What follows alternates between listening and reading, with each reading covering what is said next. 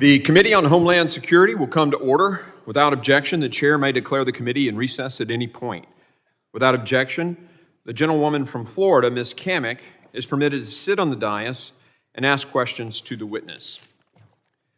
The purpose of this hearing is to receive testimony on the full scale, scope, and pace of threats posed to the homeland. I now recognize myself for an opening statement.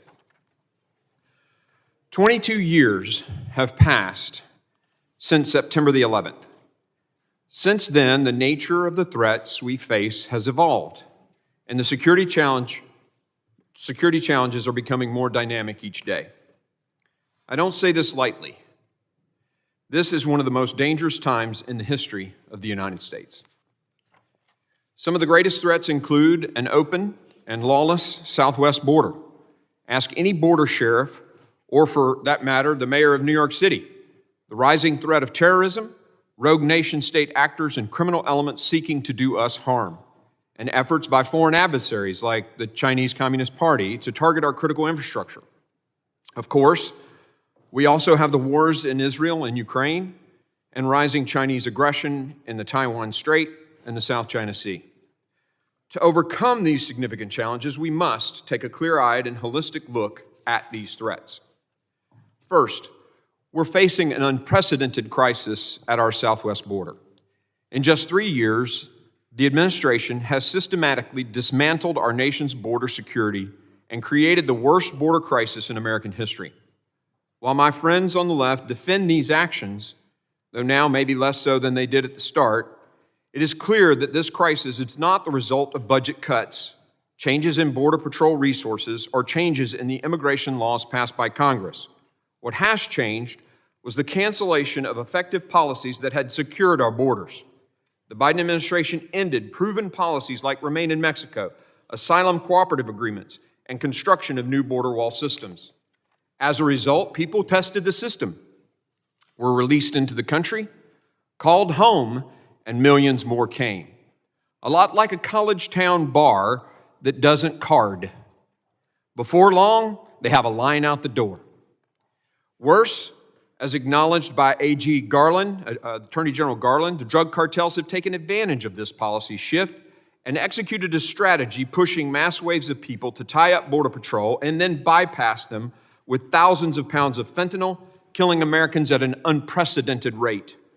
Worse, as acknowledged by Attorney General Garland, the drug cartels have taken advantage of this policy shift and executed a strategy that is basically resulting in mass human trafficking. Under Secretary Mayorkas, we just saw a record-breaking year for illegal immigration. CBP reported 2.47 million alien encounters along the southwest border in fiscal year 2023. Since taking office, Secretary Mayorkas has overseen more than 6.5 million southwest border encounters, 7.8 million nationwide encounters, and more than 1.8 million known gotaways, all records. To put this into perspective, the number of illegal immigrants who've entered our country since President Biden took office is greater than the population of 33 of our nation's states. I'll repeat that.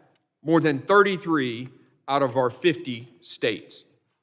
Furthermore, under Secretary Mayorkas, violent Mexican cartels are making record profits. In fact, the New York Times reported that cartels earned around $500 million a year in 2018 on human smuggling. Today, they earn an estimated $13 billion. The failure of this administration's border policies has created a humanitarian and national security crisis as transnational criminal organizations prey on vulnerable migrants and sneak across violent felons and individuals on the terrorist watch list. And yet, Secretary Mayorkas has continued to mislead Congress and the American people, claiming that this is what a secure border looks like. Second, malicious activity by nation-state actors and terrorism poses a direct threat to the United States homeland. Without question, the homeland is less safe under this president. The catastrophic Afghanistan withdrawal 2 years ago signaled weakness and a lack of leadership to the world. Our nation's adversaries have been emboldened to attack our allies and our friends and are undermining our security here at home. Significant threats to our cities and our local communities are only growing. As each of you recently testified before the Senate Committee on Homeland Security and Government Affairs, foreign terrorist organizations, including those supported by Tehran, have gained a sense of momentum following Hamas's brutal terrorist attack against Israel last month. These terrorist organizations continue to call for attacks against the U.S. at home and abroad. This includes Al-Qaeda, which, as Director Wray has pointed out, has issued its most specific call to attack the U.S. in the last 5 years. As our adversaries seek to further destabilize the Middle East, we must confront how these threats directly impact our own homeland security. According to DHS, 294 aliens whose name appear on the terrorist watch list were stopped trying to cross our southwest border between ports of entry since FY 2021. Compare that with 11 individuals stopped in the 4 years before FY 2017 through 2020. Think about that for a moment. It's intuitive. Why would these individuals, who under the previous president only had 11 attempts to cross and were caught, suddenly feel like they could try and succeed? Policy changes. In the last 2 years, CBP encountered over 6,000 special interest aliens from Afghanistan, 1,600 from Pakistan, 659 from Iran, and 123 from Iraq between ports of entry. Additionally, DHS documents obtained by this committee show that more than 20,000 Russians, nearly 230 Afghans, and more than 1,800 Uzbeks have been released into the country via the misguided CBP One app, mass parole program with minimal or no vetting. And these are just the ones we know about. How many other individuals posing a national security threat have been among the 1.8 million known gotaways? No one knows. And that is terrifying. Our committee has been engaged with DHS, the FBI, NCTC, to ensure resources are appropriately allocated to counter these threats from terrorism. That said, more must be done. We are still waiting on sufficient information on the Biden administration's handling of the heightened national security risks posed by a massive number of aliens with terrorist ties illegally crossing the southwest border. We will not be deterred. We demand DHS's full compliance and without delay. Compliance that I might add is dictated by the Constitution.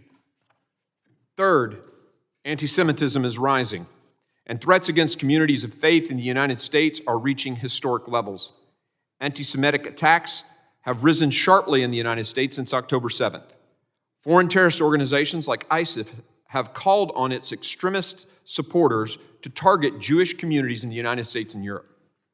The free world pledged never again nearly 80 years ago. Now it's time we stand firm and united against this evil. We must not let these anti-Semitic attacks and the increasingly hateful rhetoric become a harbinger of something worse to come. We must do all we can to protect houses of worship and vulnerable communities from such targeted violence. Fourth, cyber attacks continue to undermine our homeland security. The cyber threats we face from malicious nation states and cyber criminals are increasingly complex. This summer, the federal government experienced multiple incidences, including right before the Secretary of Commerce's visit to China. Our critical infrastructure is also under attack. This year's annual threat assessment of the United States intelligence community highlighted the threat that adversarial cyber actors pose to our critical infrastructure owners and operators. DHS, CISA, and the FBI have a crucial role to play in supporting these owners and operators to defend against and respond to these threats. Finally, we must address the challenge posed by the CCP. Against the backdrop of all these threats lie the specter of a regime that continues to challenge the United States economically, technologically, diplomatically, and militarily. Through its relentless espionage, the CCP is stealing U.S. intellectual property, trade secrets, and other sensitive data of Americans and American companies. Over the past year alone, the CCP has increased its espionage efforts against the homeland in a variety of ways. These include the CCP's surveillance balloon, collecting intelligence on sensitive sites, and Chinese nationals posing as tourists to access our military installations and other sensitive sites. And Chinese nationals who have crossed our southern border at unprecedented levels.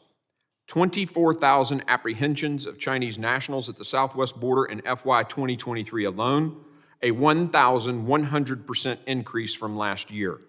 It doesn't take a rocket scientist to see there's intentionality there. If recent reports are correct, the CCP also operates dozens of overseas police stations, which aid their transnational repression effort by intimidating and threatening Chinese dissidents abroad. DHS and the FBI must ensure that transnational repression tactics and schemes by foreign governments cannot continue on American soil, and we stand ready to help. The CCP has also made strides in infiltrating our nation's education system. It should concern every American that billions of dollars from the CCP are flowing into our K-12 classrooms and institutions of higher education. This is a systematic effort by the CCP to expand its influence within America's classrooms and promote its authoritarian and anti-American agenda. So what is the Homeland Security Committee doing about these threats? Well, first, in May, we passed H.R. 2, the Secure the Border Act, the most comprehensive border security legislation in decades. We have addressed cyber threats head-on through a whole-of-nation approach. We've passed legislation encouraging responsible use of open-source software in the federal government and building DHS's cyber workforce. I've convened a group of committees across Congress to discuss and develop solutions to this problem that implicate multiple committees of jurisdiction. Just last week, this committee advanced Congressman Pfluger's legislation to prohibit DHS funds from flowing into universities that host Confucius Institutes and Chinese entities of concern. Further, we passed Congressman Guest's common sense legislation to counter the CCP's brazen espionage and theft of U.S. innovation by barring DHS from purchasing drones from the PRC or other foreign adversaries. We have held multiple hearings to examine the evolving threat of terrorism more than 2 decades after September the 11th and their implications on the homeland, including a recent hearing where we received confirmation of the immediate and significant threat the Iranian regime poses to the United States homeland. This committee has also demanded information on individuals from Uzbekistan and other countries who used a smuggler with ties to ISIS to enter the United States through our southwest border. We also demanded information on DHS's screening and vetting of Afghan evacuees in the wake of our catastrophic withdrawal. Most recently, we've requested documents and information from both DHS and the FBI on terrorist threats at the southwest border. The Department and FBI's delays and lack of responsiveness have become an unacceptable pattern. Make no mistake, we will continue to use every tool at our disposal to secure these answers for the American people. I look forward to a productive conversation about the current threats to our homeland and the actions being taken to prevent them. I thank our witnesses for being here, and I look forward to your testimony. I now recognize the ranking member, the gentleman from Mississippi, Mr. Thompson, for his opening statement. Thank you, Mr. Chairman. Good morning and welcome to our witnesses, Secretary Mayorkas, Director Ray, and Director Abizaid. We welcome you.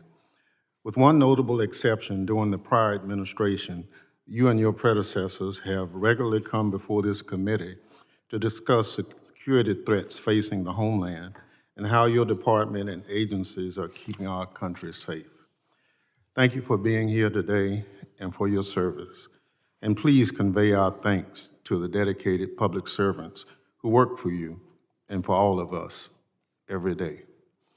This worldwide threats hearing takes place with a war going on in the Middle East, persistent threats from foreign terrorist organizations and domestic violent extremists, and surging anti-Semitism and Islamophobia.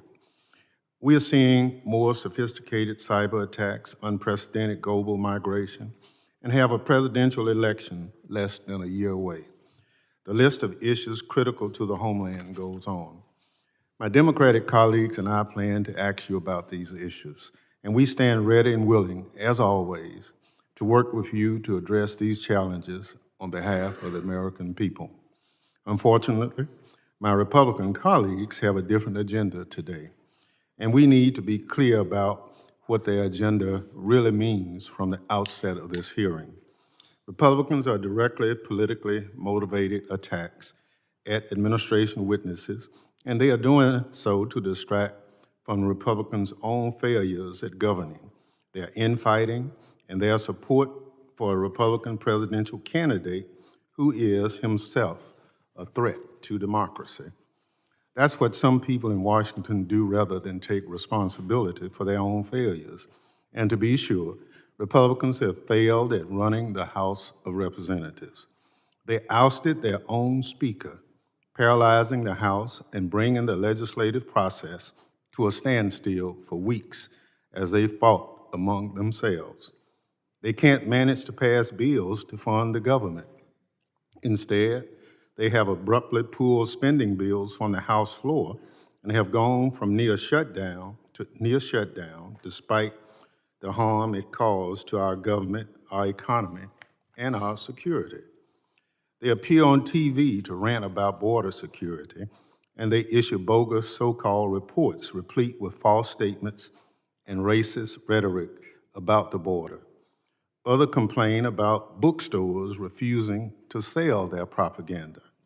But when it comes to actually paying for border security personnel and resources or passing legitimate border security legislation, they're AWOL. They talk tough about strengthening our cyber defenses, but then vote to slash funding for the agency charged with that important mission. They revere their presidential candidate, who admires dictators and despots, calling them capable, competent, and smart, who recently referred to his political opponents as vermin and threatened to use the Justice Department against them, who talks about erecting, quote, detention camps, unquote, on United States soil. Republicans don't want to own up to it or deal with any of that. So rather than getting their own house in order, they direct baseless attacks at the administration and Secretary Mayorkas in particular. We know their extreme MAGA members are desperate to impeach someone, anyone at all. They're on a crusade to impeach the secretary, although there's zero justification for it. Unlike the Trump administration, the Biden administration has followed the law on border security and immigration, claiming asylum at the border is lawful. If my Republican colleagues don't like the law, well, they're in the majority. Try to change it. The prior administration also refused to provide information sought by Congress in more than 100 congressional inquiries, but this administration has been and continues to be responsive to Congress. It is my understanding today's hearing is Secretary Mayorkas' 27th time testifying before Congress since being confirmed as Secretary. Under his leadership, DHS has responded to more than 1,400 congressional letters and produced more than 11,000 pages of documents to this committee alone. Secretary Mayorkas is carrying out his responsibilities as Secretary of Homeland Security, but Republicans don't like this administration's policies. Cabinet secretaries shouldn't be impeached over policy differences. That's not what the Constitution says. That's not what the founders intended. They certainly shouldn't be impeached to distract from Republican failures or to appease the extreme MAGA element that has overtaken their party. Rather than this impeachment distraction, we should be focused on how Congress and administration can work together to secure the homeland. That's what this committee has done since its inception. That's what we were sent here to do, and that's what the American people expect of us. It's a shame my Republican colleagues are working their own agenda instead because of this committee and this Congress and our homeland suffers because of it. Mr. Chairman, I yield back. The gentleman yields. Other members of the committee are reminded that opening statements may be submitted for the record, and I'm pleased to have an important panel of witnesses before us today, and I ask that our witnesses please rise and raise their right hand. Do you solemnly swear that the testimony you will give before the Committee on Homeland Security of the United States House of Representatives will be the truth, the whole truth, and nothing but the truth, so help you God? Let the record reflect that the witnesses have answered in the affirmative. Thank you. You may be seated. I would now like to formally introduce our witnesses. The Honorable Alejandro Mayorkas was sworn in as Secretary of Department of Homeland Security by President Biden on February the 2nd of 2021. Mr. Mayorkas has had a 30-year career as a law enforcement official and a lawyer in the private sector. From 2013 to 2016, he served as the Deputy Secretary of the Department of Homeland Security and as the Director of U.S. Citizenship and Immigration Services from 2009 to 2013. The Honorable Christopher Wray became the 8th Director of the FBI. On August 2, 2017, Mr. Wray started his law enforcement career in 1997, serving in the Department of Justice as an Assistant U.S. Attorney for the Northern District of Georgia. The Honorable Christine Abizaid was sworn in as the Director of National Counterterrorism Center on June 29th of 2021. She is the 8th Senate-confirmed Director and the first woman to lead the United States counterterrorism enterprise. Previously, she served as the Deputy Assistant Secretary of Defense for Afghanistan, Pakistan, and Central Asia. I thank all the witnesses for being here today, and I now recognize Secretary Mayorkas for 5 minutes to summarize his opening statement. Chairman Green, Ranking Member Thompson, distinguished members of this committee.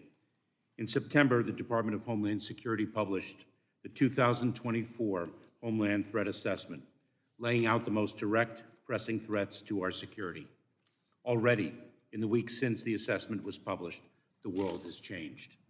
Hamas terrorists horrifically attacked thousands of innocent men, women, and children in Israel on October 7, brutally murdering, wounding, and taking hostages of all ages. In the days and weeks since, we have responded to an increase in threats against Jewish, Muslim, and Arab American communities and institutions across our country. Hate directed at Jewish students, communities, and institutions add to a pre-existing increase in the level of anti-Semitism in the United States and around the world. As the last month has shown, the threat environment our department is charged with confronting has evolved and expanded constantly in the 20 years since our founding after 9/11. Today, individuals radicalized to violence can terrorize using a vehicle or a firearm. A transnational criminal organization needs only to conceal 2.2 pounds of fentanyl in a commercial truck or passenger car crossing through our land port of entry to kill as many as 500,000 people. Lone actors in nation-states such as Russia, Iran, North Korea, and the People's Republic of China can use computer code to steal sensitive personal information, shut down critical infrastructure, and extort millions in ransom payments. Compromising deepfake images can exploit and ruin the life of a young person. Extreme heat, wildfires, and devastating hurricanes are increasing in frequency and severity. And our department's founding rationale, the threat posed by foreign terrorists using weapons of mass destruction, remains. The 260,000 men and women of the Department of Homeland Security work every day to mitigate these threats and many more. I am immensely proud to be here today on their behalf to discuss the work they do, the challenges they face, and most importantly, the support they require from Congress to do their jobs. Thank you for the opportunity to do so. I would like to focus today on two such means of critical, urgent support. First, Congress must now not allow key DHS authorities to lapse. Our department's authority to implement the chemical facility anti-terrorism standards expired on July 28th. That means the Cybersecurity and Infrastructure Security Agency is barred from inspecting over 3,000 high-risk chemical facilities, including one in Shepherd, Texas, where an explosion last week forced nearby communities to shelter in place for hours. We are also barred from identifying who is accessing them and whether they are stockpiling dangerous chemicals. Historically, more than a third of inspections identify at least one gap in a facility's security. Our counter-drone authority will expire on Saturday, challenging, among other missions, the Secret Service's ability to protect the President and Vice President, and Customs and Border Protection's ability to patrol the southwest border and intercept cartel drones ferrying drugs and other contraband through the air. Our department's Office of Countering Weapons of Mass Destruction Authority will expire on December 21. That would hinder our ability to detect biological and illicit nuclear material threats and safeguard against the use of AI in the development of biological weapons, as President Biden charged us with doing last month in his executive order on artificial intelligence. Finally, key elements of our intelligence collection authority under Section 702 of the Foreign Intelligence Surveillance Act will expire on December 31. Expiration would leave our country vulnerable to attacks supported by American citizens, and it would cripple our ability to identify and secure American citizens who are the targets of such attacks. Renewing each of these four authorities is common sense, bipartisan, and critical to our national security. This is not a moment to let our guard down. Second, we need Congress to allocate sufficient resources to enable our nation's frontline officers to carry out their difficult jobs and keep the American people safe. Last month, our administration requested critical supplemental Homeland Security funding that would help us do just that. This funding package would allow us to more effectively combat the scourge of fentanyl, stem the impacts of historic migration, and accelerate work authorization for eligible non-citizens. This funding will, in short, make a critical difference in our department's operational capacity and in our national security. Ensuring the safety of the American people is a national imperative and a governmental obligation. I look forward to partnering with Congress to deliver for the men and women who keep our country safe. I look forward to working with you to address the threats and challenges America faces today and in the years to come. Thank you, and I look forward to your questions. Thank you, Secretary Mayorkas. I now recognize Director Wray for 5 minutes to summarize his opening statement. Thank you, and good morning, Chairman Green, Ranking Member Thompson, members of the committee. It's been more than 5 weeks since Hamas terrorists carried out their brutal attacks against innocent Israelis, dozens of American citizens, and others from around the world. And our collective efforts remain on supporting our partners overseas and seeking the safe return of the hostages. But this hearing, focused on threats to our homeland, is well-timed given the dangerous implications the fluid situation in the Middle East has for our homeland security. In a year where the terrorism threat was already elevated, the ongoing war in the Middle East has raised the threat of an attack against Americans in the United States to a whole nother level. Since October 7th, we've seen a rogues gallery of foreign terrorist organizations call for attacks against Americans and our allies. Hezbollah expressed its support and praise for Hamas and threatened to attack U.S. interests in the Middle East. Al-Qaeda issued its most specific call to attack the United States in the past 5 years. Al-Qaeda in the Arabian Peninsula called on jihadists to attack Americans and Jewish people everywhere. ISIS urged its followers to target Jewish communities in the United States and Europe. Given those calls for action, our most immediate concern is that individuals or small groups will draw twisted inspiration from the events in the Middle East to carry out attacks here at home. That includes homegrown violent extremists inspired by a foreign terrorist organization and domestic violent extremists targeting Jewish Americans or other faith communities like Muslim Americans. Across the country, the FBI has been aggressively countering violence by extremists citing the ongoing conflict as inspiration. In Houston, we arrested a guy who'd been studying bomb making and posted about killing Jewish people. Outside Chicago, we've got a federal hate crime investigation into the killing of a 6-year-old Muslim boy. At Cornell University, we arrested a man who threatened to kill members of that university's Jewish community. And in Los Angeles, we arrested a man for threatening the CEO and other members of the Anti-Defamation League. And I could go on. On top of the so-called lone actor threat, we cannot and do not discount the possibility that Hamas or another foreign terrorist organization may exploit the current conflict to conduct attacks here on our own soil. We have kept our sights on Hamas and have multiple investigations into individuals affiliated with that foreign terrorist organization. And while historically our Hamas cases have identified individuals here who are facilitating and financing terrorism overseas, we continue to scrutinize our intelligence to assess how that threat may be evolving. But it's not just Hamas. As I highlighted for this committee in my testimony last year, Iran, the world's largest state sponsor of terrorism, has directly or by hiring criminals mounted assassination attempts against dissidents and high-ranking current and former U.S. officials, including right here on American soil. Or take Hezbollah, Iran's primary strategic partner, which has a history of raising money and seeking to obtain weapons here in the United States. FBI arrests in recent years also indicate that Hezbollah has tried to seed operatives, establish infrastructure, and engage in spying here, domestically, raising our concern that they may be contingency planning for future operations in the United States.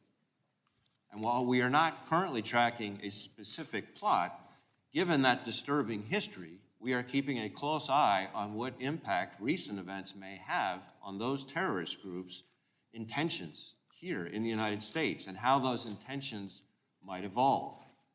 Now, I want to be clear. While this is certainly a time for heightened vigilance, it is by no means a time for panic. Americans should continue to be alert and careful, but they shouldn't stop going about their daily lives. All across the country, the FBI's men and women are working with urgency and purpose to confront the elevated threat. That means working closely with our federal, state, and local partners on our FBI-led Joint Terrorism Task Forces, taking an even closer look at existing investigations and canvassing sources to increase awareness across the board, and doing all we can, working with our partners to protect houses of worship here in the U.S. Bottom line, we're going to continue to do everything in our power to protect the American people and support our partners in Israel. Now, protecting Americans from the threat of terrorism is and remains our #1 priority. But as you all know, the range of threats that we battle each and every day is enormous, from cyber attacks to economic espionage to violent crime and narcotics trafficking and everything in between. The problems we tackle aren't getting any easier, but we have continued to work to outpace our adversaries. We disrupted over 40% more cyber operations last year and arrested over 60% more cyber criminals than the year before.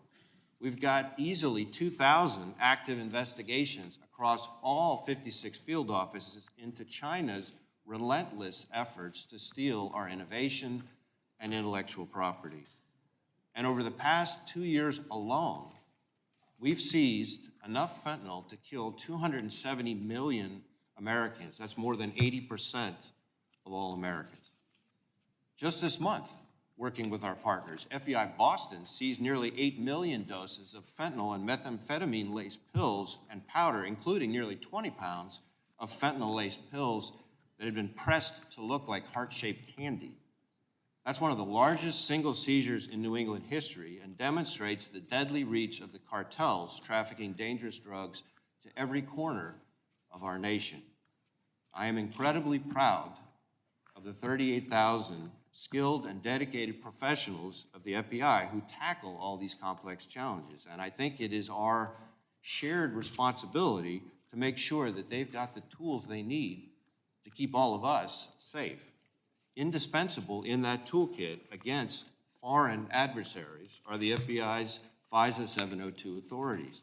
And I'm happy to talk about all the things the FBI has done over the past couple of years to make sure we're good stewards of our 702 authorities. But I can tell you, it would be absolutely devastating if the next time an adversary like Iran or China launches a major cyber attack, we don't see it coming because 702 was allowed to lapse. Or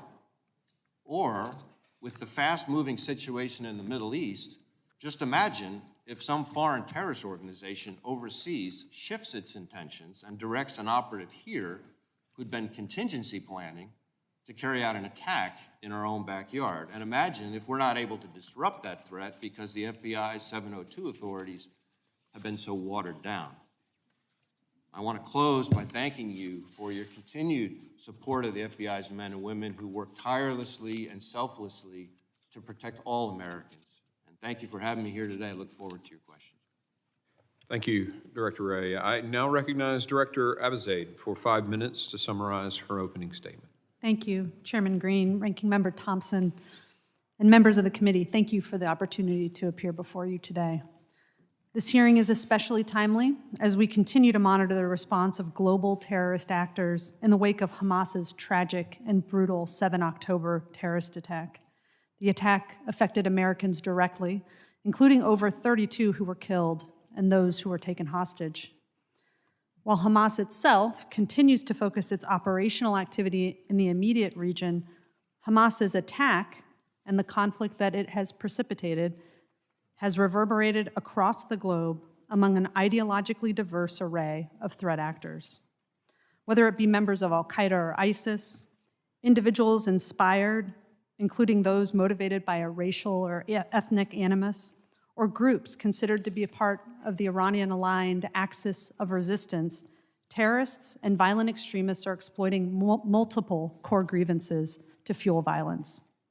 Among these grievances are the renewed salience of the Israeli-Palestinian issue, the already heightened atmosphere of anti-Semitism globally, and narratives that call for violence as a result, and a refocused attention on U.S. military involvement in the region and our relationship with Israel. All of these are amplified by graphic images and emotive content shared over social media in a way intended to drive groups and individuals to political violence. Here in the United States homeland, our current heightened threat posture is driven primarily by our concern that individuals may increasingly mobilize for attacks, particularly against Jewish, Arab, and Muslim communities. This is consistent with our years-long assessment that those inspired to terrorism, rather than those directly linked to hierarchical organizations, are the most likely to carry out a successful attack on U.S. soil. Outside of the United States, we are monitoring the activities of foreign-based groups, particularly ISIS and Al-Qaeda, which view the U.S. as their primary enemy and have publicly called for attacks in the wake of October 7th. Their ability to orchestrate attacks from their core operating arenas has been diminished by years of counterterrorism pressure, but while these groups have disaggregated and become more focused in their local regions in recent years, they have a presence across a wide swath of territory from West Africa to South Asia, and we are on the lookout for any attempts by their members to leverage this crisis to rebuild and refocus against the United States. Iran and its proxies, including Lebanese Hezbollah, Iraqi Shia militants, they are a major concern, principally for their ability to generate attacks in the Middle East, including those that have significant escalatory consequences. While we have no intelligence to indicate Iran or its proxies had foreknowledge of Hamas's October 7 attack, we remain focused on Iranian and Iranian-linked activity in support of Hamas and directed against U.S. interests since the outbreak of the conflict. Thus far, Iranian-aligned militant groups have conducted over 50 attacks against U.S. forces in Iraq and Syria using rockets and unmanned aerial systems. This is in addition to several instances of Israel-focused attacks, missiles and UAS attacks by the Yemen-based Houthis, and the daily paramilitary attacks on Israel by Hezbollah, which also happens to be a globally capable terrorist organization. Even as the United States comes up under attack, we assess Iran and Hezbollah are trying to walk a very fine line in the region, avoiding overt actions that risk opening them up to a more direct conflict with Israel or the United States, while still exacting costs by enabling anti-US and anti-Israel attacks. Iran's current regional activities come on top of an already aggressive global posture over the last several years, including attempted attacks in the United States aimed at Iranian dissidents or in retaliation against former U.S. government officials that it deems responsible for the 2020 death of Quds Force Commander Qasem Soleimani. It is clear that even in today's heightened threat environment, significant CT pressure brought to bear against terrorist groups over the last 2 decades, along with investments in effective CT defenses here at home, has resulted in an overall diminished directed terrorist threat to the United States homeland. However, as evidenced by the events of the past 6 weeks, the threat landscape is highly dynamic. Our country must preserve its CT fundamentals to ensure constant vigilance. Among these fundamentals is the intelligence collection enabled by Section 702 of the Foreign Intelligence Surveillance Act, which provides key indications and warning on terrorist plans and intentions and supports international terrorist disruptions. I respectfully urge Congress to reauthorize this vital authority, not only for its CT benefits, but for the benefits it brings across a range of national security challenges. At the National Counterterrorism Center, we are part of a whole-of-government CT architecture that is foundational to our national security. And though built with 9/11 as its backdrop, this architecture has proven adaptive to today's environment and capable of addressing an inherently unpredictable range of terrorist adversaries. For those who serve as part of this CT community, I would like to end with a thank you. Your years of dedication to the CT mission has done so much to protect this country from terrorism. The United States has relied upon you time and again, and today is no exception. With that, I welcome your questions. Thank you, Director Abizaid. Members will be recognized by order of seniority for their 5 minutes of questioning. An additional round of questioning may be called after all the members have been recognized. I want to also acknowledge the many members on this committee on both sides of the aisle who have been fighting the terrorist attack in their service in the United States military. So those who are veterans here have been doing that, and those in the government service doing that before you came to Congress. Thank you for your service. I now recognize myself for 5 minutes of questioning. Director Wray, since January of 2021, approximately 1.8 million illegal alien gotaways have evaded Border Patrol and entered our country. And this doesn't even account for the unknown gotaways, which former Border Patrol Chief Raul Ortiz testified before this committee could be about 20% of that number, meaning the real number of gotaways is well over 2 million.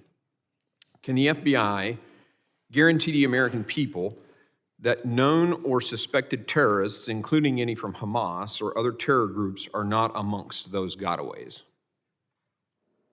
Well, certainly the group of people that you're talking about are a source of great concern for us. That's why we're aggressively using all 56 of our joint terrorism task forces. But there's really no way for you to guarantee that Hamas isn't in those. Well, again, as you say, there's the unknown unknown and the known unknown. Right. But what I can tell you is that our 56 Joint Terrorism Task Forces are working their tails off to make sure that they suss out and identify potential terrorist suspects, whether they're on the watch list or not. You think that number, that increased number, increases the threat to the American citizens?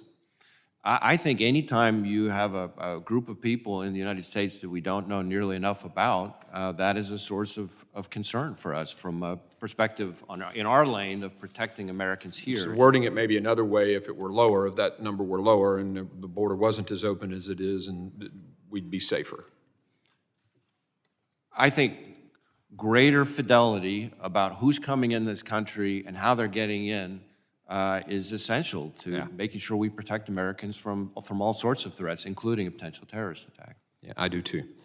Director Wray, since taking office, we've had, with the policies that are implemented at the border, 6.5 million southwest border encounters and a total of 7.8 million nationwide.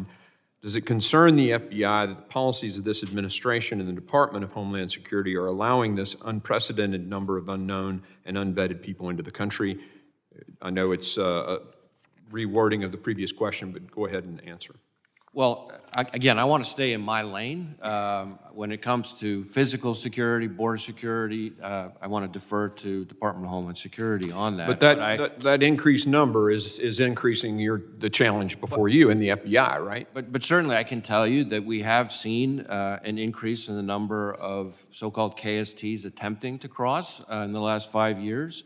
And we are concerned not just about the people who are watch listed, well, why do you about those who could have gotten in some other way and about whom you may not have sufficient information at the time they came in to identify them as a source of concern. Those individuals, that watch list that we talk about, why do you think in 4 years before this there were only 11 and suddenly there are 294 in the past few years? Why do you think that's so? I can't really speak to that issue. It's not in my lane. I can tell you that the threats that come from the other side of the border are very much consuming all 56 of our field offices, not just in the border states. That's why I made the point for Sure, example, about I the- agree. If I heard you correctly, what you just said is not every state in the country is a border state now. Is that what you just said? Well, I didn't. I mean, the threats put to it every quite that state. way, but the threats that come from the other side of the border are affecting every state. Absolutely, 100%. We ask the governor of Massachusetts. She's screaming at the top of her lungs about the situation at the southwest border.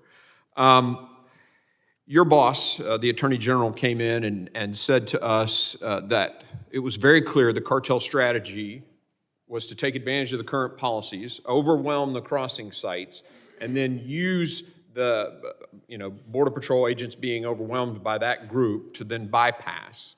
Do you have any reason to disagree with him that that's the cartel strategy? I wouldn't have any reason to disagree with the Attorney General. Do you find it interesting that with it 2 months after that, Secretary Mayorkas came in and said he was unaware of that cartel strategy? Do you find that interesting? I'm not familiar with Secretary Mayorkas' That testimony. Yeah, he came in to us and told us that he was totally unaware of that testimony, that was the cartel strategy, despite your boss in the Senate clearly recognizing that it is. Let me just say this in the few seconds I have left. I'd like to ask each of you to take back to the people who work for you that despite our political differences on this dais, we deeply appreciate the men and women who are manning their posts and doing the best they can for this country. As someone who went down range and was in a helicopter that had bullet holes ripping through the bottom, bullets ripping through the bottom of it, I understand the courage that it takes to do the jobs that you and your people do. And so I want to make sure I ask each of you, despite our political differences, to take this message back. We are deeply appreciative of the men and women who man their posts for this country's safety. With that, I yield to the ranking member. Thank you very much. Let me paraphrase what the chairman just said. While we praise our men and women, when the opportunity comes to put the money where the praises are, Democrats on this committee have consistently supported the funding of DHS's budget. We've consistently funded the FBI's budget and our intelligence gathering agencies, because we understand that those men and women who put their lives on the line deserve all the resources. Now, taken from that, we've not, on the Democratic side, ever voted against one of your budgets. We understand it. We can differ on the policy, but we don't differ on the fact that you need the investment. There are some members of this committee who've even advocated defunding the FBI. Now, I can't in my wildest dreams imagine if we had an impotent FBI where that would put us. Director Wray, if those advocates who wanted to defund the FBI in this country, can you give us a snapshot of what that defunding would mean for the security of the homeland?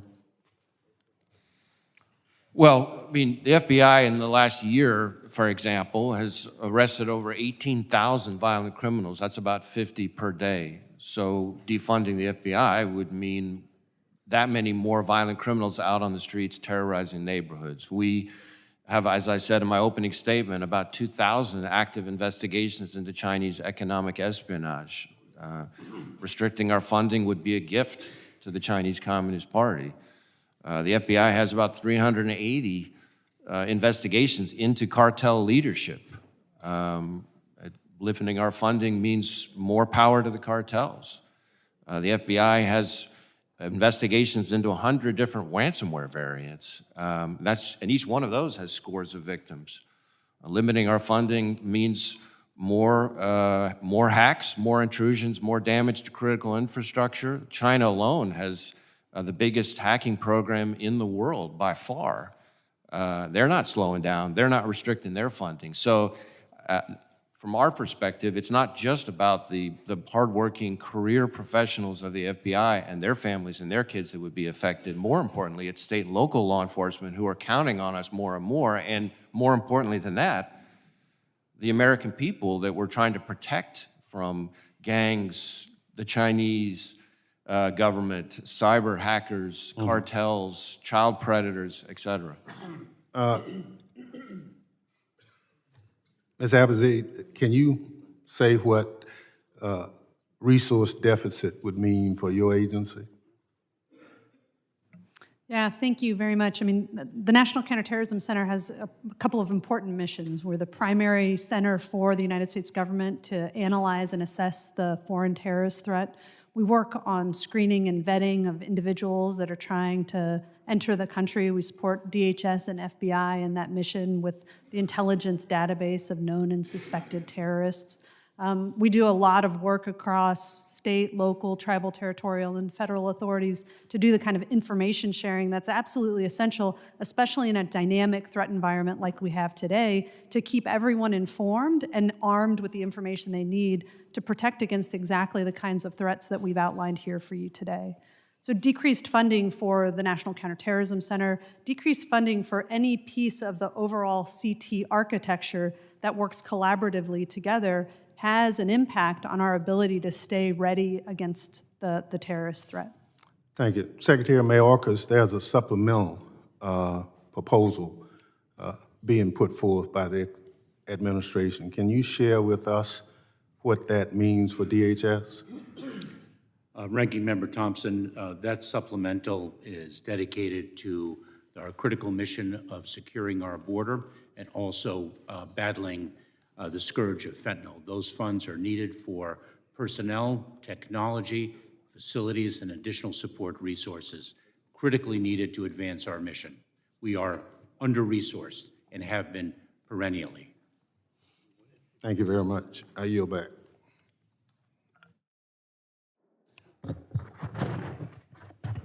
The gentleman yields. I now recognize the gentleman from Texas, the chairman of the House Foreign Affairs Committee, Mr. McCall. Thank you, Mr. Chairman. First of all, let me say my thanks to all three of you, your employees who work so hard to protect this country.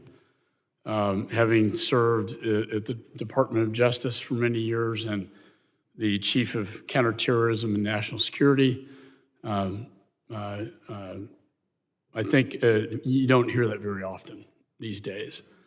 And also, I agree with you, Director, that 702 FISA is a critical element to securing and protecting Americans. And I will fight very hard to get that reauthorized. Moving forward, Director Wray, we've had over about 7.5 million encounters at the southern border. We've had 7,000 special interest aliens. We've had 200, nearly 200 on the terror watch list. When I chaired this committee, that was the first, when I got the briefings, first question I ever asked was, how many SIAs, how many on the terror watch list? If I was 200 is alarming to me. Does that give you concern? Certainly, the numbers give us concern. I think it's important, though, in some ways, to realize that numbers alone don't even really tell the problem. And we've all seen how much damage just a small number of foreign terrorists could cause. I mean, sometimes people, as crazy as it sounds, tend to forget that it was 19 people who killed 3,000 people. That was the next point I was going to make. It only took 19 to create 9/11. And that's alarming. I just got back from Israel. I saw the Hamas videos. It is very disturbing. I know you've testified previously that Hamas could either inspire attacks or maybe get into the country. The problem is we don't know who these 200 people are. And to your point, how many others got in that we don't even know about. Why won't either you or the Secretary provide us with the full, complete, accurate information, as I used to get when I was chair of this committee? Who are these 200 individuals? Who are they? Is Hamas on the list? We know the SIAs include countries like Iran, Lebanon, and Iraq. That gives me great pause. Will you provide that to this committee? Well, we will certainly continue to engage with the committee in closed session with numbers and information. As you know from your past experience with this issue, for one thing, the numbers themselves change literally moment to moment. And so it's important for us to be careful to be accurate and timely with the information we've got. But then I think You know, the second, and it could be in a classified setting. That's how they used to do it when I was chair of this committee. I don't have that information. My governor of the state of Texas, who has to deal with this problem on a daily basis, cannot get this information. You know, I understand before 9/11 we had walls up, you know, sharing information, connecting the dots, but this is, you know, 2023. I mean, it seems to me we should be able to share that information. well, I'm happy to have my staff follow up. I know we've had a lot of engagements with the Hill over different numbers and populations of individuals, and so I guess I'd have to circle back to figure out exactly what has been I would like, shared and as, what hasn't. as an American and a Texan, I'd kind of like to know personally. And Mr. Secretary, you know, there was an Austin SWAT officer killed in my hometown who was on the terror watch list. A SWAT officer murdered by someone on the terror watch list. And the family involved was Mohammed Nasser. Do you have any information about this? Mr. Chairman, we'd be pleased to provide you with whatever information we have in the. Please do. And let me just say, 18 U.S.C. Section 2A states, whoever commits an offense against the United States or aids and abets, counsels, command, induces, or procures its commission is punishable as the principal. Human trafficking, a criminal enterprise in this country now with people with no legal status, an entire population 7 times over to be killed by fentanyls, 12 billion total, 300,000 people dead due to fentanyls. Sir, I would argue that you've been aiding and abetting the deaths and the criminal enterprise that has occurred in this nation. I see my time. Well, I got 15 seconds. No, you don't. Oh, I'm 15 seconds over. I'd still like to go on, but I think I've made my point. It's going the other way. The gentleman yields. I now recognize the gentleman from New Jersey, Mr. Payne, for his 5 minutes questioning. Thank you, Mr. Chairman. And, you know, just for informational purposes, you know, there are Americans on the terror watch list as well. So, you know, I would suggest we take in all the information with respect to that. I want to thank the witnesses for making themselves available today. Director Ray, in 2021, more than 26,000 Americans lost their lives by homicide, close to 21,000 of which were committed with a firearm. The same year, 61 of 73 law enforcement officers who died from felonious assault were killed by firearms. While we're seeing more states, specifically reliably Republican voting states, adopt more permissive gun laws, we're also seeing a rise in anti-government violent extremists targeting law enforcement. How dangerous is it to be in law enforcement right now under these circumstances? And how do we rectify the threat to the men and women of law enforcement? Well, certainly, this is a dangerous time for law enforcement. As you mentioned, 2021 was the deadliest year for law enforcement, I think, since 9/11. And this year, the pace is awfully close to what 2021 is. And I say that with a level of personal familiarity with it. In 2021, we had 2 of our agents killed in Florida attempting to execute a search related to a child exploitation case, and a task force officer of ours in Indiana gunned down right outside of our offices. And every time, one of the things I decided I was going to do when I took this job now 6.5 years ago was every time an officer is shot and killed in the line of duty anywhere in the country, I call the chief or the sheriff myself and talk to him and express my condolences on behalf of the FBI.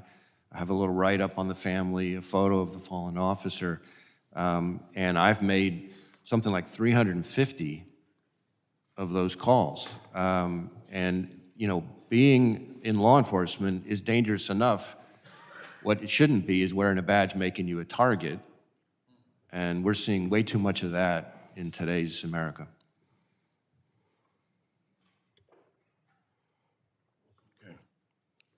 Let's see.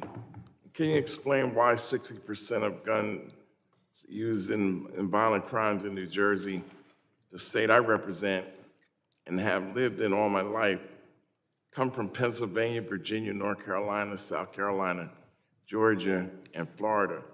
What do those states have in common that make them dangerous exporters of criminal firearms?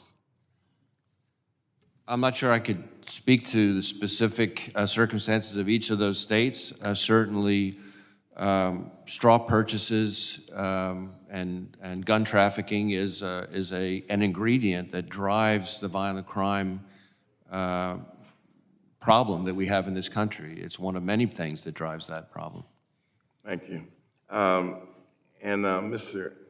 Chairman, I'd like to yield the final minute of my time to Mr. Goldman. I thank the gentleman for yielding. I asked to yield just to respond to something that my distinguished colleague from Texas just said, who I know has served for a long time as a federal prosecutor, as have I, and as has Secretary Mayorkas. I think it's incredibly dangerous to accuse Secretary Mayorkas of aiding and abetting crimes. As you well know, you need to have the intent to do that. And it is clear that whether you disagree or not with Secretary Mayorkas's approach to dealing with the border, that to accuse him of aiding and abetting crime is very serious and is, I think, unwarranted in this situation. Well, gentleman yield? Yes. Look, I live in a border state, you don't. And I've dealt with this issue for 25 years. I've never seen it this bad. It's his dereliction of duty that has created this problem in the United States. 7 million people. How are we going to deal with that? No legal status, human trafficking, fentanyls.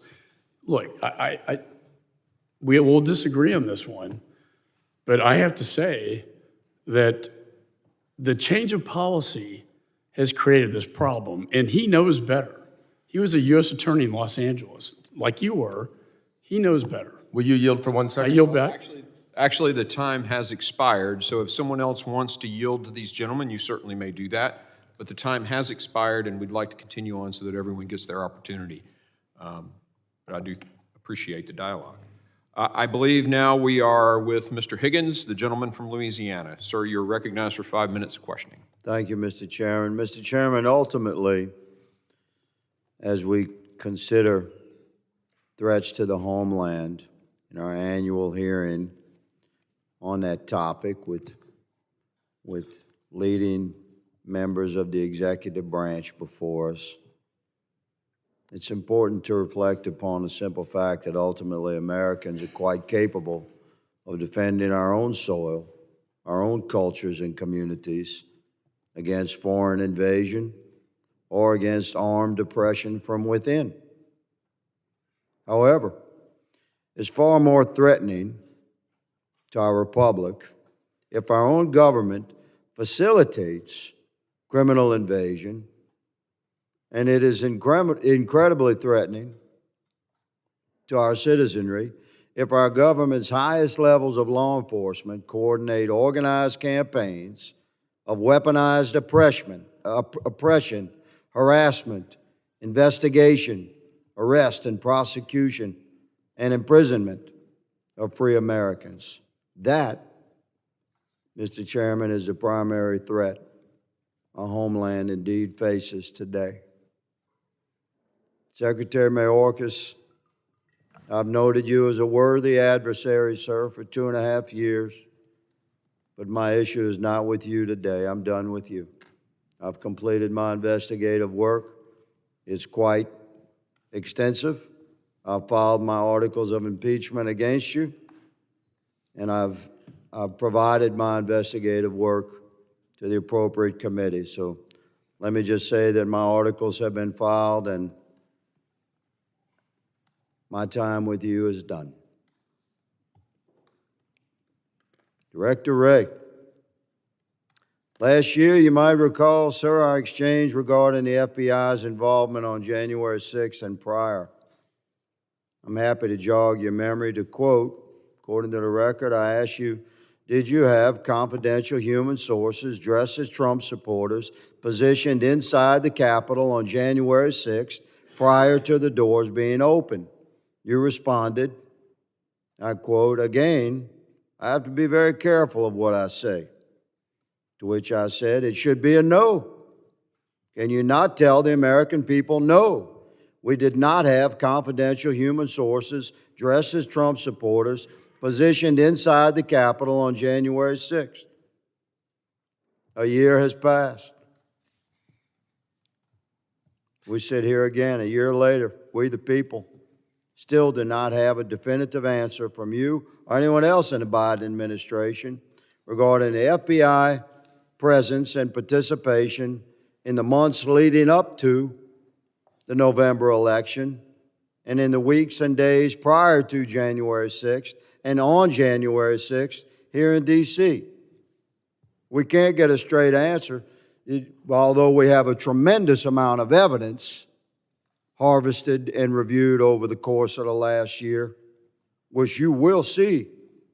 In September, Stephen D'Artano, formerly in charge of the FBI's field office in Washington, D.C., testified to the House Judiciary Committee that he was aware the FBI informants would attend the Stop the Steal rally thrown on January 6th. You confirmed that the FBI had confidential human sources at the Stop the Steal rally on January 6th here in D.C., sir? Congressman, as we've discussed before, I'm not going to get into where we have or have not used confidential human sources. But what I can we'll tell move you, on. you asked for a definitive We'll move answer. on. It's my time. You said no, you're not going to answer. That's cool. We're watching. Mr. Chairman, may I answer the question? Your moment will come. This is my time. Earlier this year, an FBI informant who is reported to have, quote, his quote, under oath, marched to the U.S. Capitol with fellow Proud Boys members on January 6th, close quote. He said he was communicating with his FBI handler while people were entering the U.S. Capitol. Can you confirm that the FBI had that sort of engagement with your own agents embedded into the crowd on January 6th? If you are asking whether the violence at the Capitol on January 6th was part of some operation orchestrated by FBI sources and or agents, the answer is emphatically You're saying not. no? No. You're saying no? Not Okay. violence orchestrated Let's by move FBI on. sources or agents. Are you familiar with you know what a ghost vehicle is? Director of the FBI certainly should. You know what a ghost bus is? A ghost bus? Ghost bus. I'm not sure I've used that term before. Okay. Well, it's pretty common in law enforcement. It's a vehicle that's used for secret purposes. It's painted over. These two buses in the middle here, they were the first to arrive at Union Station on January 6th, 0500. I have all this evidence. I'm showing you a tip of this iceberg. Mr. Chairman, These two buses Mr. are Chairman. painted completely white. point of order. Point of order. Sure. Just run over the time. I understand, but you'll recall that Ms. Jackson Lee's been allowed to go 2 minutes before. I've been very fair in letting people finish their questioning throughout my tenure as chairman, and I'll continue to be fair on that regard. But I will make a note to the members, if you could stay as close within your time as possible. We have a lot of people that want to ask these gentlemen questions. So with that, the gentleman yields. But your point, I've been very fair in this, Mr. Ivy, with everybody on this side of the aisle just as much. I don't think I accuse you of being unfair, Mr. Chairman. I just You're raised making a of point. order. Okay, thank you. I now recognize Mr. May I Correa. close this statement, Mr. No, Chairman? I think your time is expired, Mr. I note that other members across the aisle have been granted time, and I object to my question being closed. This is a very significant hearing, Mr. Chairman, and these buses are nefarious in nature and were filled with FBI informants dressed as Trump supporters and deployed onto our Capitol on January 6th. Your day is coming, Mr. Ray. Point, Mr. Higgins. I now recognize Mr. Correa of California for his 5 minutes of questioning.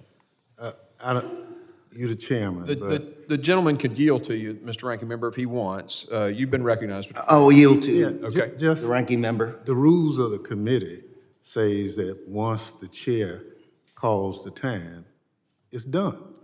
So, I mean, those are the rules of the Well, committee. thanks for pointing that out, Mr. Ranking Member. I think he yields to you, Mr. Correa. Chairman, I want to thank you very much for holding this hearing, and I especially want to thank the witnesses today in front of us, Mr. Mayorkas, Mr. Ray, and Ms. Abizid. You've got a difficult task in this country today. The title of this committee is Worldwide Threats of the Homeland Security. First of all, you've got the challenge of finding a needle in a haystack. Domestic terrorism. I've got a chart here from the ADL that shows the number of incidences, national level. You've got to play defense here in the U.S. as well as defense overseas. And I agree with my colleague, Mr. Mike McCall, that things have never been so bad. We're coming out of COVID right now. We've got countries, essentially failed economies, failed democracies around the world, worldwide refugee movement. And on top of that, I understand, Mr. Ray, that you essentially declared possible heightened state of alert for the country. Is that correct? Something of the sort, that we just got to watch the things that are going on right now? I've testified, and I feel very strongly that we are in a heightened threat environment. And I couldn't agree with you more. We've got, 2 wars going on at least, areas of conflict around the world. And I'm here really to ask, how can we help you do your job better?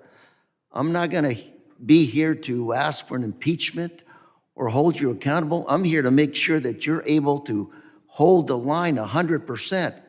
We can't afford to have another Uvalde in our country. We can't afford to have another 911. So I'm here really to listen to what it is. What resources do you need to do your job? And I'm going to start out with Mr. Mayorkas. Do you need more or less analysts? This is a big job. How do you find a needle in a haystack? Do you need more analysts or less at the Homeland Security? Can that help?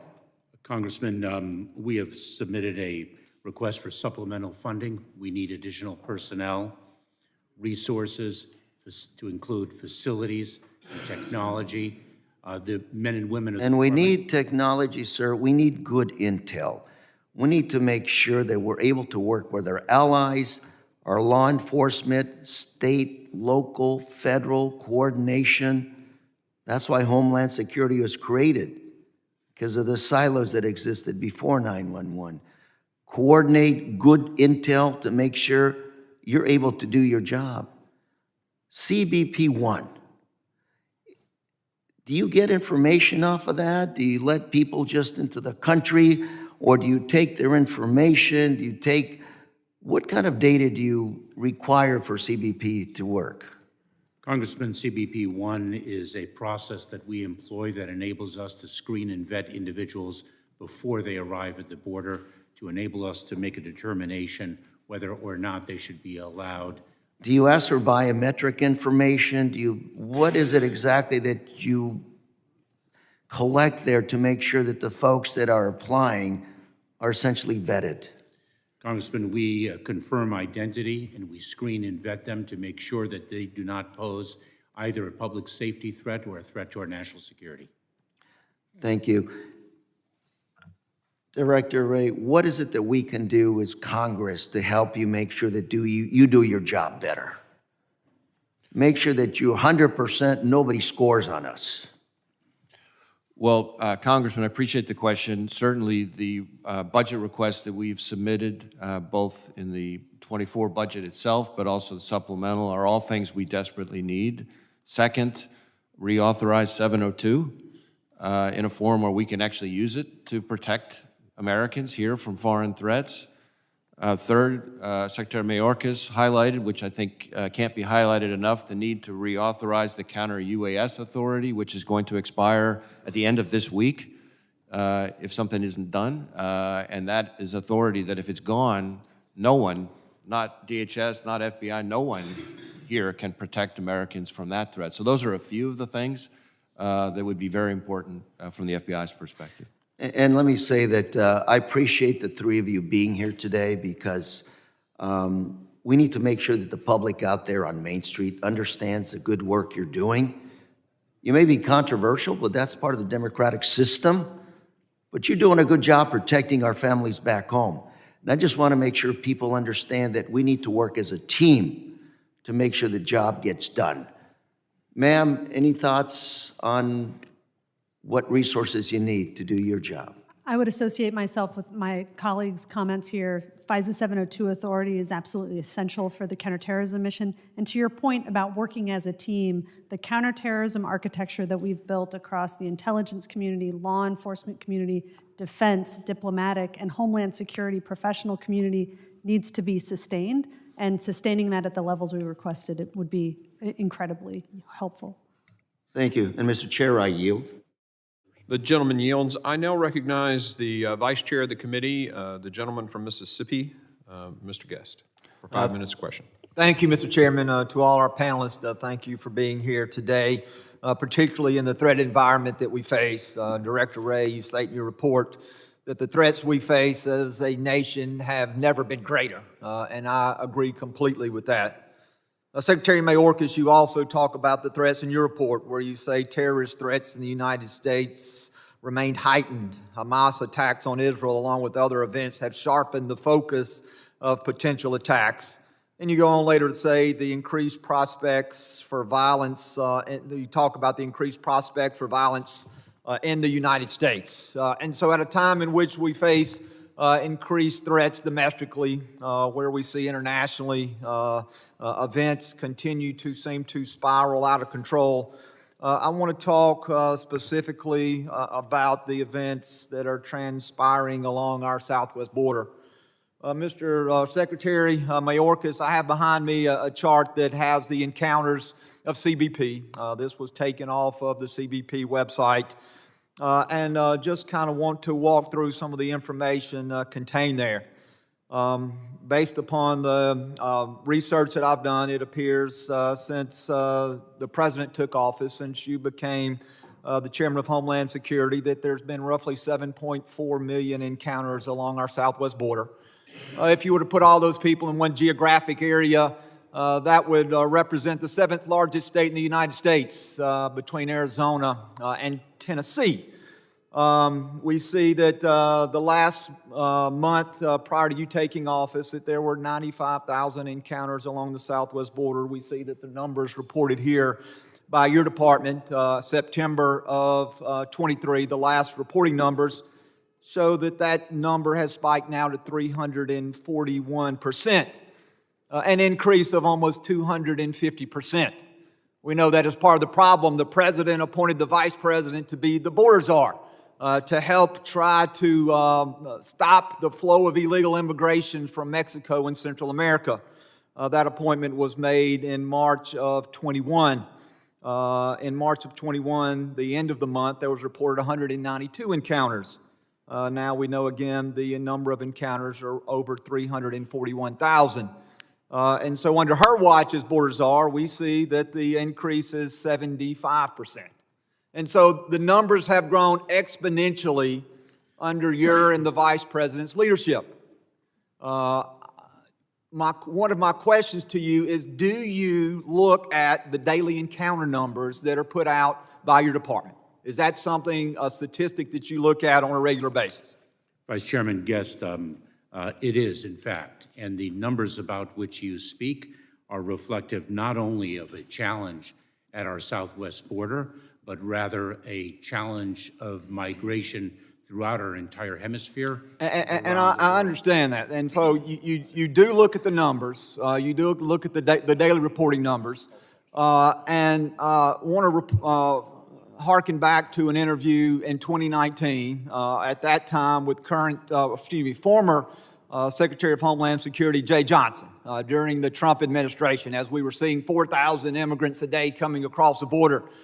At that time, the former Director of Homeland Security, in an interview with MSNBC, said that, and he said, "My staff would tell you that if the number of daily apprehensions was under 1,000 the day before, that was a relative good number. And if it was above 1,000, it was a relative bad number, and I was going to be in a bad mood that day." He also went on to say on Thursday, and again, this was in March of 2019 when Donald Trump was president, there were 4,000 apprehensions. I know that if 1,000 overwhelms the system, I can't begin to imagine what 4,000 a day truly looks like. We are in a crisis. And so my question to you, if Secretary Johnson said 1,000 immigrants a day when he was in the position that you sent, if that was a bad day and that 4,000 a day was a crisis, what is a bad day for you, Secretary Mayorkas? Because we see now that the numbers have exploded. They're no longer 1,000 a day. They're not even 4,000 a day when this article was written. They're over 11,000 a day. And so in the last 20 seconds, what number to you represents a bad day when we see the number of apprehensions increase dramatically? So I'll give you the remainder of my time to answer the question, and I'll yield back. Vice Chairman Guest, we do not minimize the significance of the challenge at the southwest border, and we are intensely focused on it. Is there a number? Would you like to give a number? I asked for a number. That was my question. What number to you represents a bad day? And are you refusing to answer the question?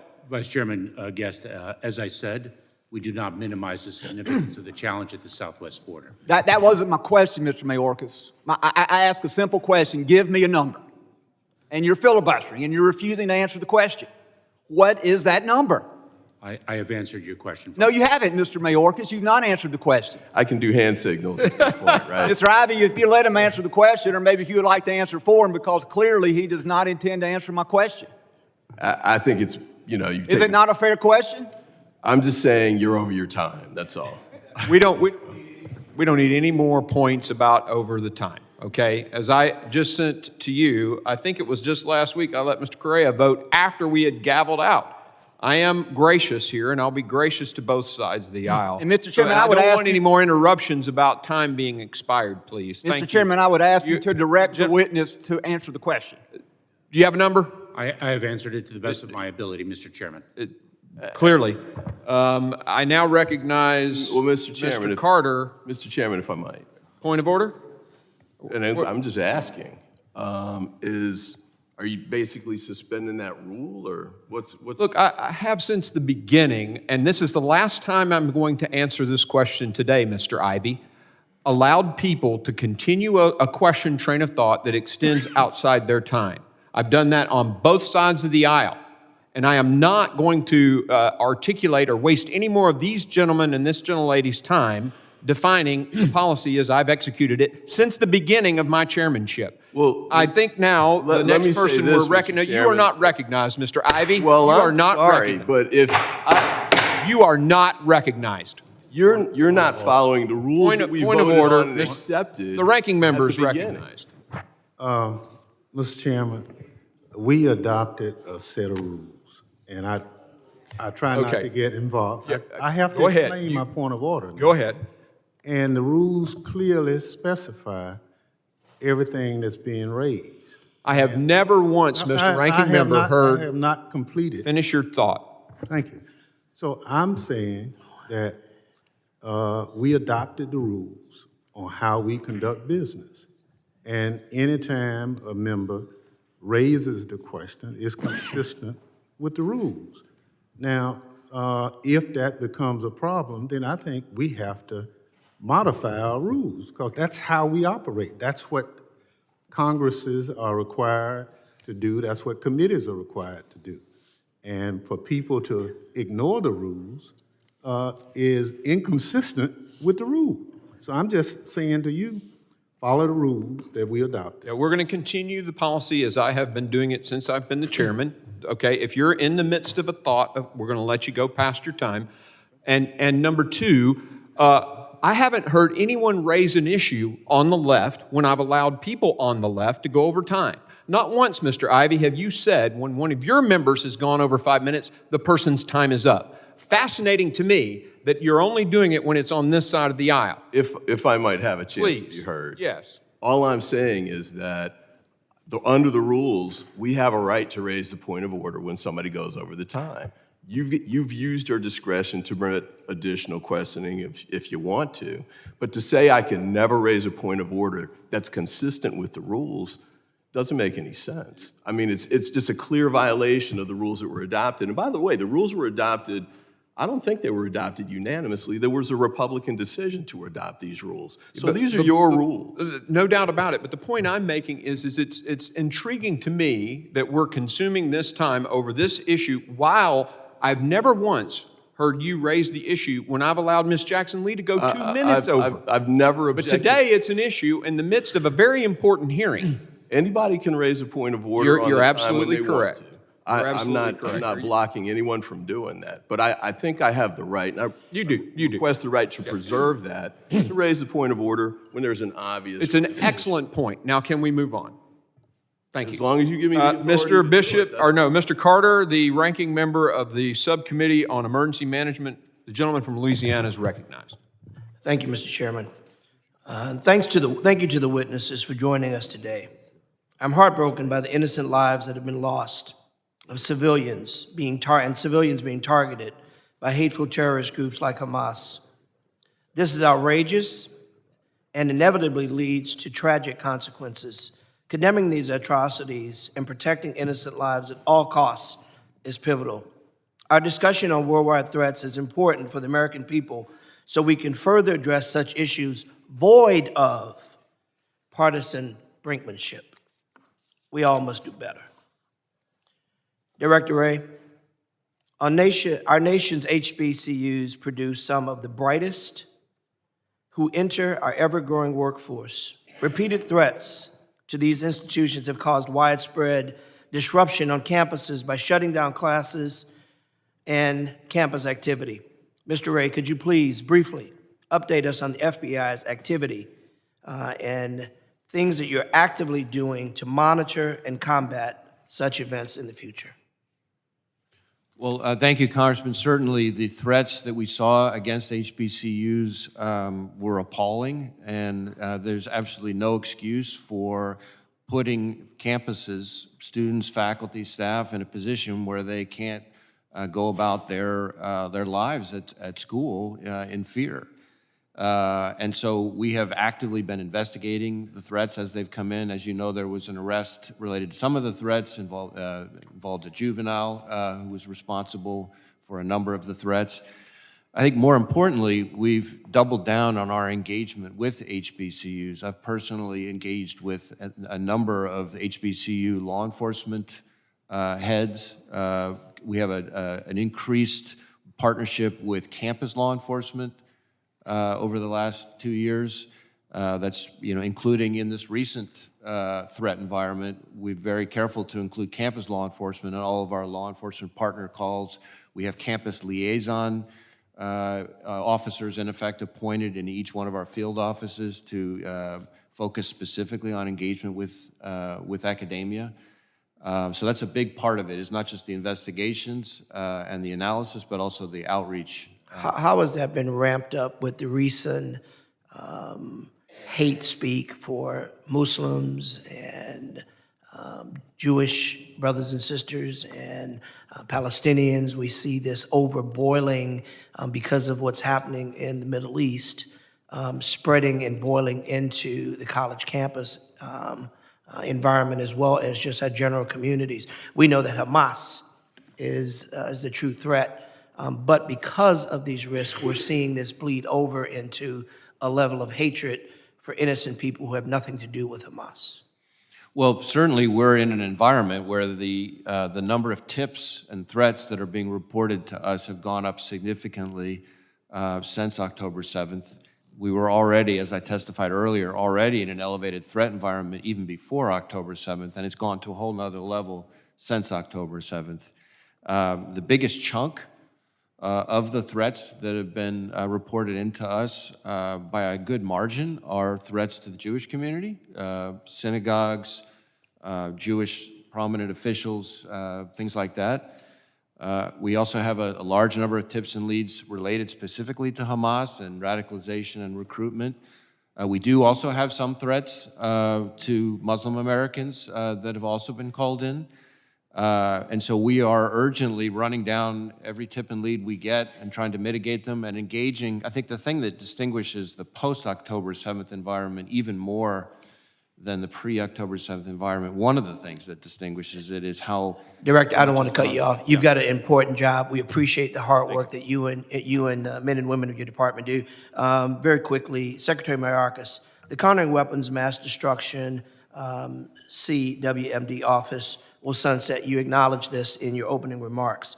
If Congress does not act, I understand that there are a few vehicles which you're working on to ensure that CWMD continues to operate. As you know, last night we passed a temporary measure in the CR that will extend the sunset through February of 2024. If this is not made permanent, if we're not able to move forward with a permanent measure, how does that impact your ability to protect American cities and to protect our country? Congressman, thank you very much. It is an incredible detriment to our ability to secure the American people. Just in the last 2 days, a local law enforcement officer equipped with some of the equipment that we provide to detect radiological nuclear material, in fact, was wearing a device that detected an abandoned material in a very unsafe location that could have caused a tremendous amount of harm to people in the surrounding community. This is a vital authority that we absolutely need. Thank you. My time is expired. The gentleman yields. As a point of order in informing the committee, votes have been called. We're going to do two more members, Mr. Bishop and then Mr. Swalwell. We'll recess and we'll reconvene 10 minutes after the final vote. I now recognize the chairman of the Oversight Subcommittee, Mr. Bishop from North Carolina, for 5 minutes of questioning. Thank you, Mr. Chairman. As I listened to your opening statements, I'm floored by the fact that I perceive a dramatic shift in the positions of each of you from the hearing that from the testimony that you gave and the way you answered questions just last November. Director Abizaid, I want to begin with you. Last time I asked you this, Director Abizaid, does the National Counterterrorism Center assess a significant threat from the historic level of uncontrolled crossing at the southern border? And your answer was, we don't, actually. The Judiciary Committee has released a document that says there are confirmed 1.7 million gotaways. Maybe one of you has a better number than that. Millions have been processed and released to the extent that the mayor of New York, Eric Adams, says that New York City is being destroyed. All of you are aware of those things. Director Abizaid, do you continue to maintain that there is no material risk of organized terrorism from this massive infiltration, both of people minimally encountered and almost 2 million people neither encountered or vetted whatsoever?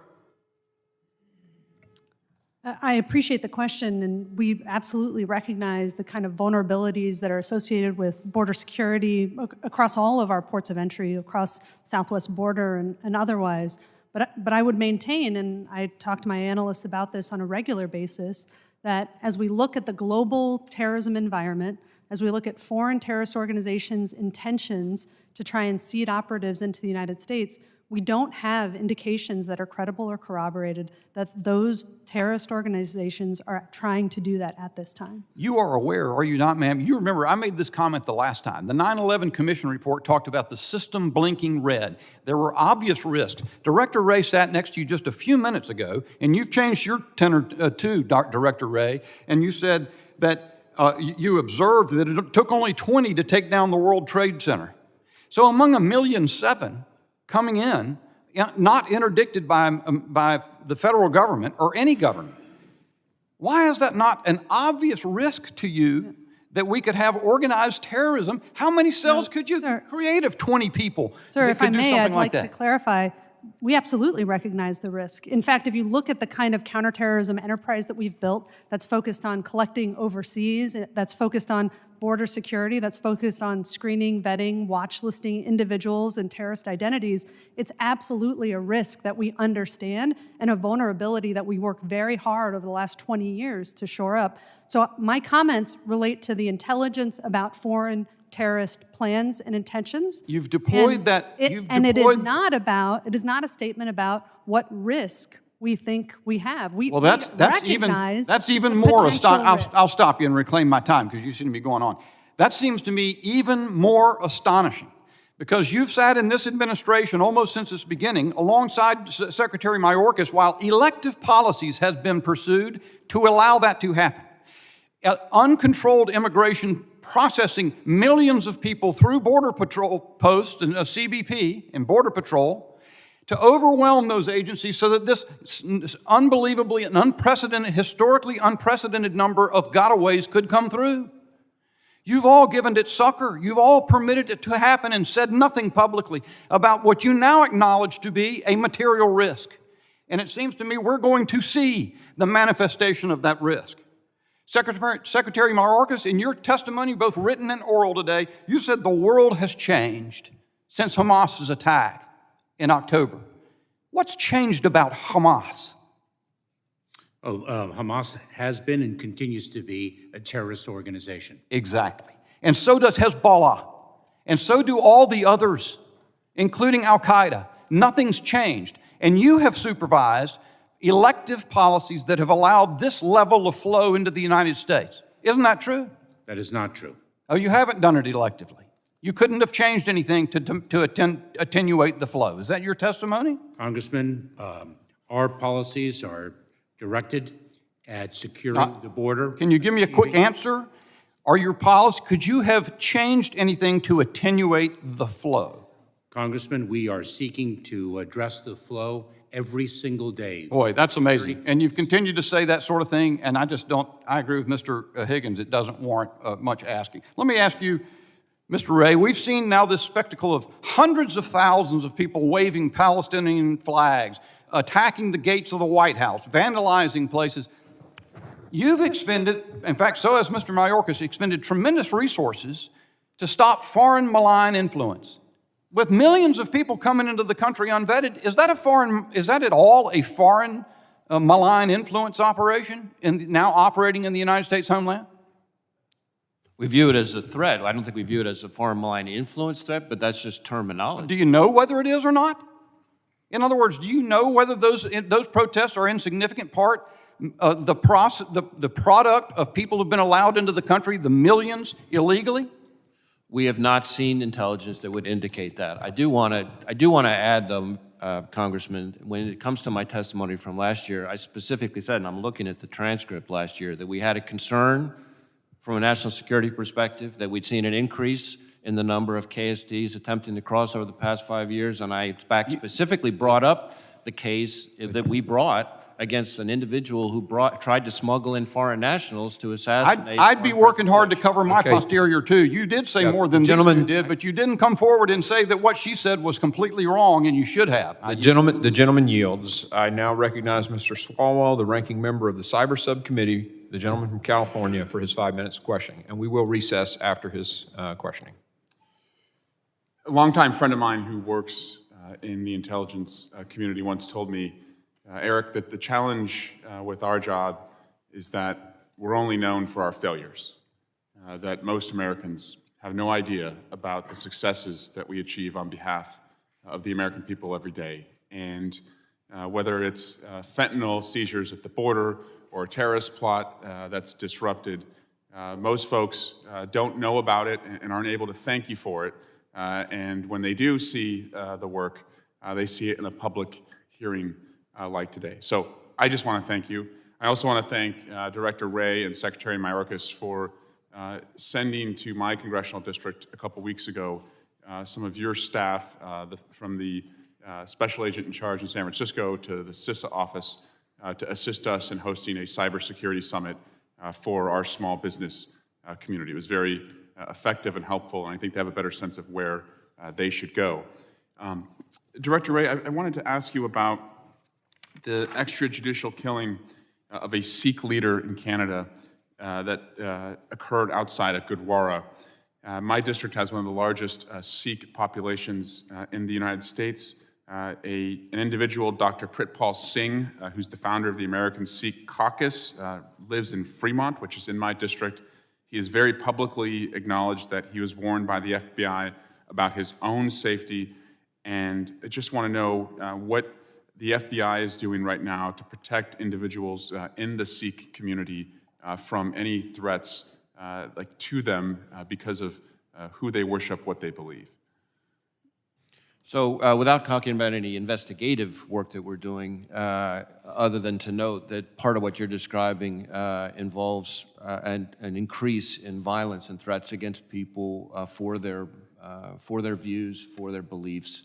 For example, the transnational repression that we talk about so much is certainly a variation of that. And we've seen that from the Chinese and the Iranians, for example.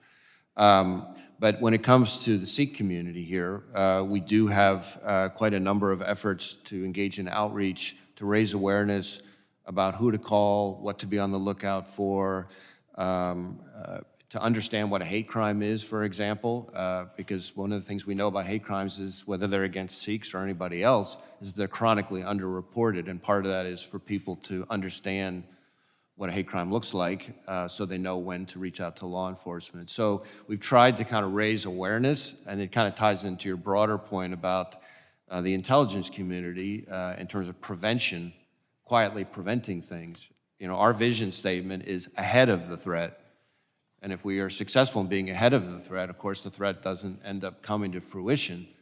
It's a little bit like being the holder for a place kicker. You can distinguish yourself if the kick goes smoothly, but it's hard not to be noticed if the kick doesn't go well. At the end of the year, Section 702, Director, expires. And this is a part of the law that allows the intelligence community and law enforcement to investigate and stop threats, credible threats to the United States, to our homeland, to our people from abroad. Could you conceive a greater case of self-sabotage to create a vulnerability to the United States than letting Section 702 lapse at the end of the year? I think letting 702 lapse would be short-sighted at best and dangerous in the extreme at worst. To be clear, 702 is what allows us to get eyes on foreign threats overseas that pose national security threats to people here in the homeland.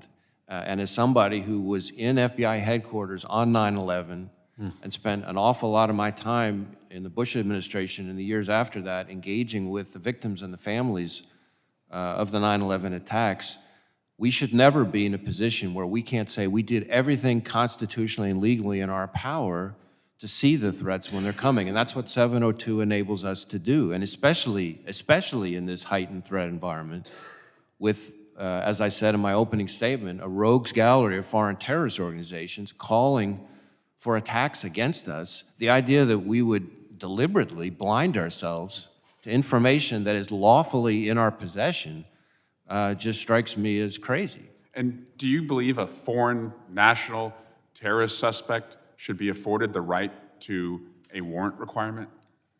No, and I don't think there's any court that suggests otherwise. There's a lot of people throwing around the words unconstitutional in this debate, and yet I don't think there's any court that has found that the way in which 702 is used is in any way a violation of the Fourth Amendment or the Constitution. Because these are foreign nationals overseas. Yes, correct. Thank you. Yield back. Gentleman yields. We will recess until 10 minutes after the last vote, and we will text out that exact time once we have it. Thank you.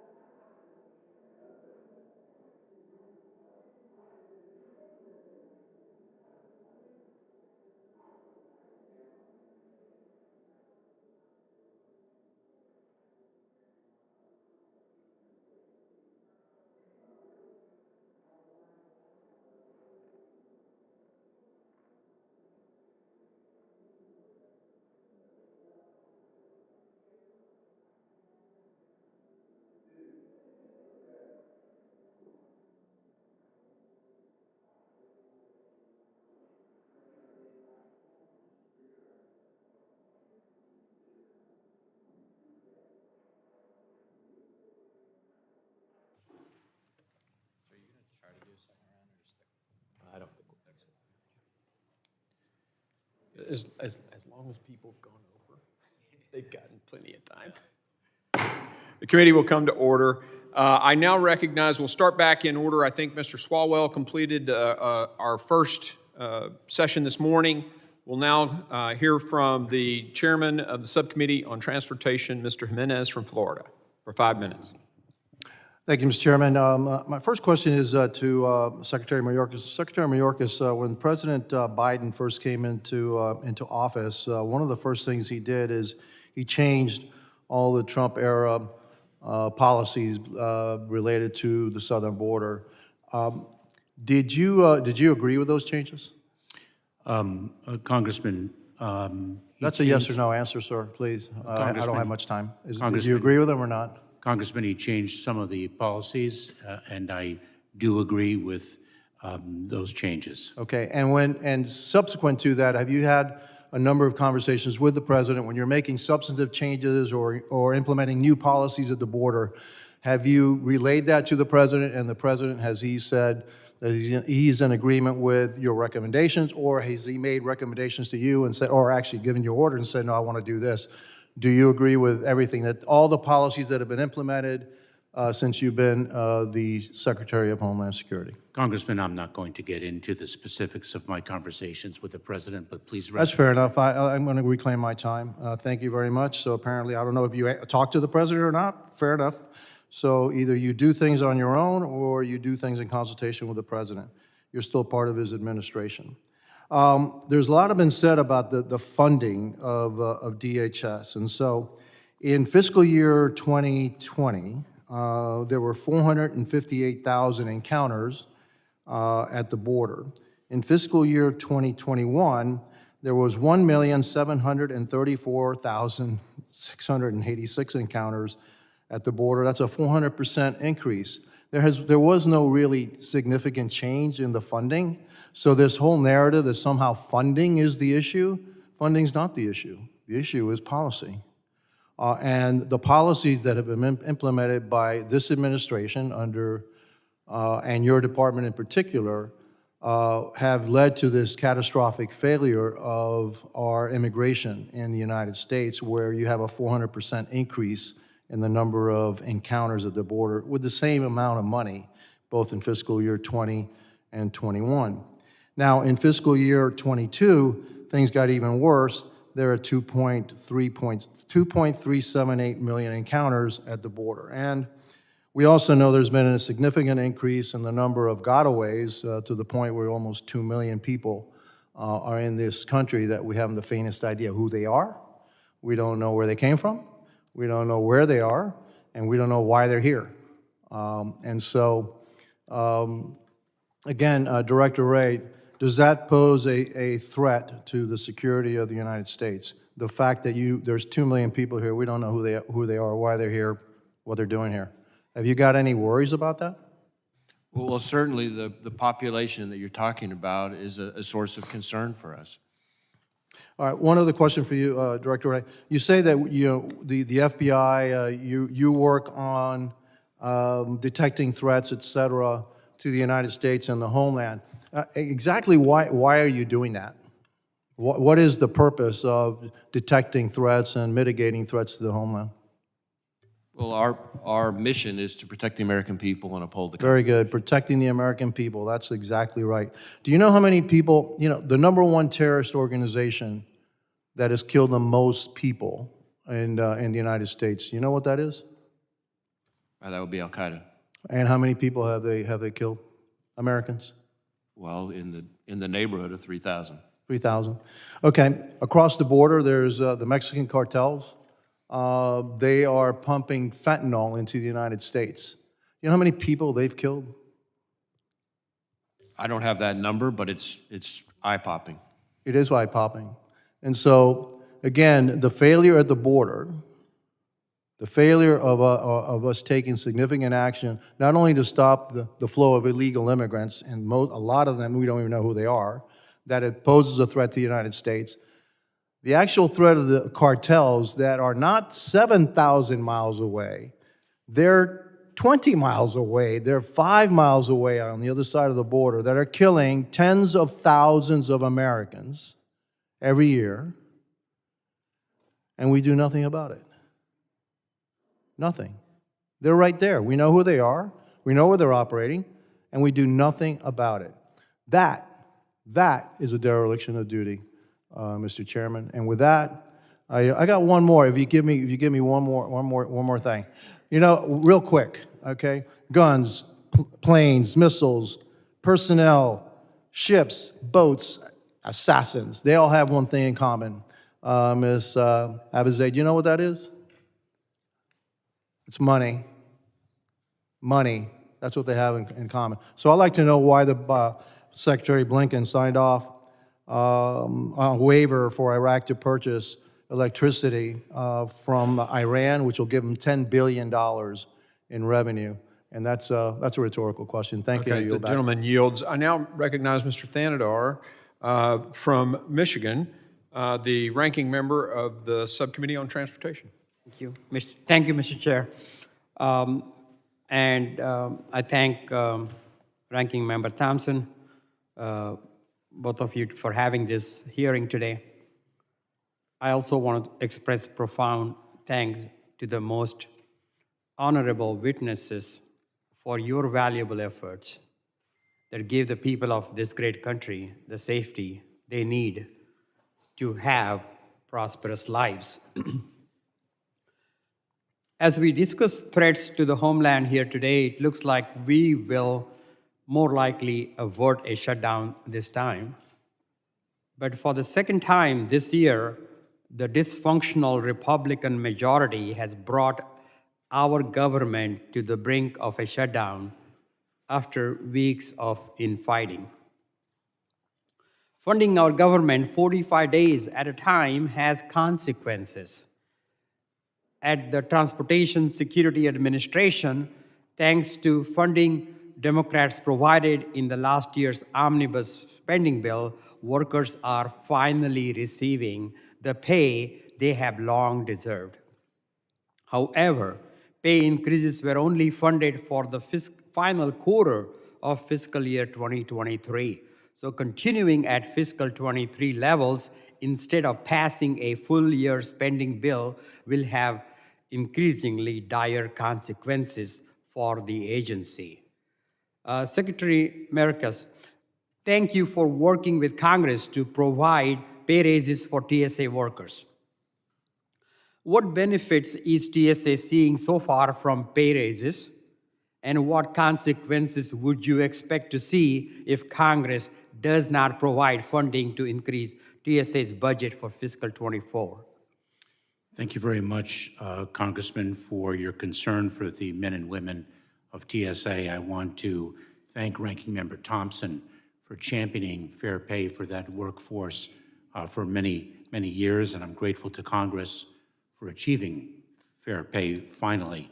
It has made a significant difference in the recruitment and retention of personnel who are vital to the security of the traveling public. If we lose that funding, we will return to recruiting and retention challenges precisely when travel is booming once again in a post-COVID-19 world.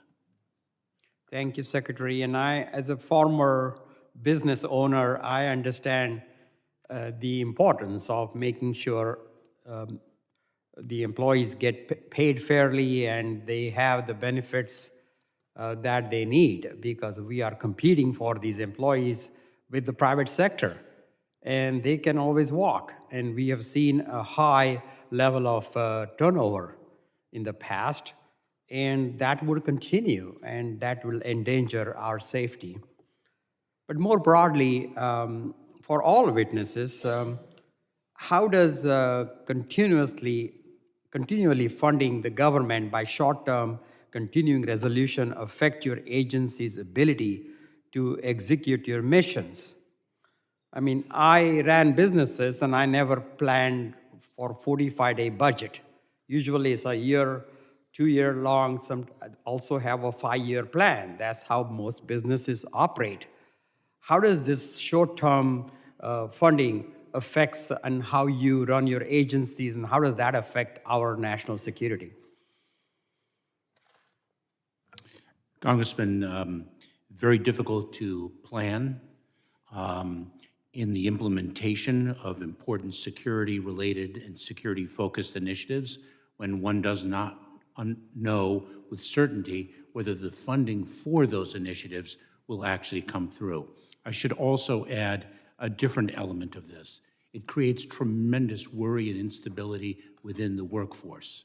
In fact, for example, our Countering Weapons of Mass Destruction office, I had an all-employee town hall with them because they were uncertain about their future employment. That is not a situation that we can afford at a time when we need to advance the security of the American people.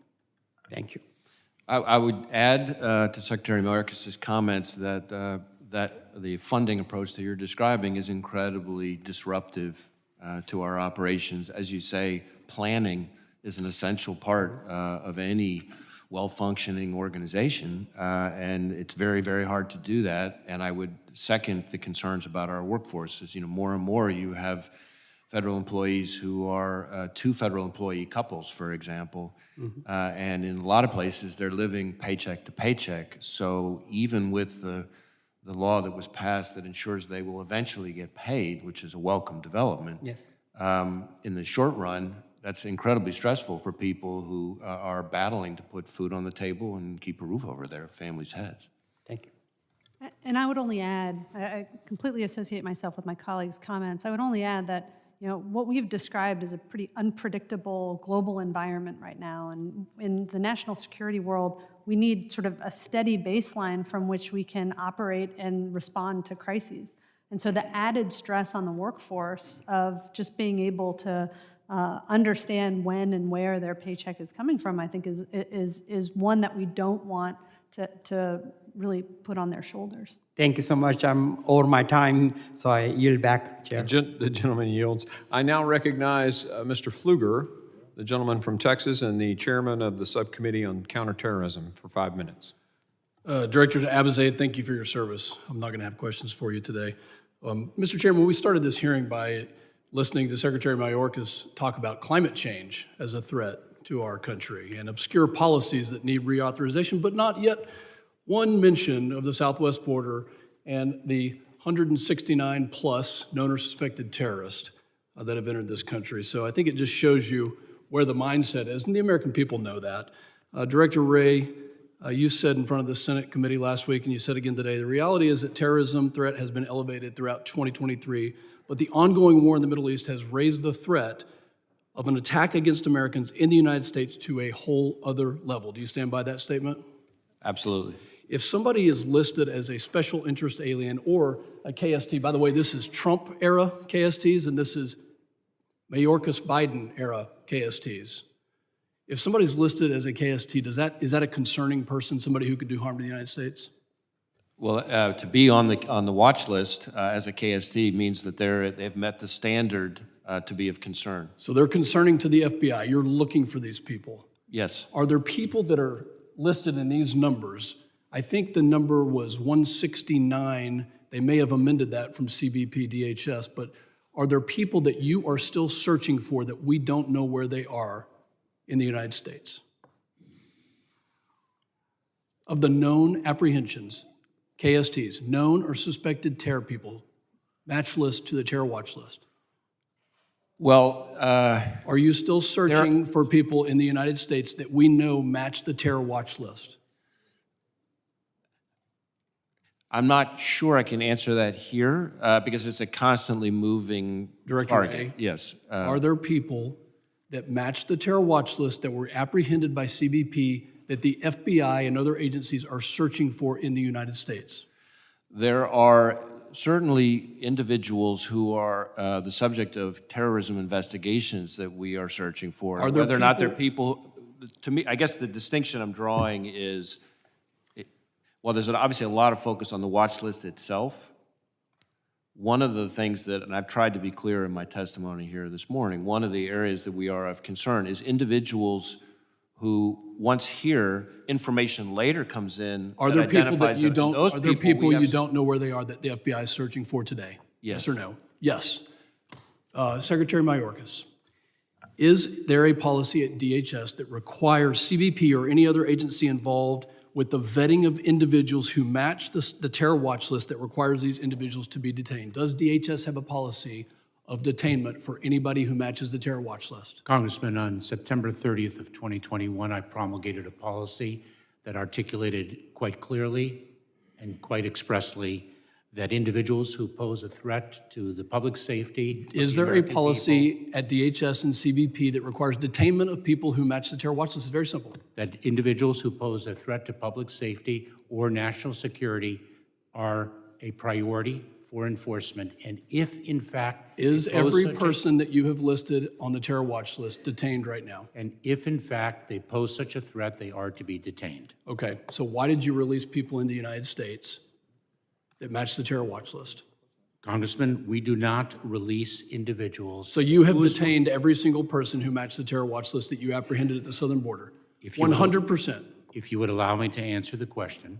Please answer it quickly. I don't need a filibuster. If we believe that the detention of an individual is necessary to safeguard the safety of the American people, we continue to detain them. Secretary, I'm going to reclaim my time.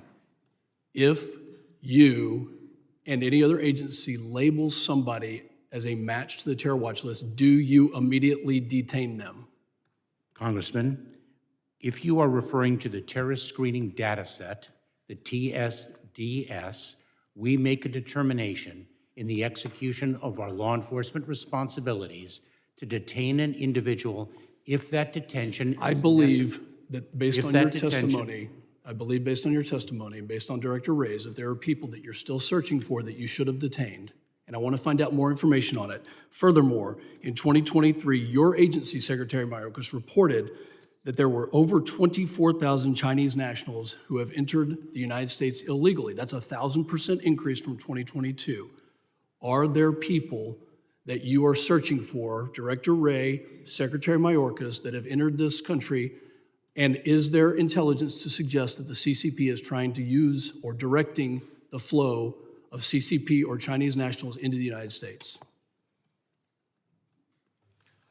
Well, certainly there are individuals who are affiliated with the Chinese government who are the subject of investigations that we have here, and some of those are people that we're searching for. Now, how they came in, whether they came in illegally or not, is a different question. I'm not sure I can speak to that here in the aggregate. But what I can tell you is that I've been very consistent in saying that there is no country that presents a broader, more comprehensive threat to our economic security, our national security, our innovation than the Chinese government. And they use non-traditional collectors, not just traditional intelligence operatives, to cause that threat. Secretary Mayorkas, based on Director Ray's testimony, that he believes that this threat is at a whole other level, and you are not detaining people immediately, I am very concerned about the security of this nation and the fact that you have been derelict in your duty in securing our Gentleman's nation, and time I has yield back. expired. I now recognize Mr. Carter. Or you went already, okay. I now recognize Mr. Magaziner, the ranking member for counterterrorism, the gentleman from Rhode Island, for his 5 minutes of questioning. Thank you, Chairman, and thank you to our witnesses for your leadership and to the men and women who work under you, who keep our nation safe every day. You have our gratitude. And to Ranking Member Thompson and Chairman Green as well for calling this hearing. The Director of National Intelligence has assessed that racially and ethnically motivated violent extremists present the greatest terror threats to our country. And I believe in your opening statements, our witnesses verified that assessment today. Racially and ethnically motivated violent extremists present the greatest terror threats to our country. Yet, as I've been listening, not one member from the other side of the aisle has focused any of their remarks or questions on what the DNI and our witnesses have identified as the greatest terror threat to our country. So I'm going to spend my time today talking about this and asking you about it. Because we know that over the last 5 years, more Americans have been killed on our soil by racially motivated extremists than any other type of terror. We saw it in El Paso, Texas, where a racially motivated extremist killed 23 people in an attack explicitly targeting Latino and immigrant communities. In Buffalo, New York, where a racially motivated extremist targeted the black community, killing 10 people. Allen, Texas, where an extremist espousing anti-Semitic and neo-Nazi ideology shot up a mall, killing 8 people. Over the past decade, 145 Americans killed on U.S. soil in domestic extremist attacks, primarily racially and ethnically motivated. The FBI currently has 2,700 open domestic terrorism cases, and anti-government extremism poses a growing threat as well. We just learned the horrifying news that an associate of a January 6th defendant pleaded guilty to conspiring and plotting to murder 37 FBI employees in Chattanooga for the admitted purpose to retaliate against government conduct. And of course, in the wake of the October 7th Hamas terrorist attack in Israel, we are seeing a significant rise in anti-Semitic and Islamophobic violence across the country. The Anti-Defamation League reports that anti-Semitic incidents of harassment, vandalism, and assault have increased by 388% over the same period last year. Just this week, a Michigan man pleaded guilty to threatening to commit a mass shooting against the Jewish community. The Council on American Islamic Relations has similarly reported a 216% increase. And of course, we are all familiar with the tragic death of a 6-year-old Palestinian American who was horrifically killed in a hate crime a few weeks ago. So, given that this has been identified as the greatest terror threat facing our country, I'd like to give each of you an opportunity, starting with Director Wray, to talk about specifically racially and ethnically motivated extremism. What is the nature of this threat, and what does the FBI need from Congress in order to meet it? So first, a point of clarification. And when we talk about the greatest threat to the homeland is lone actors or small groups, typically radicalized online, using easily accessible weapons to attack soft targets. And that group of lone actors includes both, as you rightly say, domestic violent extremists, as well as, though, that's the clarification, homegrown violent extremists who are individuals here who are inspired by foreign terrorist organizations. So that's what we call it at the highest threat level. Second, when it comes specifically on the domestic violent extremism side, domestic terrorism side, it is the case that over the last several years, the most lethal activity has been conducted here in the homeland by racially motivated violent extremists in terms of the most lethality. And then there's a second category, which you also noted in your question, which is anti-government, anti-authority violent extremists, which is distinct, sometimes overlaps a little bit, but it's distinct from the racially motivated. Is that, for example, what we saw on January 6th, the anti-government or inspired by? That would be one variation on it, but so would the violence that we saw in the summer of 2020. Anarchist violent extremism is all in the category of anti-government, anti-authority violent extremism, and we've seen a lot of both. And so the volume in that category is probably the greatest. The lethality is probably the greatest on the racially motivated violent extremist side. Secretary. Congressman, let me share with you some of the work we are doing to combat this threat. We're working very closely with our federal partners, notably the FBI. We're working with state, local, tribal, territorial, and campus law enforcement, our frontline personnel. We are engaging with communities in developing best practices for prevention models to be able to intervene when individuals are seeing somebody descend down a path of radicalization to violence. We are, thanks to the support of Congress, distributing grant funds to nonprofit organizations. In fact, we have sought a $200 million increase in that critically needed grant program, the Nonprofit Security Grant Program, to enable nonprofit organizations, including places of worship, religious schools, to secure themselves. We have protective security advisors in every state providing advice as to how facilities, places of gathering can best secure themselves. Those are some of the steps that we are taking to combat this threat in an environment of critically needed partnership. And if I may, Mr. Chairman, if it's okay, just to Yeah, answer go the ahead. question. Racially and ethnically Just quickly. motivated violent extremism over the last 5 years, as you noted, has created the most lethality for Americans, especially here in the homeland, but it is a global threat. At the National Counterterrorism Center, we're focused on issues that have a foreign nexus, and we would say that racially, ethnically motivated violent extremism certainly has a foreign nexus. When you look at the motivation behind a shooter in New York who goes to a supermarket and kills Black Americans, that is motivated by manifestos that we see from New Zealand and from Norway, and actually inspired later attacks that we saw in Slovakia. And so understanding the global dynamics around this type of terrorism, I think, is a really important piece of what we're doing to try and keep up with an evolving threat dynamic that is affecting many countries. Thank you for your work in this area. I yield back. Gentleman yields. I now recognize Mr. Garbarino, the gentleman from New York and the chairman of the Subcommittee on Cyber, for 5 minutes questioning. Thank you, Chairman. Thank you for the witnesses for being here. A couple weeks ago, we had some witnesses come in and testify about Iranian threats, and I want to ask Director Wray, you said recently that you expect Iranian cyber threats to worsen if the conflict in Israel expands. Can you expand on that? What should we specifically be watching out for? Well, I think sometimes people overlook the fact that Iran is one of only 2 countries to have committed a destructive cyber attack against the United States. And it's been a few years since that happened. So they've already shown a propensity for that.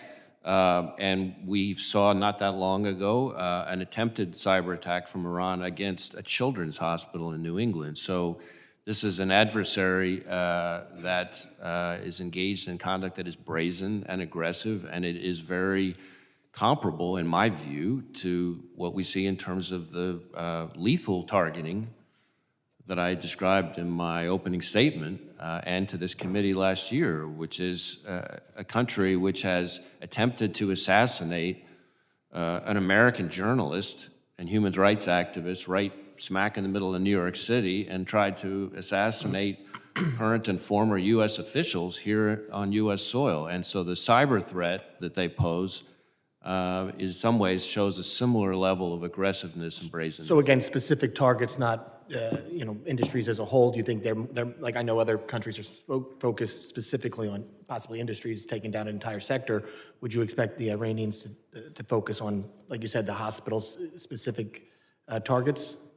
I think critical infrastructure is obviously where we're most concerned. I'm not sure that I could tell you sitting here right now which of the 16 sectors, but critical infrastructure is where we would be most concerned about their potential cyber activity. Thank you. Secretary Mayorkas, what's DHS doing to prepare for these possible cyber attacks coming up? And because I know when Russia invaded Ukraine, we did the Shields Up program. So have you done anything since there's been the war in Israel? What's DHS doing? Congressman, so day to day, we work with our private sector partners. We have the Joint Cyber Defense Collaborative that our CISA, Cybersecurity Infrastructure Security Agency, operates. We are working with our partners in Israel. We are sharing information and best practices with them. We work very closely with them because they are, in fact, experiencing an increase in cyber attacks. It's taking a page out of the playbook that you mentioned, our incredible work with Ukraine in the Shields Up campaign. So we have many different lines of effort that we are employing on a day-to-day basis to protect critical infrastructure. Thank you. And I want to, I think one of those things is focusing on workforce. So, Director Wray, you said earlier this year that even if all of the FBI's cyber agents and intel analysts focus exclusively on China threats, Chinese hackers would still outnumber the FBI cyber personnel by 50 to 1. Is that still the case? What's FBI doing to deal with that? Well, that is still my assessment of the numerical disadvantage that we are at. China has a bigger hacking program than that of every other major nation combined, and has stolen more of Americans' personal and corporate data than that of every nation, big or small, combined. So it is a scale that is significant in terms of what we're doing.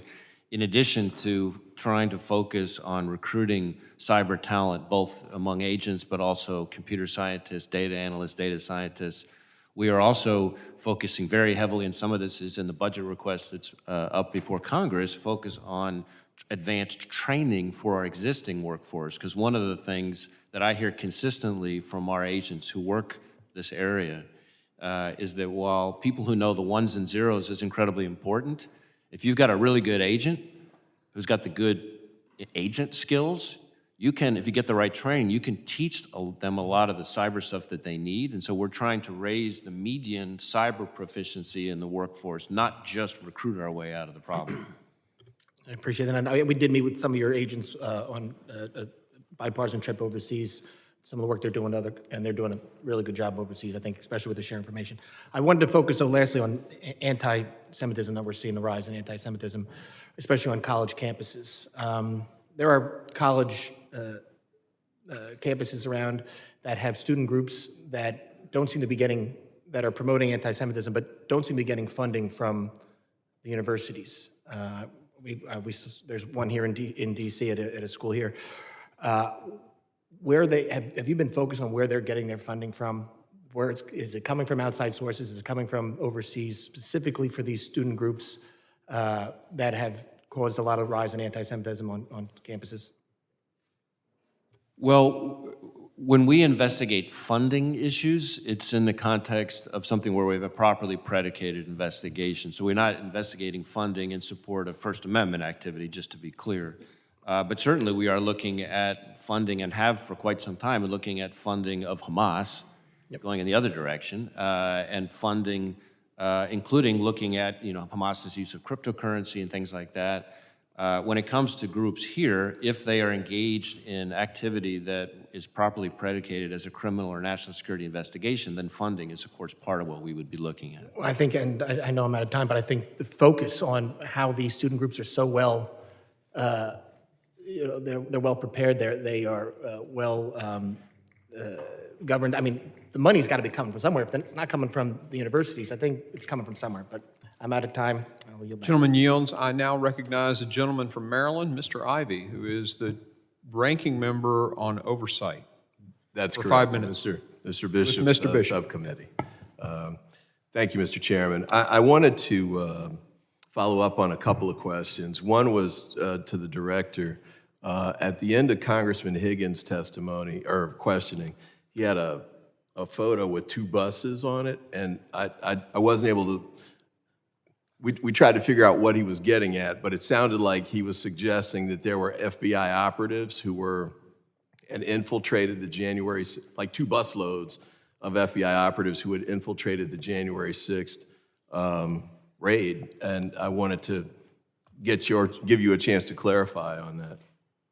Well, I can't speak to the photo. I mean, I haven't seen the photo before, so I can't speak to the specifics of his photo and what it does or doesn't show. But what I can say, and what I tried to say in response to his questions, is that if somebody is asking or suggesting whether the violence at the Capitol on January 6th was part of some operation orchestrated by FBI sources or FBI agents or both, the answer is emphatically not. And to suggest to the contrary, I think, is a disservice to the hardworking men and women of the FBI who bust their tails every day to keep Americans, including everybody up on Capitol Hill, safe.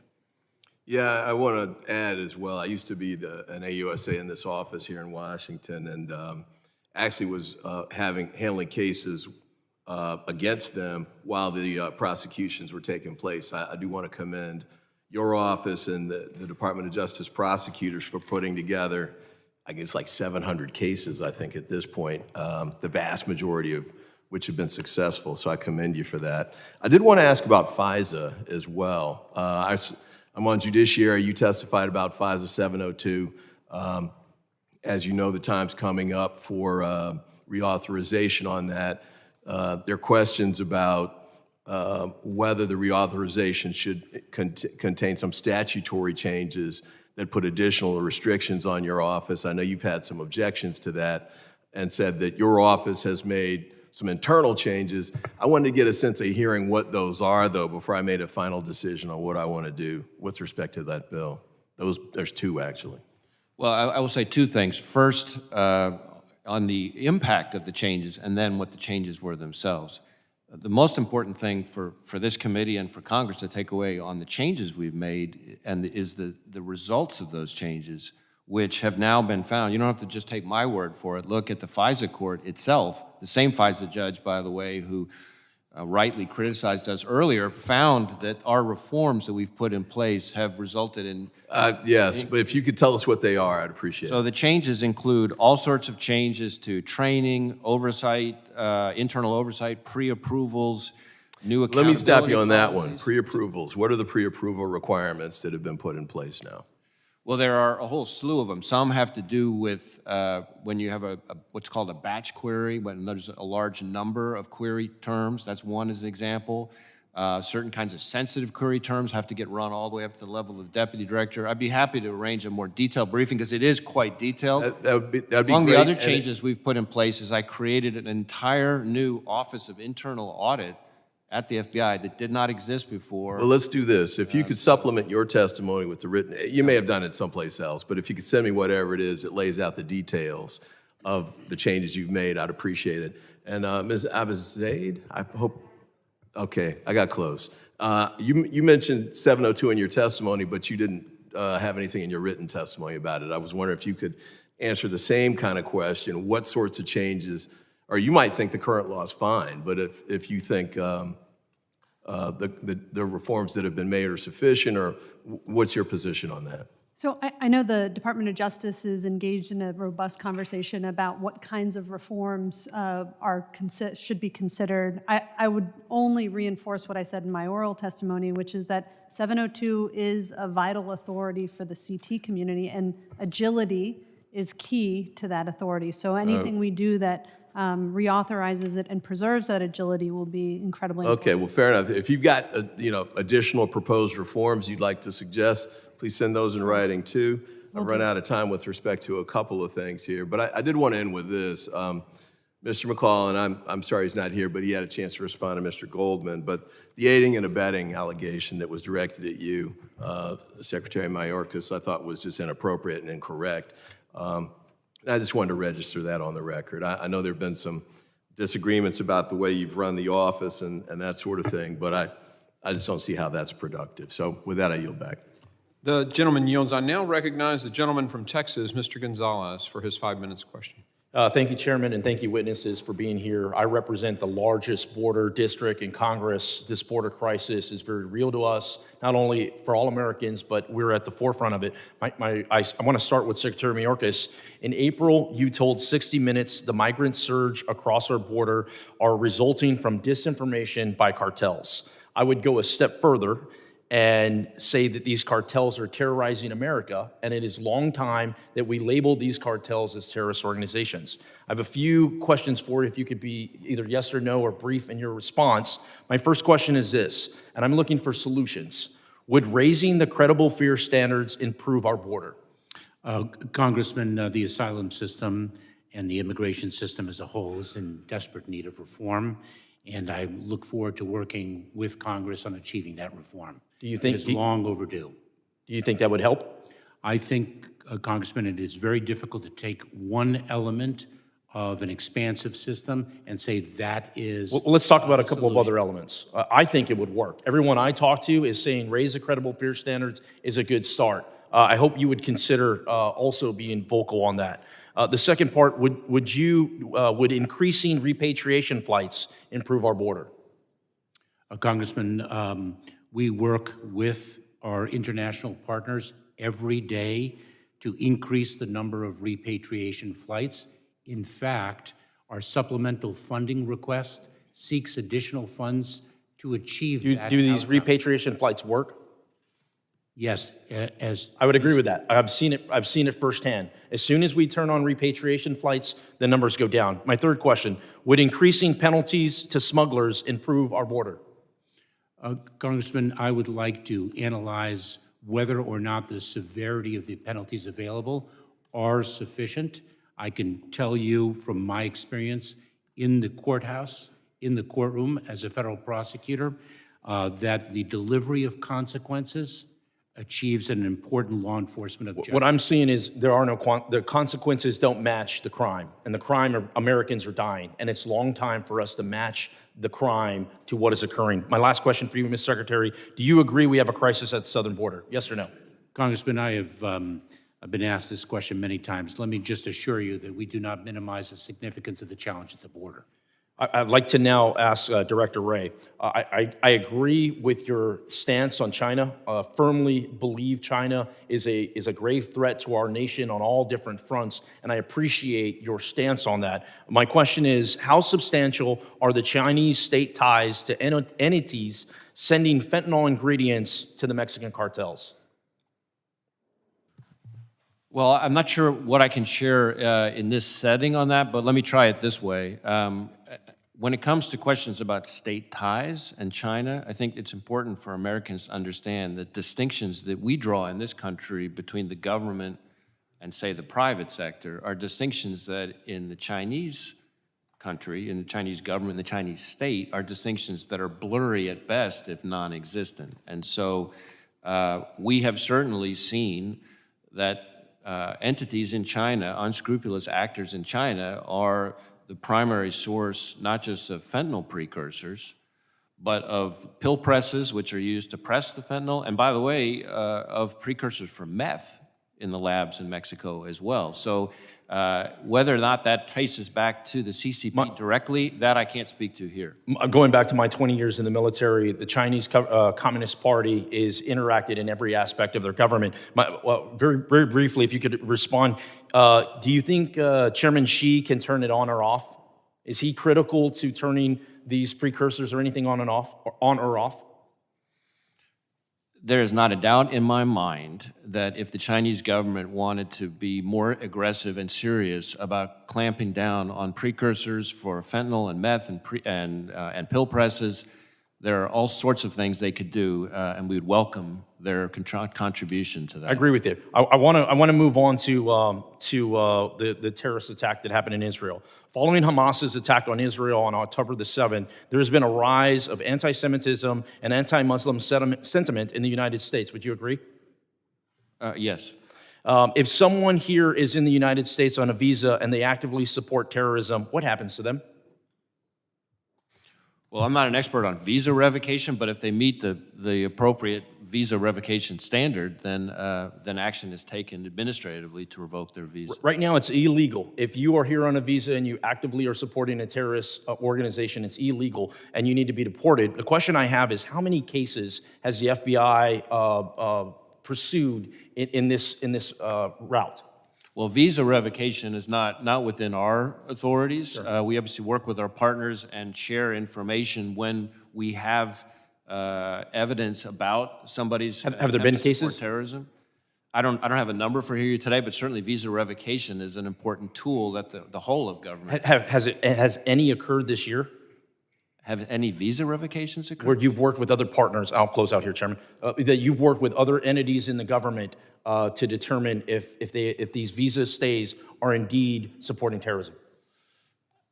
I mean, I know that we've had all sorts of cases that have resulted in visa revocation, whether or not they fit the exact criteria. But there are active cases that you've been working on. We view visa revocation as an important tool in the toolbox. The only thing I'm clarifying is that it's not our tool, but It's a tool we contribute to by sharing. You do contribute it. Okay, thank you, Chairman. The gentleman's time has expired. I now recognize Mr. Garcia from California for his 5 minutes questioning. Thank you very much, Mr. Chairman. Thank you to all of our witnesses here today and for your service.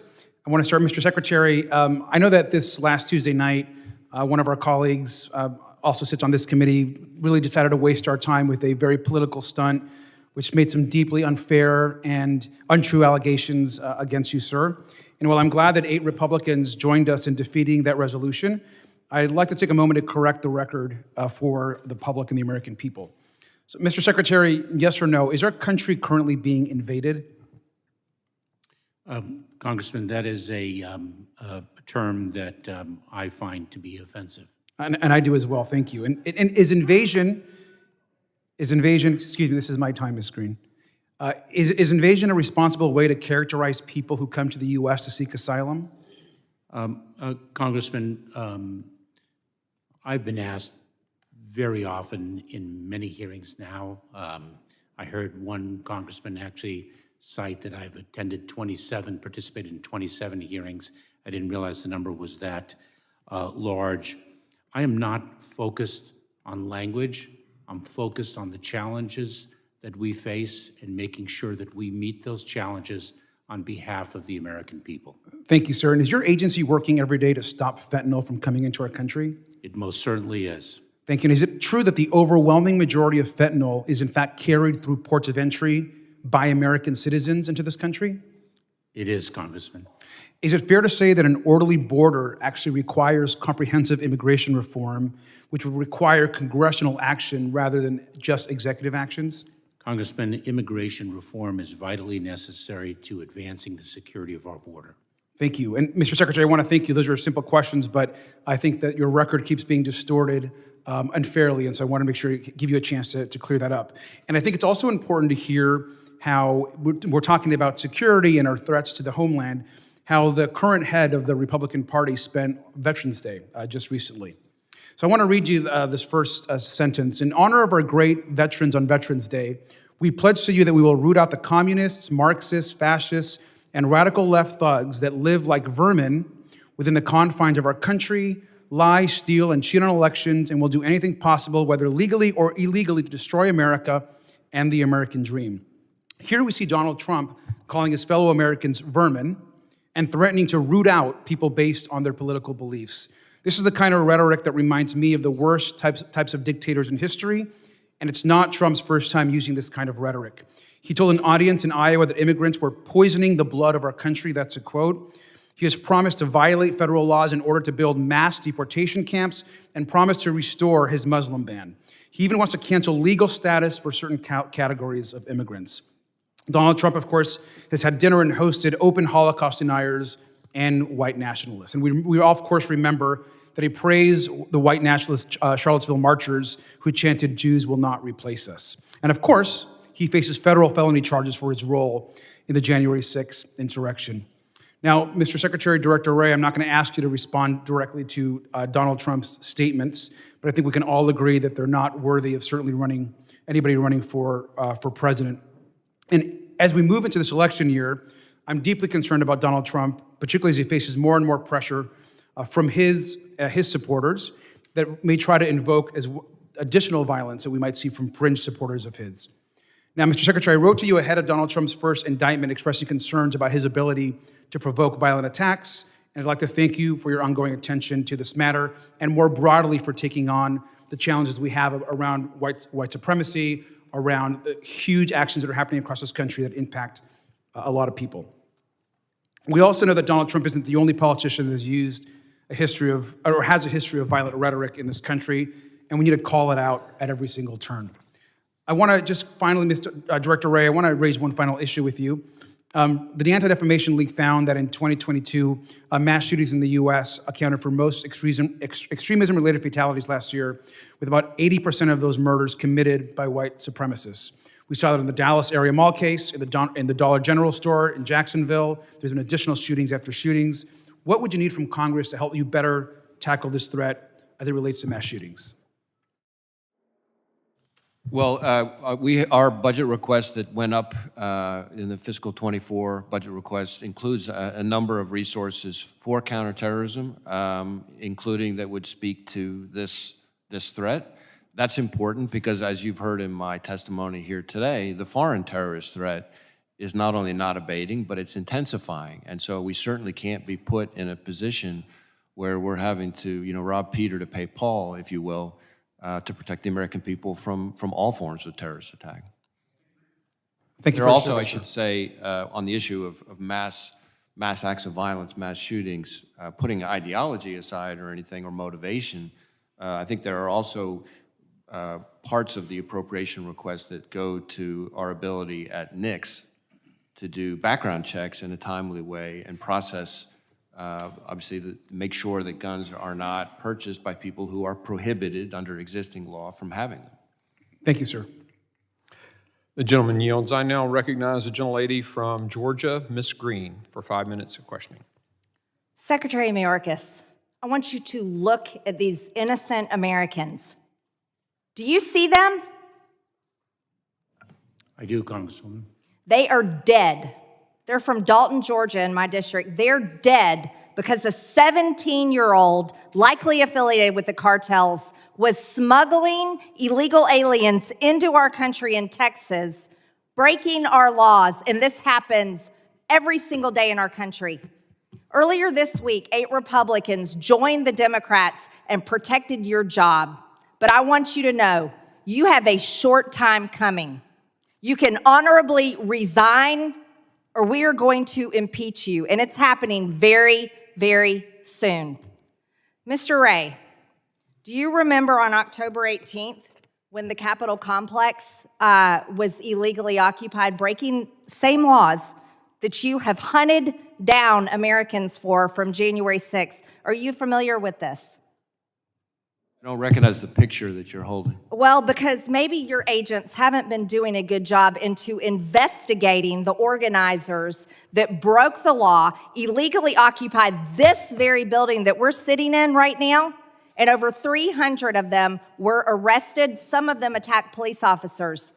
I haven't seen on the news where the FBI is hunting them down with helicopters, tanks in the streets, raiding their homes with flashbangs, targeting these people, watching these people, throwing them in jail for them to stay in pre-trial in solitary confinement for years before they ever face trial. You want to know what this says? I'll tell you. This is one of the organizers' phones, and this is a chat, and it says at the top, Global Intifada.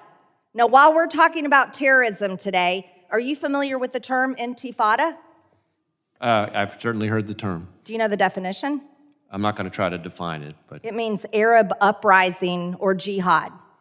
Are you concerned about jihad in this country?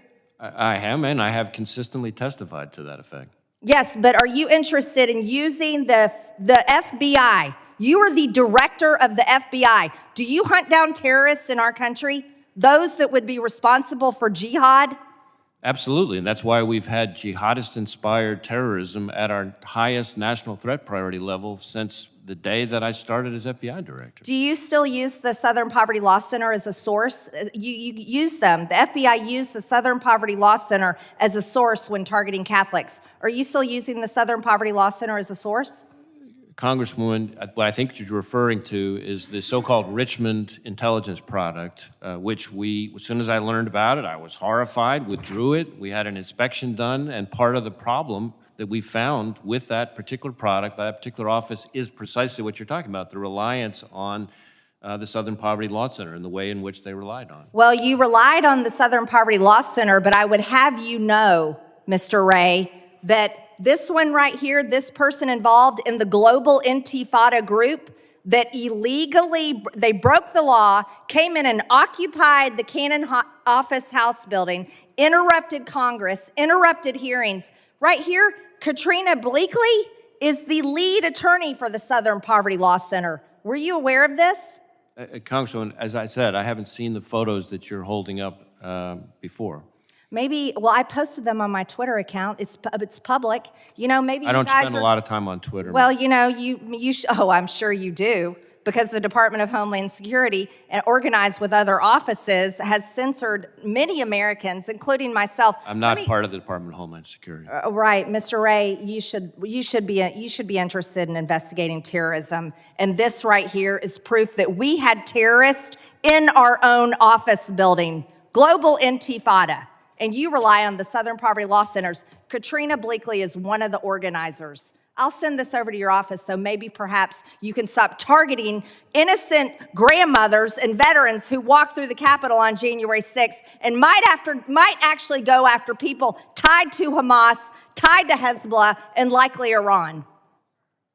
Mr. Ray, are you interested in members of Congress that are organized and participating in a Facebook group that has ties to Hamas? We're not investigating people for participating in a Facebook group. A Facebook group that is tied to Hamas? We have multiple investigations into individuals affiliated with Hamas, and they're active investigations.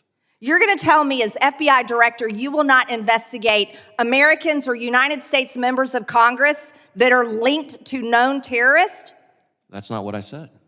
Are you going to investigate or not? We are going to investigate individuals who are affiliated with Hamas if they meet our standards for predication, which are longstanding standards set by this department and the prior department and the department before that. I would hope to God that intifada and jihad and terrorists in our very country would be something that you would prioritize instead of a 3-hour event that happened at the Capitol nearly 4 years ago, Mr. Ray. I yield back my time, Mr. Chairman. The gentlelady yields. I now recognize Mr. Menendez. I think you're up next, sir. Thank you, Gentleman from New Jersey for 5 minutes. Thank you, Mr. Chairman. Director Ray, earlier in your testimony, did you say that defunding the FBI would be, quote, a gift to the Chinese Communist Party, quote, more power to the cartels, and, quote, more damage to critical infrastructure? I believe I said words to that effect, yes. I appreciate that. Not everybody was in the room during that part of your testimony. I want to follow up on what my colleague, Mr. Higgins, said about, quote, armed oppression as one of the primary threats to the homeland. I agree that armed oppression is a massive threat to our homeland, but we need to be clear about what actually constitutes armed oppression. In this country, minority groups are routinely targets of weaponized oppression. Armed oppression is when black men cannot go safely for a run in Georgia. Armed oppression is when black youth cannot wear hoodies in Florida. Armed oppression is being LGBTQ in this country and not being able to safely go to a nightclub in Florida. Armed oppression is living in a Hispanic community and being targeted while going to Walmart in El Paso. Armed oppression is being black in this country and not being able to go grocery shopping in Buffalo without being targeted because of the color of your skin. Armed oppression is not being able to go safely to a church, synagogue, mosque, temple, or any place of worship to practice your faith. Domestic terrorists have targeted each of these locations and each of these groups in acts of armed oppression. Yet, when we in the House Committee on Homeland Security established our committee oversight plan for the 118th Congress, my Republican colleagues refused to include capital D, domestic terrorism in our plan. That, in my opinion, is where this committee is failing when we consider our threats to the homeland. New Jersey's 8th Congressional District is home to what Homeland Security experts call the most dangerous 2 miles in America, containing ports, airports, major rail lines, densely populated cities, and chemical plants. I'm proud of the work that President Biden and the New Jersey congressional delegation have done to improve the safety, reliability, and resiliency of critical infrastructure in North Jersey. The Biden administration has aggressively protected our critical infrastructure from foreign adversaries, with President Biden admonishing Russian President Vladimir Putin that certain critical infrastructure is off limits, a stark contrast to President Trump, who proposed a joint cyber unit with Russia. Secretary Mayorkas, when considering the threat landscape, how does the department take into account the risk posed by having multiple critical infrastructure sectors in close geographic proximity? Congressman, the proximity of elements of our critical infrastructure only increase the challenge that we confront, but we work very, very closely with our critical infrastructure partners. The great majority of this country's critical infrastructure rests in the hands of the private sector. We work very closely with the private sector to ensure the security of our critical infrastructure. The remarkable men and women of the Cybersecurity and Infrastructure Security Agency do a tremendous job. And on the issue of cybersecurity, I want to address the current threat landscape. When we talk about cybersecurity, we're talking about threats that don't just come up from nation states like Iran, but often from a network of proxies and affiliated groups. Secretary Mayorkas, how is the current conflict in Israel giving us additional insight about Iranian-backed cyber threat actors? I'm sorry, can you repeat the? Of course. How is the current conflict in Israel giving us additional insight about Iranian-backed cyber threat actors? I think what we are seeing, Congressman, and I'll defer to my colleagues as well, as the use of cyber as a tool in the repertoire of our adversaries. And we're seeing that play out in the Middle East conflict, just as we have seen it in the context of the unprovoked Russian aggression against Ukraine. I appreciate that. One more question for you. In your testimony, you mentioned how critical it is that the CFATS program is reauthorized. I'm particularly invested in the CFATS program because there are 4 facilities covered by the program in New Jersey's 8th Congressional District. How does the CFATS program help keep our critical infrastructure safe? Congressman, the CFATS program, the Chemical Facilities Anti-Terrorism Standards, allow us to inspect facilities to ensure adherence with the security and safety precautions that are necessary to protect the surrounding communities. That is one aspect of CFATS. We must achieve the reauthorization of that program. I agree. I just want to quickly address some of the ways that my colleagues have attacked Secretary Mayorkas here and in other hearings. Mr. Secretary, you and I have had our disagreements on policies, including recently on an ICE detention center in Elizabeth in my district, and I'm looking forward to your department's response to my letter on that. But I have two quick questions for you. During your long career in public service, including 30 years as a law enforcement official and senior positions in the Department of Homeland Security under the Obama administration, did you take your responsibility to the American public seriously?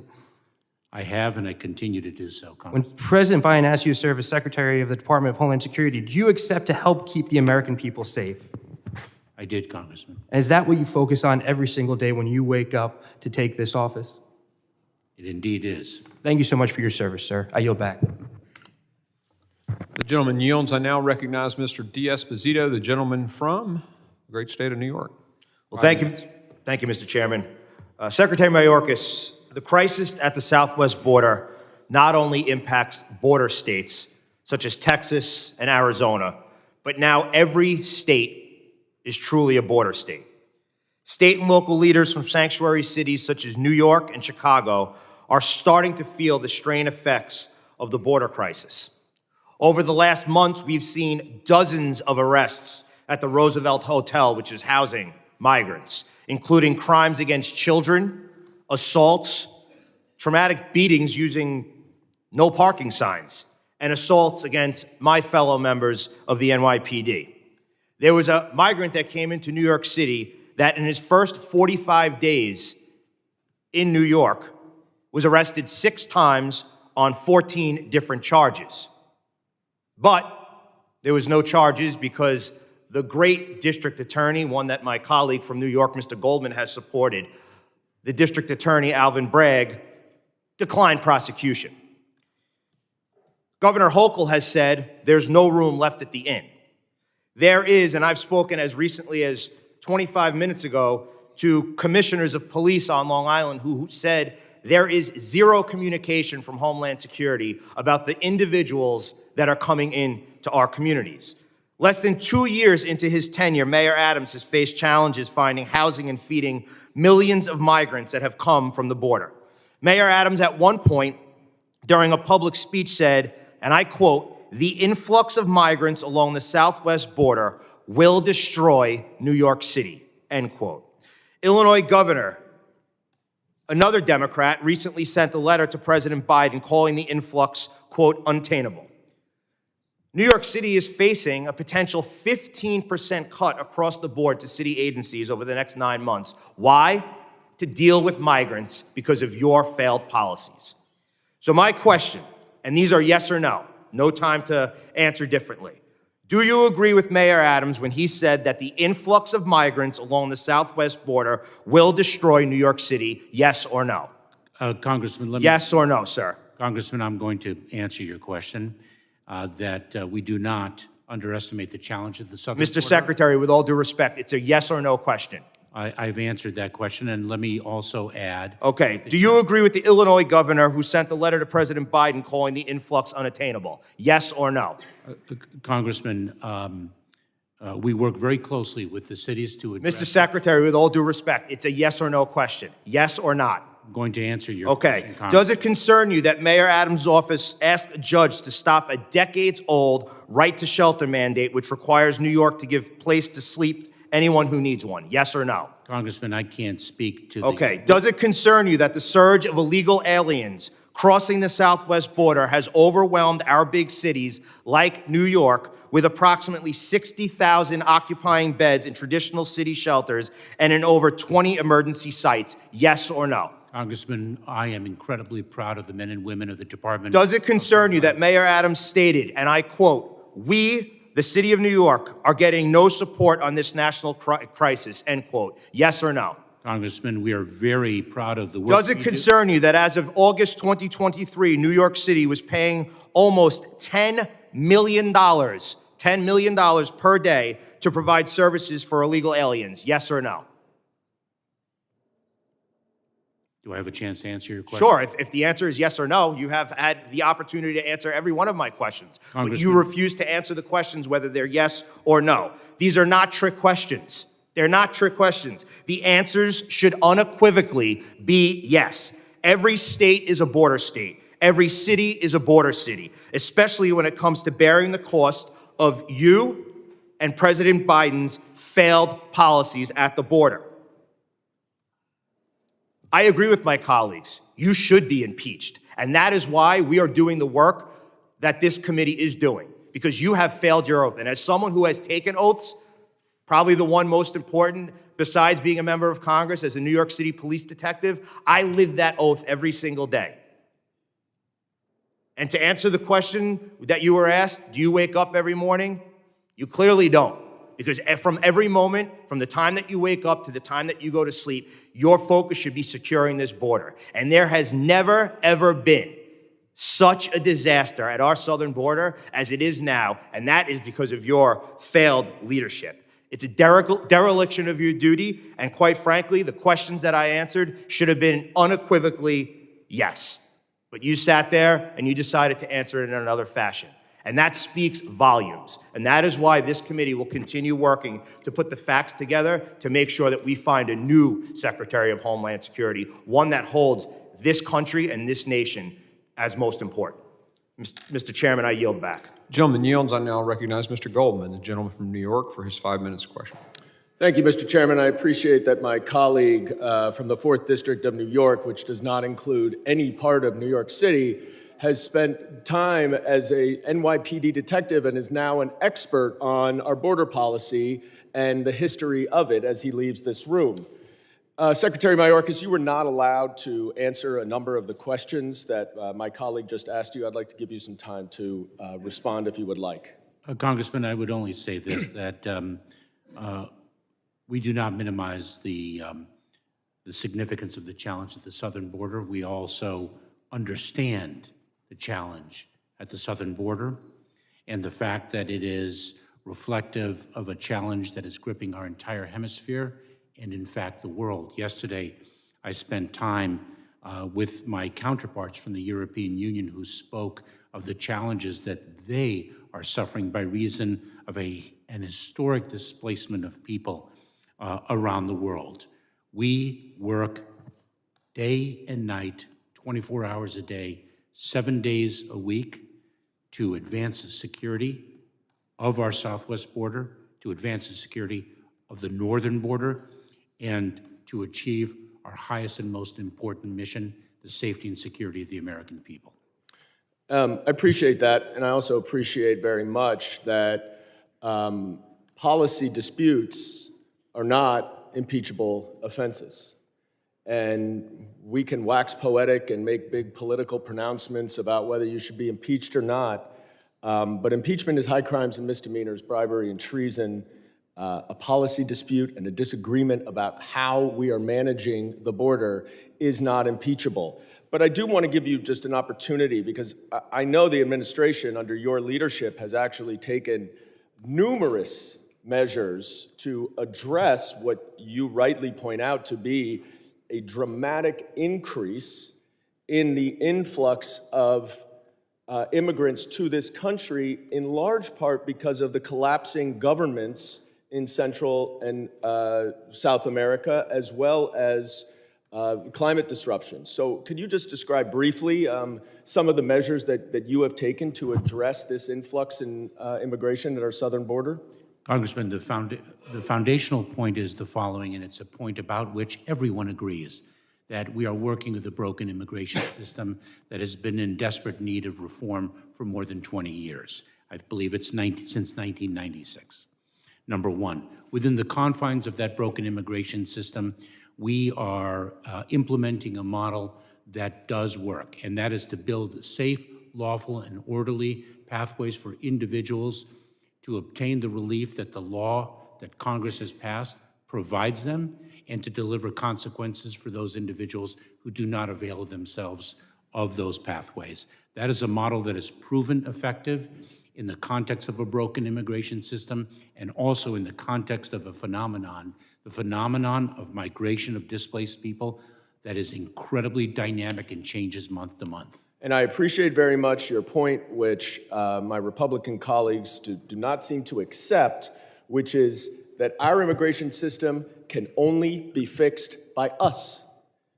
It requires legislation passed by Congress that cannot be managed separately and individually by the executive branch.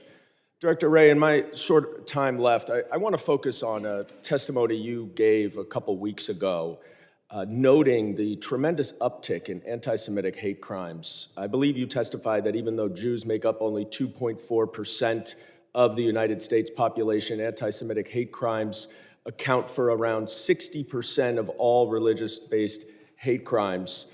And you indicated that this comes from across the spectrum, from the left, from the right, foreign terrorist organizations, homegrown violent extremists, domestic violent extremists.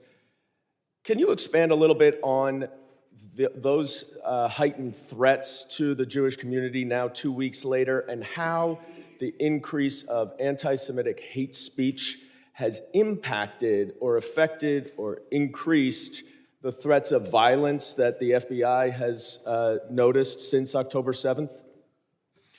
Well, so as you said, I have tried to be very clear that one of the things that jumps out at me, and which is why we work so closely at the FBI, both nationally and locally with the Jewish community, is that the Jewish community is uniquely targeted by terrorism and hate really across the spectrum. And not that there should ever be a proportion for hate, but the idea that a group that makes up only 2.4% of the American public should be targeted with something close to 60% of all religiously based hate crime is abhorrent and should be abhorrent to everyone.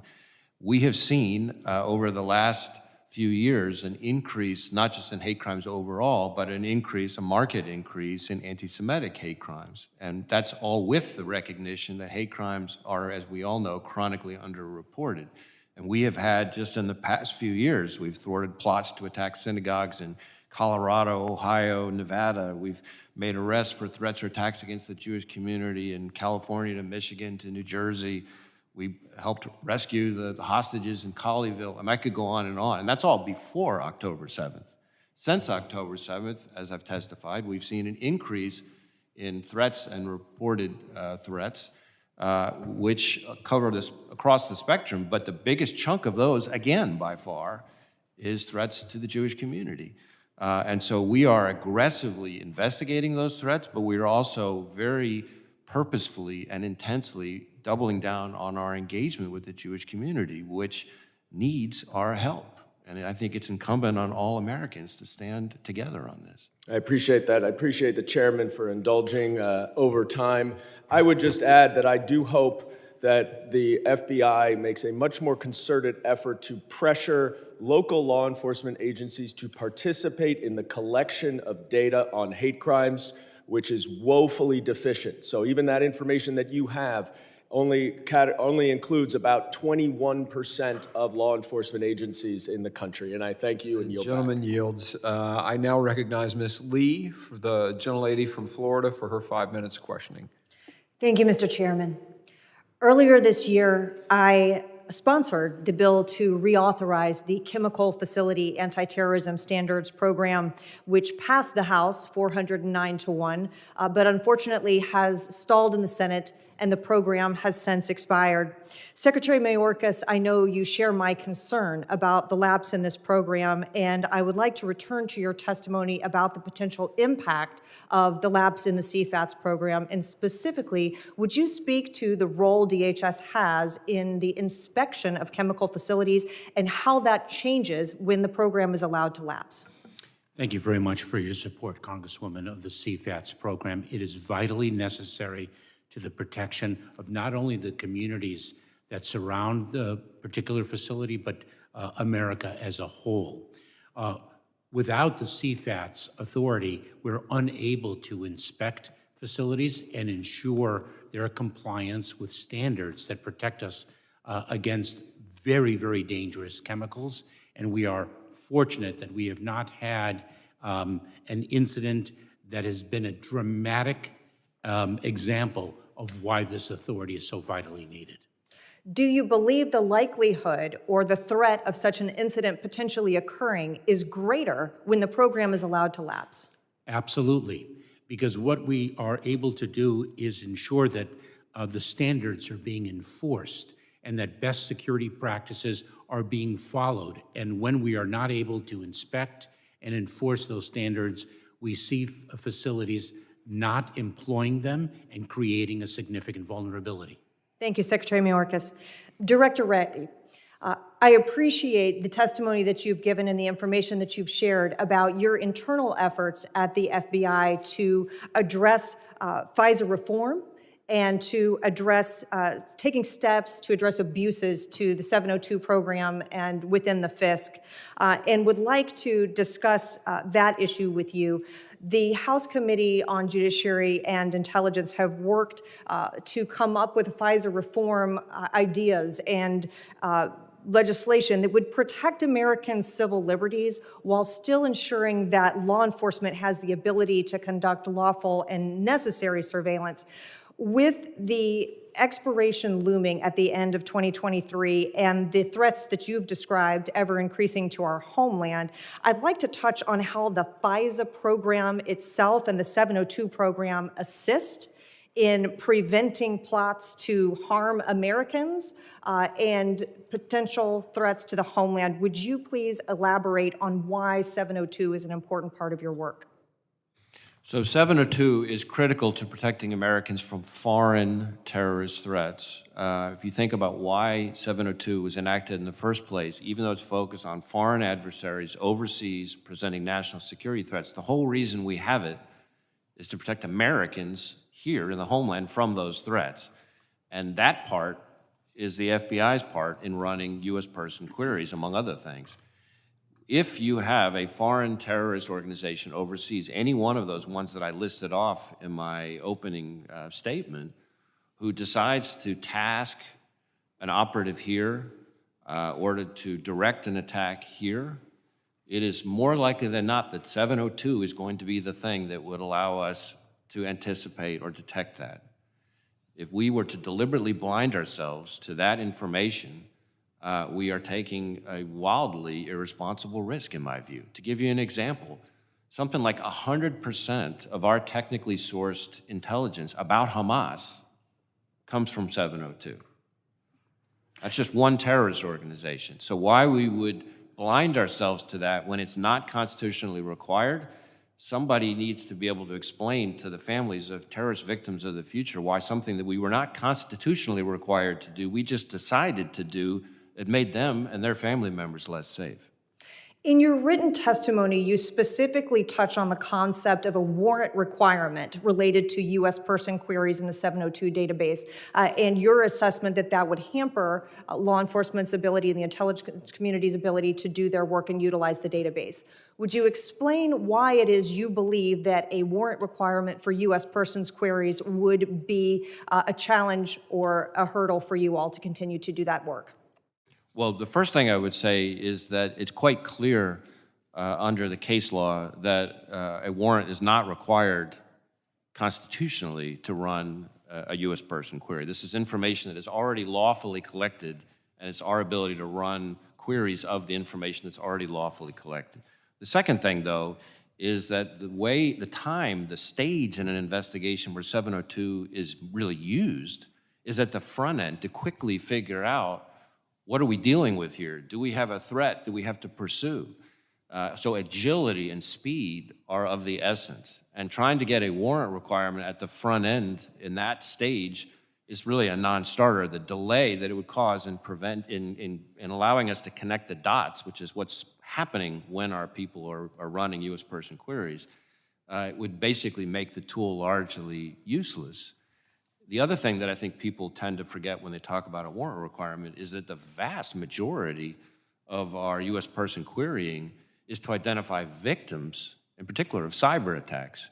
And there's no warrant that anybody would be getting to be able to run a query of a victim term. So we would be essentially putting ourselves in a position where we wouldn't be able to protect American infrastructure, from Iranian cyber attacks, Chinese cyber attacks, Russian cyber attacks, North Korean cyber attacks. So again, I think I understand the mindset. We take very seriously our role as stewards of these important authorities. That's why I'm so committed to the reforms that we have made. That's why I'm so gratified by the findings by the FISA court and other outside entities about the effectiveness of those reforms. But please, please don't throw the baby out with the bathwater. Thank you, Mr. Chairman. I yield back. Gentlelady yields. I now recognize Ms. Clark for her 5 minutes of testimony. Thank you, Mr. Chairman, and I thank you, Ranking Member. I sincerely thank our panel of witnesses for both their service and their testimony here today, and I'd like to extend that gratitude to the women and men in the federal enterprise under your leadership. Last Congress, I partnered with my colleagues in the Senate and across the aisle to enact the Cyber Incident Reporting for Critical Infrastructure Act, which will give the federal government the visibility it needs to identify malicious cyber campaigns early and better understand the tactics of our adversaries to prioritize risk reduction investments. Incident reporting is a critical tool in our ability to defend ourselves, but it is not the only place we need to invest time and resources. Competing incident reporting frameworks will undermine security, not enhance it, because it forces a disproportionate focus on compliance with various reporting regulations over security and incident response. The Cybersecurity Incident Reporting Council has acknowledged as much. Secretary Mayorkas, the Cyber Incident Reporting Council has identified duplicative federal cyber incident reporting requirements. The National Cybersecurity Strategy continues to task DHS with harmonizing the federal cyber incident reporting requirements. How willing are DHS's federal partners, including independent agencies, to do the work of harmonizing incident reporting requirements? And are you concerned that multiple inconsistent reporting requirements could frustrate the security value of incident reporting? Congresswoman, this is a very important subject in a domain that is only becoming of increasing significance to the security of our critical infrastructure and our country writ large. One, we are receiving excellent cooperation from our federal partners with respect to the Cyber Incident Reporting Council and its effort to harmonize reporting requirements.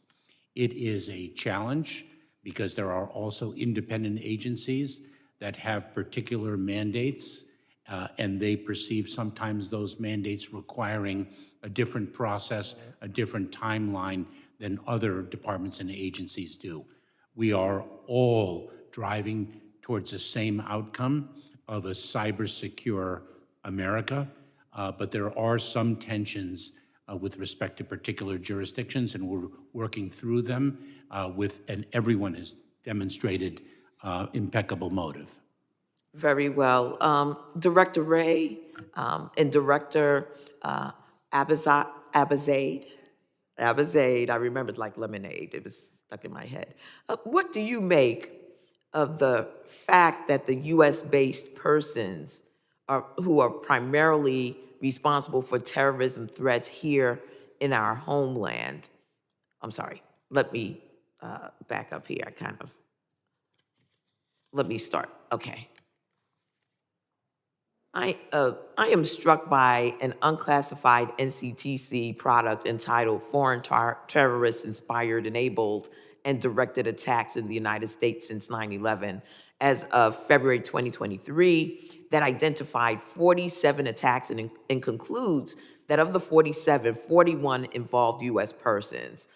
I hope that my colleagues on the other side of the aisle are paying attention and will recognize that their fixation solely on threats coming over the southwestern border is dangerous. We cannot lose sight of the threats right here at home, and it is urgent that we work to counter radicalization of U.S. persons. So again, my question is, what do you make of the fact that U.S.-based persons are primarily responsible for terrorism threats here in our homeland, and how difficult does this make it for the FBI and CTC to detect and thwart possible attacks? And are you having to shift your counterterrorism approach to accomplish this? Yeah, thank you for the question. It goes right in line with my testimony here today, which is that the heightened threat environment in the United States is being driven by individuals that are inspired to act. I think you've rightly outlined the number of foreign terrorist inspired, enabled, or directed attacks since 9/11 here on U.S. soil, and most of those have been inspired attacks. Some have been enabled, some have been, only 3, I think, have actually been directed by foreign terrorist organizations. So that history, I think, is an important sort of context for the heightened threat environment we're dealing with here today. That said, part of the reason that we've had that level of success is because of the very clear priority we've placed on screening, vetting, watch listing, terrorist identities, known and suspected terrorist databases on the classified side that really support border security efforts writ large. My time is up, Mr. Chairman. Again, as we move to Thanksgiving next week, I give thanks for you and the work that you do, and to all of those families that sacrifice on behalf of the American people. Happy Thanksgiving to all my colleagues, and I yield back. Well said, Ms. Clark. Thank you for that. The gentlelady yields. I now recognize Mr. Luttrell, the gentleman from Texas, for his 5 minutes of questions. Good afternoon. 19 terrorists in September 2001 killed 3,000 of our citizens. And then last month, Hamas fighters invaded Israel. Ms. Abizaid, do we have a number on how many Hamas fighters came into Israel? Do we have a round number on that? I don't have a number for you. Mr. Ray, you know? I don't. Almost a month passed, although we don't have a good accountability on what those numbers look like. I'm sure we can get those for you. I don't have them for you today, but it was a sizable number in to a shocking degree. So how many deaths in Israel last month, total civilian? Well, we've seen the Israeli government revise their casualty estimates down to around 1,200. Again, a shocking number of deaths. How many hostages remain? There are over 200, is my understanding. Mr. Ray, do you believe that in America or globally there's a war on fentanyl? Do I believe there's a war on fentanyl? Yeah. I think there's a whole of government effort to combat the scourge. Just the sheer number of deaths that we see daily, weekly, monthly, and yearly. I would just say sheer numbers that we're losing to fentanyl. And as a military man, I would think that loss would calculate a sheer conflict. So my question is, do you consider our challenges against the fentanyl crisis a war? Or is that too bold of a statement? No, I don't. I mean, look, I think bold language is appropriate when it comes to fentanyl. I will tell you that on the FBI end, when we are making gang arrests, we have seen over and over again violent gang arrests, more often than not now, include fentanyl seizures. That's all over the country. That's just one metric, but it shows the degree, along with, for example, the case that I mentioned in Boston in my opening statement, just shows it is a routine thing now for our people working with our partners to be making seizures of fentanyl that in one seizure would be enough to wipe out an entire state. I would add sex trafficking to the war as well, given the sheer numbers of individuals that are being held across the globe. Ms. Abizaid or Mr. Ray, how many known groups or individuals in the United States are we monitoring for terroristic activity that we need to be concerned on?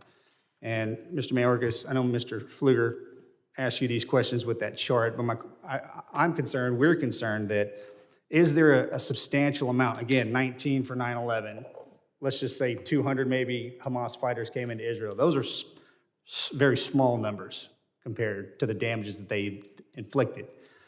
So are we actively engaged on any terroristic watch list inside the United States that provide an absolute risk or threat right now? Well, let me try to answer the question this way. We FBI have, through our 56 Joint Terrorism Task Forces, have active investigations that relate to Hamas, that relate to Al-Qaeda. You said that very eloquently earlier, sir. I hate to cut you off. Okay. You don't have to repeat yourself. My concern is I want to know, can I go home and tell my people in Texas that We are in a safe place. There's no viable risk that we need to be concerned about right now, giving just the numbers that have come across the border. Mr. Mayorkas, these numbers, you get hit in the face with this every day. So I'm sure you know them well, but in 18, we had 6 known registers, then it goes down to 3, 22, went up to 98. This year it's 172, and already in 24 fiscal year, we're at 13. So again, this is a worldwide threat to the homeland. My concern is, are we missing something? Where is our blind side? Is there one, and are we addressing it? Either one of you. So as an intelligence professional, we're always concerned about the gaps that we have, about the global terrorism environment. For my part, we're very focused on foreign terrorist organizations overseas, what we can learn about their plans and intentions, and the degree to which they have tried to seed operatives here in the United States. Are you seeing them seeding those or sowing those threads here in the United States? We do not have credible or corroborated indications that they are trying to seed operatives into the United States for terrorist purposes through the southwest border or other borders. That doesn't mean we're complacent, and it is a risk that we monitor and we evaluate every day. Okay. Mr. Mayor, you mentioned in your opening statement, and I mimic Ms. Lee's statement about 4470 passed the House. It passed out of the committee through the House. It's sitting in the Senate for CFATs. In your opening statement, you mentioned Shepherd, Texas. Do you know where Shepherd, Texas is?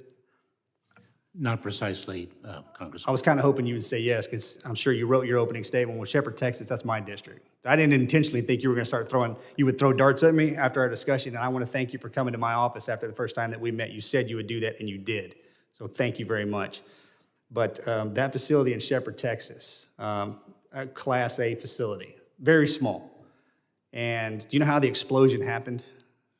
Not precisely, Congressman. I'm aware of the fact of the explosion and how it underscores the criticality of the CFATS program. It does, and it's a human error is how that inevitably the explosion happened. But I don't know if you're aware of this now, but that facility is not under the CFATS regulation. And I just wanted to bring that to your attention since I thought you were talking directly to me when you said that. So I wanted to make sure that you were aware that that particular facility does not, even though we support CFATS, that one does not live in that space. But thank you. And again, thank you for coming to my office like you said you would do. Thank you, Congressman. Gentleman yields, and I think Ms. Titus has asked to defer to Mr. Strong and then come back to her, so we will grant that request. The gentleman from Alabama, Mr. Strong, is recognized for his 5 minutes testimony. Thank you, Mr. Chairman. Secretary Mayorkas, I want to follow up on Representative Pfluger's question. In August, CNN reported that a human smuggling ring containing at least one individual with known ties to ISIS was responsible for bringing a number of Uzbek, which is Uzbekistan, migrants to the border who were subsequently released into the country. And I do have that document, Mr. Chairman. I'd like to add that to the record. Unanimous consent to add this. Thank you. After learning of the ISIS connection, the Biden administration has been scrambling to determine the whereabouts of these Uzbek individuals. Secretary Mayorkas, has the Biden administration determined the whereabouts of all of these individuals? Have they all been detained? Have they all been vetted? Congressman, we vet and screen individuals whom we encounter at the southwest border, number one. Number two, individuals who pose a threat to the safety of the American people, who pose a public safety or national security threat, and whose release would advance that threat are in fact detained. They are in immigration enforcement proceedings, and they will be removed if in fact they don't have a basis to remain in the United States. Have they been detained? There are those who have been detained because, in fact, we cannot be assured of the safety of the public. And I would be pleased to provide you with greater details in a different setting. Thank you, Mr. Secretary. As you know, the non-intrusive inspection system program is critical for detecting illegal drugs such as fentanyl and other illicit contraband hidden inside cars, trucks, and cargo entering the U.S. Legally through ports of entry. Secretary Mayorkas, you have stated in recent testimony before the Senate Homeland Security and Government Affairs Committee that DHS has surged resources to our ports of entry as it relates to NII systems. However, DHS own numbers tell us that with the NII system, only approximately 2% of passenger vehicles and 17% of cargo vehicles are even inspected for the detection of fentanyl and other contraband. Do you really consider that a surge of resources? Oh, Congressman, we have surged not only the deployment of technology, the non-intrusive inspection technology known by its acronym NII, but we have also surged forward operating labs to be able to analyze controlled substances that are interdicted. And if, in fact, we identify them as fentanyl, then we take the appropriate prosecutorial action specific to the attempted importation of this incredibly fatal Thank you, Mr. Secretary. I opioid. reclaim the time. Thank you. Director Ray, I appreciate your candor when you testified last year that the border represents significant concerns to the FBI. Since then, the number of illegal border crossings, gotaways, and those on the terrorist watch list attempting to cross into the U.S. has continued to balloon. Would it be safe to say that the situation at our border is still of significant concern? Well, certainly the concerns that I articulated last year remain very much top of mind for us. Thank you. Director Ray, I know that it is not your border policies that have gotten us here, but I would be remiss not to mention the strain that the open border puts on your workforce and their ability to carry out the FBI's primary mission. But that is not what I want to talk to you about today. In your testimony, you mentioned the threat posed by criminal syndicates and nation states as it relates to cyber. Specifically, you spoke to the threat posed by the Chinese Communist Party in this arena. I was glad you briefly mentioned earlier the impact of advanced training in cyber. Can you speak to the capabilities of the FBI Redstone in Huntsville, Alabama, and specifically the role that Huntsville plays in combating the unique and evolving cyber threats posed by our adversaries? Well, thank you, Congressman. I am incredibly excited about everything that's going on in Huntsville, including, in particular, we view that as where we're going to have be the center of gravity for our advanced training, especially high tech, especially cyber, especially innovation. We've been down there numerous times to check on the expansion, and we're now up to, I think, about 1,900 employees down there. 19 different headquarters divisions have people there, so it's a hub of activity, and especially on the cyber side, I think it's going to be a very important part of the FBI's future. Like I say, I appreciate that information. We're very proud of how it has worked there at Redstone. Mr. Chairman, I yield back. Gentleman yields back, and the chair now recognizes Ms. Titus for her 5 minutes of questioning. Thank you, Mr. Chairman, and thank you to the witnesses, especially Secretary Mayorkas, for being here today. As I'm sure you know, it's exactly 1 year ago today that we sat in this hearing with these exact same witnesses, the exact same issues, the exact same questions, and here we are, and this committee's done very little other than talk about the border. I want to thank you first, Mr. Secretary, for working with me on the Sears decision. You know, this week is the week of the big race in Las Vegas, and we worked at my office with your office very hard to get the security level raised to a level 2, and that's been done, and we appreciate that kind of cooperation. Also, I've introduced a bill to codify that program. It's called the Special Events Program and Support Act. It's bipartisan, and so I hope we can continue to work together on that, because I think that will be a good next step. You know, we listened to the story of the threats and who's threatening us and how they're threatening us and where they are and where they came from. You know, right now we're talking about what's happening in the Middle East and how it has been translated to threats or violence in this country. Before, it was talking about it in the wake of the Supreme Court decision on abortion issue. So it seems like the methods are the same, but the motives change by just whatever is politically on the agenda. And it must be like playing whack-a-mole, how you deal with the threats. Would you tell us kind of what you have in place to adapt or adjust to what the current news is that's bringing out perhaps a new group of these kind of homegrown terrorists? Congresswoman, is that a question directed? Yes, to or me? Mr. Ray, either one. I would say that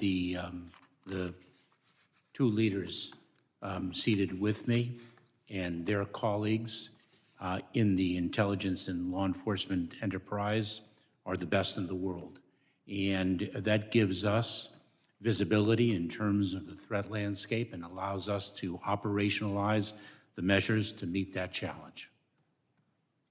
I would say that we rely heavily on partnerships, state, local, not just with the federal agencies here, but in particular with state, local law enforcement, with the community, with the private sector, in order to be able to try to anticipate where the threat's going, so that we go to where the threat's going to be and not waiting to always be in a reactive posture. Our goal is to be ahead of the threat, and partnerships are the critical ingredient in that. Again, not just within the federal government, but with all those other very important stakeholders. I know we have a fusion center in Las Vegas where you have a strong presence as these agencies, but also the private sector. Nobody has more security than gaming does, that eye in the sky, so I think they are valuable partners. Excuse me. Yeah, I would just add to what my colleague said that, we have a workforce combined across our different agencies that is just full of tenacity. And their job is to not sleep on threats. Their job is to understand, be curious, and evaluate every single report that comes in and take it seriously and understand whether it reflects a real and credible threat and whether it reflects a changing trend in the kind of dynamic that we're facing here in the country and globally. And so we're really proud of that tenacious workforce. Congresswoman, if I can just add, because Director Ray used a term that is incredibly important, that it's the term of partnership, because he indeed is correct. It's not just across the federal enterprise, but with our state, local, tribal, territorial, campus law enforcement, with the private sector, and also, very importantly, with our international partners. It really does require a community of action. Thank you. I would ask you, Director Ray, about something you kind of expanded on in this report or your statement today from a year ago, and that's international organized crime, the retail crime that we see, organized retail crime. We're going to see more pictures of that as we go into the holiday season, the smash and grab, the shoplifting that then the money is turned into human trafficking or drugs or guns or whatever. Can you tell us a little bit about how that's a priority for you? Well, we are in a number of states supporting our state and local law enforcement partners who are really the first line of defense on that. But to the extent that there are national connections, national networks, to the extent that the crime that you're describing contributes to some broader organized criminal activity, then we're actively engaged. And in some states, for example, we have dedicated task forces that are focused just on that issue. It is something that is heavily concentrated in a few geographies in particular, but it's starting to become a more national trend. It's not just big box stores anymore, it's small stores. I was in a drugstore and somebody came in, just raked off the eyelashes into a backpack and walked out with them. Now, eyelashes aren't power tools, but it's a problem at all levels. So appreciate you kind of keep an eye on that. Thank you, I yield back. The gentlelady, having yielded back, the chair now recognizes the gentleman from Oklahoma, Mr. Rakeen, for 5 minutes. Thank you very much, Mr. Chairman. Our decaying national security is on full display. We know the southern border is open. I think colleagues across the aisle know the southern border is open. Illegal aliens definitely know the southern border is open. The policies are what is causing millions to come to the border. Under the Trump administration, we saw a 45-year low of illegal aliens coming to the border in 2019. Things have completely reversed. We are seeing the highest numbers in our nation's history.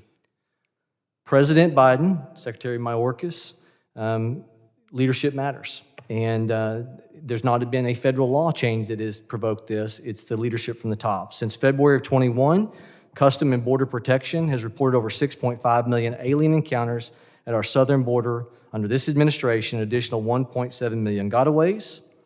That is 8.2 million total since this administration took office, and that is 3 times the population of Oklahoma. That means in 3 years, almost every year, the population of Oklahoma is coming illegally across our southern border.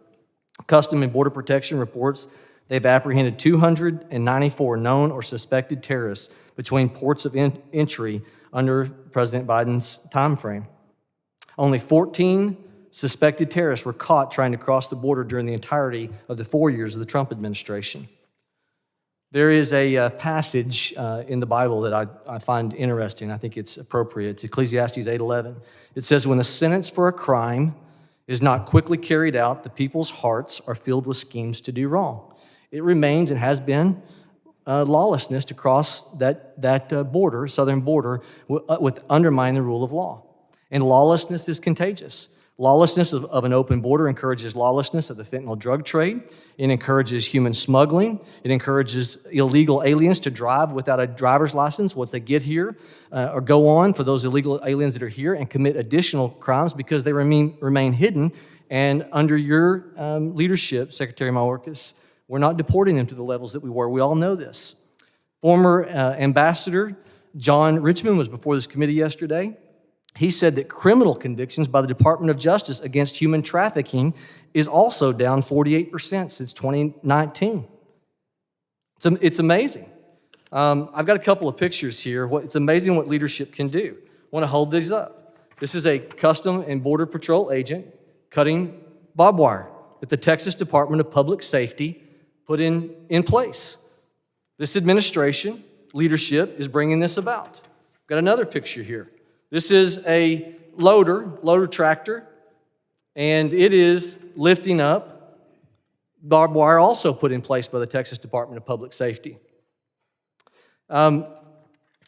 Those images are pointing to the fact that a secure border is lacking, and the Border Patrol agents, following the leadership, the culture of leadership, are doing what they can to undermine the rule of law.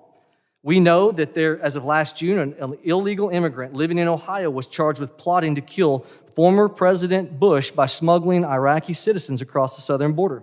He applied for asylum the year prior in March of 2021, an assassination plot against a former president of the United States that has ties to what's happening at the southern border. Director Wray, you testified in your opening statement that protecting the American people from terrorism remains the FBI's #1 priority. You also said this morning to our chairman, and I'm quoting you, greater fidelity regarding who comes into the country makes us safer. Director Wray, I understand you're walking a fine line. I understand that you serve this president, and I know that your position is something that you think about in what you say. There's a statement in our culture that says blood on our hands.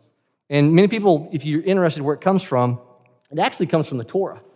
And I thought it was interesting, Secretary Mayorkas, you started this morning talking about what's happened in Israel in the last 60 days.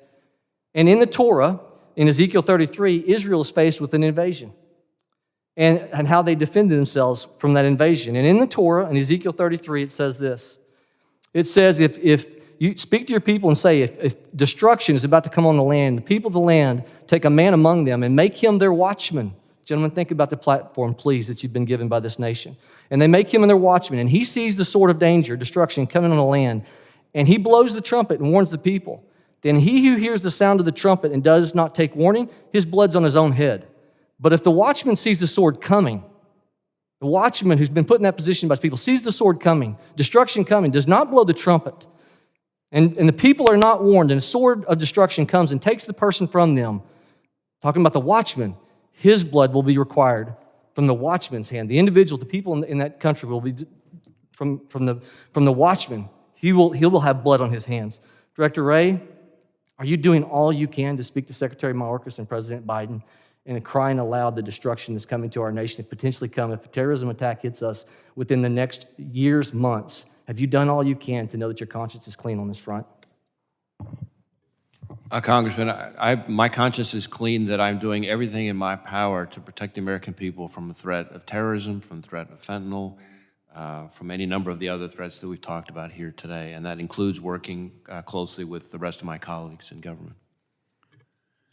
Mr. Chair. Yeah, in my discretion, I'll let Mr. Mayorkas respond. I'll take just a minute, and I appreciate your exercise of discretion. I believe the congressman said that in 2019, there was a decades-long low in the number of encounters at our southwest border. That's a remarkably stunning misstatement of facts, since in 2019, it was almost 100% increase in the number of encounters over just the year prior. But I won't correct all of the misstatements. The misstatements with respect to the concertina wire and the like, I just want to address one. Because I am accused of all sorts of things in these hearings, and I can take it. What I will not accept, I can take it, I just return to my work and I do the work of the Department of Homeland Security, incredibly proud to support the 260,000 men and women of that department. But to say that the Border Patrol agents who risk their lives every single day to protect our country undermine the rule of law is beyond the pale. And I just want to make that clear. Well, I think since you've impugned the member, I need to allow him to respond to that. I didn't understand him. I heard him to be indicting leadership, but Mr. Burkeen, you're recognized for. Thank you, Mr. Chairman. This is a result of leadership. It's a result of a culture that says one thing and does something else at the southern border. It's lawlessness. And you take a company, you take a government entity, you take anything, leadership matters. And so this is lawlessness. And somebody has to take responsibility for it. And in regards to 2019, one of the months, you saw one of the lowest numbers in 45 years of recorded illegal immigration in 2019. One of those months, that information, I would stand by that. Gentleman yields back, and the chair now recognizes the gentleman from Arizona, Mr. Crane, for his 5 minutes. Thank you, Mr. Chairman. I want to start with Director Ray. Have the border security policy changes made under this administration, sir, made it more difficult for the FBI to keep Americans safe? Well, I don't know that I could cite it to specific policies. What I would say is that certainly the threats that we are contending with that emanate from the other side of the border, whether it's fentanyl trafficking, whether it's the increase in the number of KSTs that we've seen over the last 5 years, all those are things that make the work that the FBI has on our side of the border to try to get ahead of those threats more challenging. So you don't acknowledge that the increase in traffic that we're seeing, the increase in individuals on the terror watch list have anything to do with some of the policy changes of this administration? Well, I didn't say that. I think what I was saying is when it comes to border security and questions of how that's supposed to be done, I defer to DHS on that. What I would say is the threats that we're contending with, which come from the other side of the border, are certainly extremely challenging over the last several years. Thank you, sir. In your professional opinion, what's causing the increase of encounters of individuals on the terror watch list and the traffic at our southern border? You know, I'm not sure that I have a professional opinion about immigration. We try to stay in our lane and focus on the issues that we're contending with. Well, I know you do, actually, sir, I know you're a really smart guy. I know you do have an opinion. If you're not willing to share it in this setting, that's okay. But I know you've studied criminology, you've studied deterrence. I mean, you are the head of the FBI. We all recognize that. But I understand, sir, you're in a tough situation here today. On that note, though, Director Ray, is it fair to say that the now President of the United States, while he was campaigning to become president back in June 27, 2019, said this in multiple statements like it on the campaign trail? He said, "And those who come seeking asylum, we should immediately have the capacity to absorb them, keep them safe until they can be heard." On September 12th, sir, 2019, we're a nation who says if you want to flee and you're fleeing oppression, you should come. Did you hear any of those comments by then candidate Joe Biden? I'm not sure I can quote people's campaign statements. Do you think that has anything to do with the dangerous situation that we now see at our border and now within the United States of America? Again, I'm not sure that I'm really the one who can speak to immigration dynamics. I think you could speak to it, sir. I just don't think you want to. Sir, about how many American citizens have been arrested for entering the Capitol on January 6th? If you can just give me an estimate, that'd be great. Well, I don't know how many were tied to that specific piece of it. I know that we've had upwards of 700 cases brought related to January 6th in one way or another.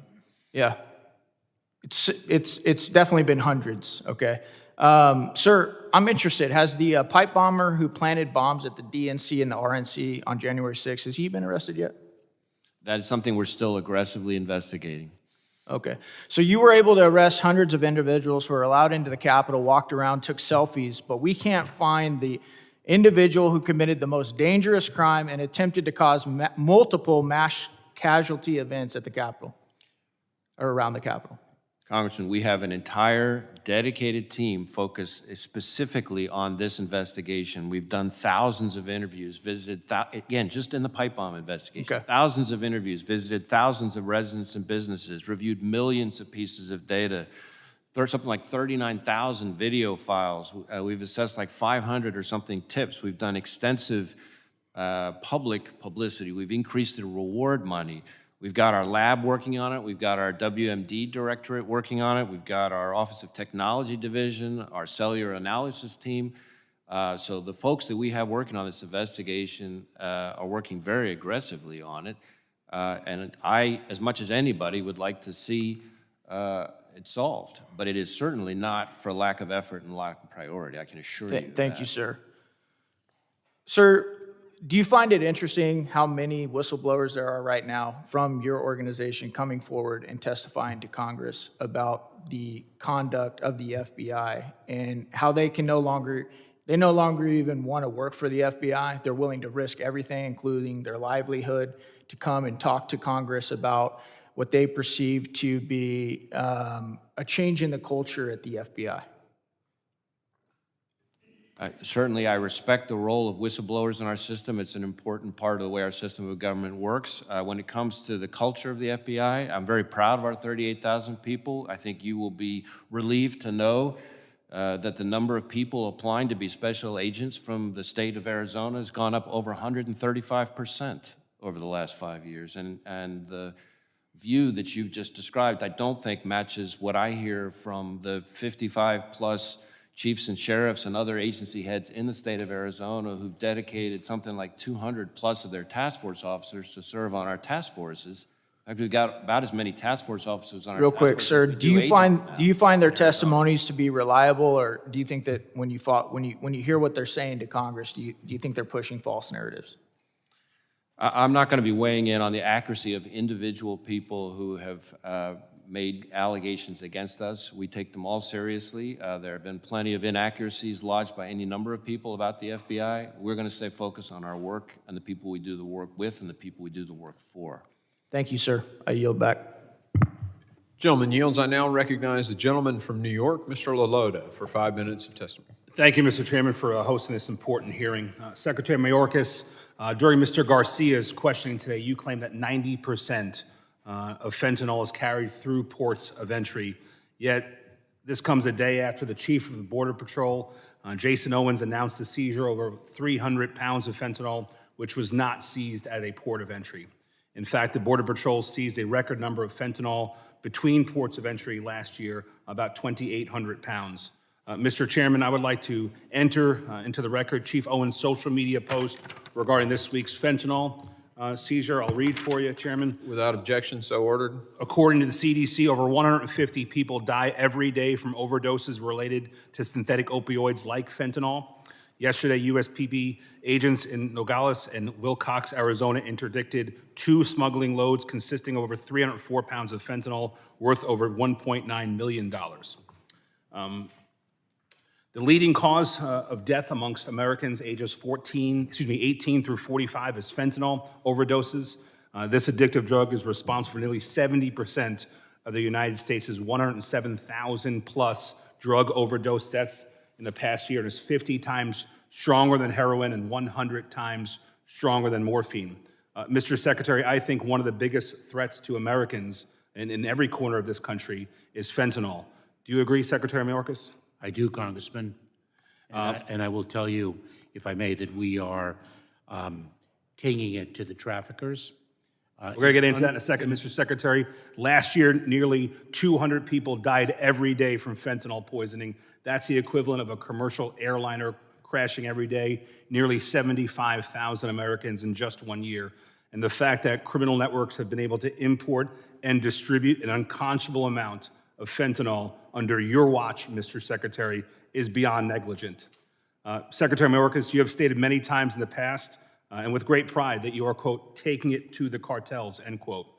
With 75,000 Americans dead in just 1 year and cartels raking in billions of dollars and armed to the teeth with military-like weaponry, and with enough fentanyl coming across our border to kill nearly every human on the planet, would you classify this as successfully, quote, taking it to the cartels, end quote? Congressman, we have not overcome the scourge of fentanyl, and let me say this, we are taking it to an unprecedented degree to the traffickers. One death from this extraordinarily toxic and fatal opioid. Are you pleased with your results, Mr. Secretary? If I may, is one death. Mr. Secretary, the question was about you taking it to the cartels. Are you pleased with your performance with respect to taking it to the cartels? I am incredibly proud of the work that the men and women of the Department of Homeland Okay, Security. I appreciate that, Mr. Secretary. Reclaiming my time, sir. You've stated in past hearings that you've interdicted more fentanyl than ever before. But the very people who work for you say that you're only interdicting anywhere from between 5 and 10% at our ports of entry. Who's right, Mr. Secretary? Do you realize, Congressman, that there were over 57,000 deaths, overdose deaths from fentanyl in the year 2020? I appreciate the question. I'm going to ask you a question, though. Who's right? You or the folks who work for you? They're saying that you're massively understating the fentanyl that's being seized between ports of entry and that gets past our border between ports of entry and what you're saying. Are you right, sir, or are they? No, you're actually mistaken with respect to your characterization of the statements, Congressman. I'd be very happy to clarify for you if you'd give me the opportunity. The fact that we are interdicting an unprecedented amount of fentanyl does not mean that the scourge of fentanyl is diminished. We are seeing an increase. I'm going to reclaim my time, Mr. Secretary. With respect to the fentanyl that's coming across our border, not at ports of entry, how much fentanyl is coming across our border between ports of entry? I'd be very happy to provide you with data with respect to the different means by which fentanyl enters our country. By air, we have an interdiction facility. I'm familiar with the process, Mr. Secretary, but specifically, with respect to known gotaways, how much are they trafficking into our country? Congressman, I would be very, very pleased to provide you with whatever data you inquire about. We certainly are providing this committee with a tremendous amount of data with respect to all of the mission sets that we perform. I wish next time you would come with some more specific information, Mr. Secretary. But, Mr. Chairman, with the remaining time I have, I want to shift gears and talk just for a moment about anti-Semitism on college campuses. New York State, my home state, is home to more than 2.2 million Jewish Americans, the largest population of Jewish Americans in the entire country. And according to the American Jewish Population Project at Brandeis University, over 21% of Jewish Americans live in New York State. Unfortunately, since the terrorist attacks in Israel on October 7th, many Jewish students, some of whom are my constituents, don't feel safe merely going to class due to the rise of anti-Semitism on college campuses. And as we're all well aware, a 21-year-old student at Cornell University, located in Ithaca, New York State, was arrested just 2 weeks ago for threatening to, quote, shoot up, end quote, a Jewish students in a predominantly kosher dining hall on that college campus. Thankfully, the federal law enforcement intercepted threats posted online and arrested him before it was too late. Director Wray, I'll ask you some questions in another setting, sir. Thanks very much for your time. You can always submit those in writing and ask Director Wray to send them to you. The gentleman yields. I now recognize Ms. Kamick, who has waved on to the committee for 5 minutes of questioning. Thank you, Mr. Chairman, and it's great to be back at Homeland. Secretary Mayorkas, good to see you once again. Director Wray, good to see you, ma'am. Thank you for appearing before the committee today. I'll jump right into it, Director Wray. Recently, I have been apprised of information that is concerning regarding individuals that are encountered at the border who, during the process of interviewing in the field, specifically using an I-213 form, the match for their ID comes back as inconclusive. That information is then subsequently redacted and listed as derogatory. When members of this committee, as well as other committees, have attempted to get access to this information, it has been denied. Why is this information in these field interviews with these individuals who have then subsequently been found to be suspected on the suspected terror watch list? Why is that information derogatory, and why has the FBI neglected to share that information with Congress? Congressman, I'm not familiar with the particular redactions in question, so I'm happy to have my staff follow up with you and figure out why there's a disconnect.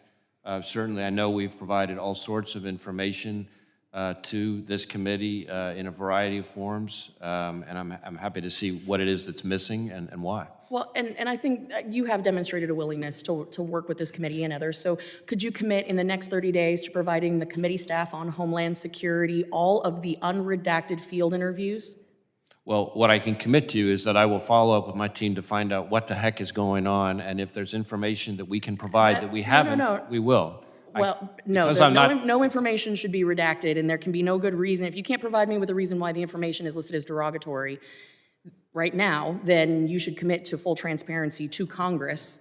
And that can be in a SCIF, that's fine, in a classified setting, but this committee staff should have full access to the field interviews, especially as it pertains to individuals that have been apprehended or encountered at the southwest border with ties to terrorist groups. Yes or no? I'm not trying to be obtuse, I promise. Since I'm not familiar with the specific redactions, I would ask to be able to go back with my team and find out why it's redacted, and if there's a reason for it that is valid, we will discuss that with you, and if there's not a reason, we will provide you the Director Ray, within 30 days, if you can provide this committee in writing a rationale as to why that information is redacted and what classifies it as derogatory, that would be incredibly helpful. We'd be happy to get back to you within 30 days. And I'm going to follow up because I want to be sensitive to the time here. Can you confirm, I know my colleague, August Pfluger from Texas, had followed up with Secretary Mayorkas on the issue of Uzbek nationals and their ties to the confirmed ISIS smuggling ring. Can you confirm that you are currently actively investigating the Uzbek nationals that were connected to this ISIS smuggling ring? Yes or no? Yes, ma'am. We have very focused on this particular threat stream. We have a number of active ongoing investigations related to it. I will say that we have so far not identified any intelligence that the individuals came to conduct terrorist attacks, but that's not the same thing as suggesting that we don't take it extremely seriously and that we're not working it very aggressively. We have lots and lots of agents working on this. But they did come through a connected terrorist network. The network that is in question has some ties to ISIS, which is part of why we were concerned. That's why we're taking it so seriously. So what I want to be clear about is not in any way to have my answers suggest to you that we're not taking this extremely seriously and that we're not working it very aggressively. I'm just also trying to avoid undue alarm about what we found so far. So far is a key set of words there, so far. Okay, I'm going to have follow-up questions for the record with you, Director A. And Secretary Mayorkas, I don't want you to feel left out at all. So I want to touch really quickly on the Homeland Intelligence Experts Group that raises some really questionable concerns about the department's impartiality and objectivity. So isn't it true that on September 19, 2013, the department announced the establishment of the Homeland Intelligence Expert Group to provide advice and perspectives on intelligence and national security efforts to the Office of Intelligence and Analysis, INA, and the department's Office of Counterterrorism and their coordinator, yes or no? We recently announced the group. Yes, I'm not sure perfect. So isn't it true that the composition of this so-called experts group includes former top-level intelligence officers James Clapper, Brennan, and Paul Colby? I believe so, yes. Okay, so are you aware that Clapper, Brennan, and Colby all signed a now discredited public statement on October 19th, 2020 that incorrectly implied the New York Post reporting about Hunter Biden's laptop and influence peddling that was supposedly the product of Russian disinformation? Congresswoman, these are distinguished members, former members of the intelligence. But this is a simple yes or no. Did they or did they not sign the letter? I don't know the answer to that question, but I do. They did. Are you aware that on October 19th, 2020, the statement used by various media organizations and social media businesses to downplay and censor the Post reporting before the 2020 presidential election? I'm sorry, with the indulgence of additional time, Mr. Chairman, could you ask that question just at a bit of a slower pace?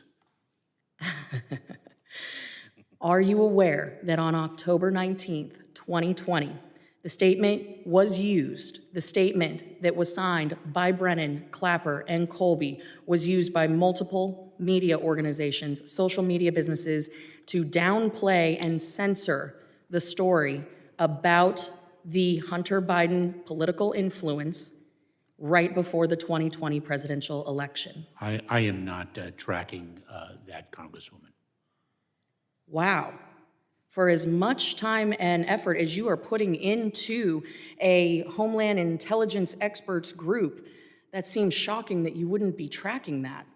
Are you aware that another member of this newly created group, then Associate Deputy Attorney General for the Department of Justice, Tashina Gauhar, I'm sorry, I'm messing up her name here, was extensively involved in the FBI's probe into baseless allegations against President Trump's campaign colluding with Russia? Congresswoman, let me share with you what I can tell you with confidence is that the individuals who were selected to the experts group are very distinguished and reputable members, former members of the intelligence community, and we're incredibly proud to avail ourselves of their expertise and judgment. And have since been discredited. Time has Thank you, I yield back. expired.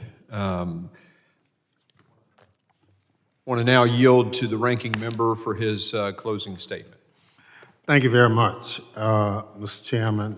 We've had quite a lengthy hearing about threats to the homeland. I thank our witnesses for their indulgence and patience, and it's appreciated. A couple of things I wanted to add before I do my closing comments. You know, our asylum laws are the laws of the land. As I said in my opening statement, if you don't like them, you're in the right forum to change them. But you can't criticize people who are following the law just because you don't like it. I guess you can, but it doesn't make a lot of sense. I chaired the January 6th committee. I saw a lot of things that went on in this country is clearly not who we are as Americans. I thank the FBI for doing one heck of a job in trying to identify those individuals who attacked this great institution of ours and let the courts determine innocence or guilt. Mr. Ray, I thank you for that. Apart from that, as I said in the start of the hearing, we face serious threats to the homeland from many fronts. A war in the Middle East that may inspire attacks here in the U.S., foreign and domestic terrorism, and cyber attacks, rising anti-Semitism and Islamophobia, and related violence also. Threats to our democratic institutions, our values, as well as our way of life. Serious threats demand action from serious people, not politically motivated attacks, not inflammatory language that divides us rather than unite us, not grandstanding.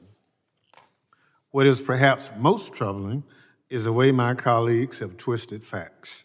Success in interdicting dangerous drugs is suddenly a failure. Success in removing people who should not be in the country is suddenly an impeachable offense. Mr. Chairman, it's upside down. Democrats remain committed to working with the Department of Homeland Security, the FBI, and the National Counterterrorism Center to address all these threats. Democrats are also ready to back up that commitment by supporting the personnel and resources necessary to carry out this critical mission. As I said, a lot of us talk tough, but when it comes time to putting the resources behind the talk, many of my colleagues don't do it. But then we criticize the men and women who are tasked with the responsibility of carrying forth the direction of keeping us safe. So I hope after we close the hearing, the President has submitted a supplemental budget that will address a lot of the issues that have been discussed and expressed from a concern standpoint. I look forward to the new speaker calling it up at some point for us to discuss it. But if we don't provide the resources, if you say you are concerned about the threat environment, Israel, Ukraine, other parts of the world, we have to support it. We have yet to get agreement on making that happen. We have to continue to be the world leader. And in order to do that, we have to take responsible action. So this committee has always historically been bipartisan, one of the more bipartisan committees in Congress. I look forward to trying to get us back to that bipartisanship. We can disagree, but the manner in which we disagree, in my humble opinion, is not who we are as Americans, not who we've demonstrated on this committee since its inception. So that's what the dedicated public servants also, who work to keep us safe, do every day. So again, let me thank the three individuals here, but all the men and women actually who are positioned all around the world who keep us safe. Thank you so much. On my side, if resources is what you need to get the job done, I commit to support the resources for the men and women to do the job. And I yield back. The gentleman yields, and I wanted to thank the witnesses for being here. A lot of work goes into preparing for these, I know, and a lot of work goes into doing the jobs that you do. I also want to thank our staff that helps put on these committee hearings. Again, a lot of work, and I know the members pour themselves into preparing for this, so thank the members as well. Director Ray, I want to thank you today for your honest admission that the risk is increased secondary to this war, and you also said in questioning by me, or from me, that this known got away group is a big, huge question mark, that there are no guarantees, and so thus there's an increased risk from that. You know, the question is, how did we get to those known and unknown gotaways so large, well over 300%? I mean, you can add up the last two presidencies in this just 3 years. It exceeds the last 12 years. Well, as I said earlier, I think policies were working. They were removed. People tested the system. They realized you could get in and just be released. They called home, and millions came. This migration crisis is a self-inflicted crisis, one we created by the change of our policies, and it's put Americans at increased risk, as you've acknowledged. And I think I used in my opening statement the analogy of the college bar that stops carding. That bar will be overwhelmed. I think we all get that. And that's what's happened at our southern border. With mass waves of cartels, with this mass wave of people, the cartels have seized the opportunity to overwhelm Customs and Border Patrol and bypass them and get the fentanyl into the United States. How else could we explain the fact that fentanyl was $95 a hit on the street when this Secretary Mayorkas came into office, and it's now $25, $26 a hit in Tennessee? It's simple supply-demand. These catch and release policies that Mr. Mayorkas, I think has implemented is the cause of the problem. And, you have to ask yourself, why wouldn't, with the way these catch and release policies are working now, and that's really what happens. You can look at the CBP-1 app, they're only getting rid of, 98% of the people who do that get to come into the country. So if you get to come into the country, why wouldn't you just turn yourself into Customs and Border Patrol?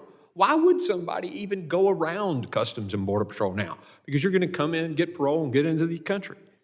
Well, it's because they don't want to be caught. And that scares us even more, considering that it's 2 million people. I also want to thank you, Mr. Ray. You admitted that your department is looking for people right now on the known terrorist watch list. I think your question you answered to Mr. Pfluger. And Mr. Mayorkas kind of didn't really answer the question on whether or not they if they identified somebody, 100% of the time they kept them. There was some discussion about a system that was implemented to determine or the person was a risk.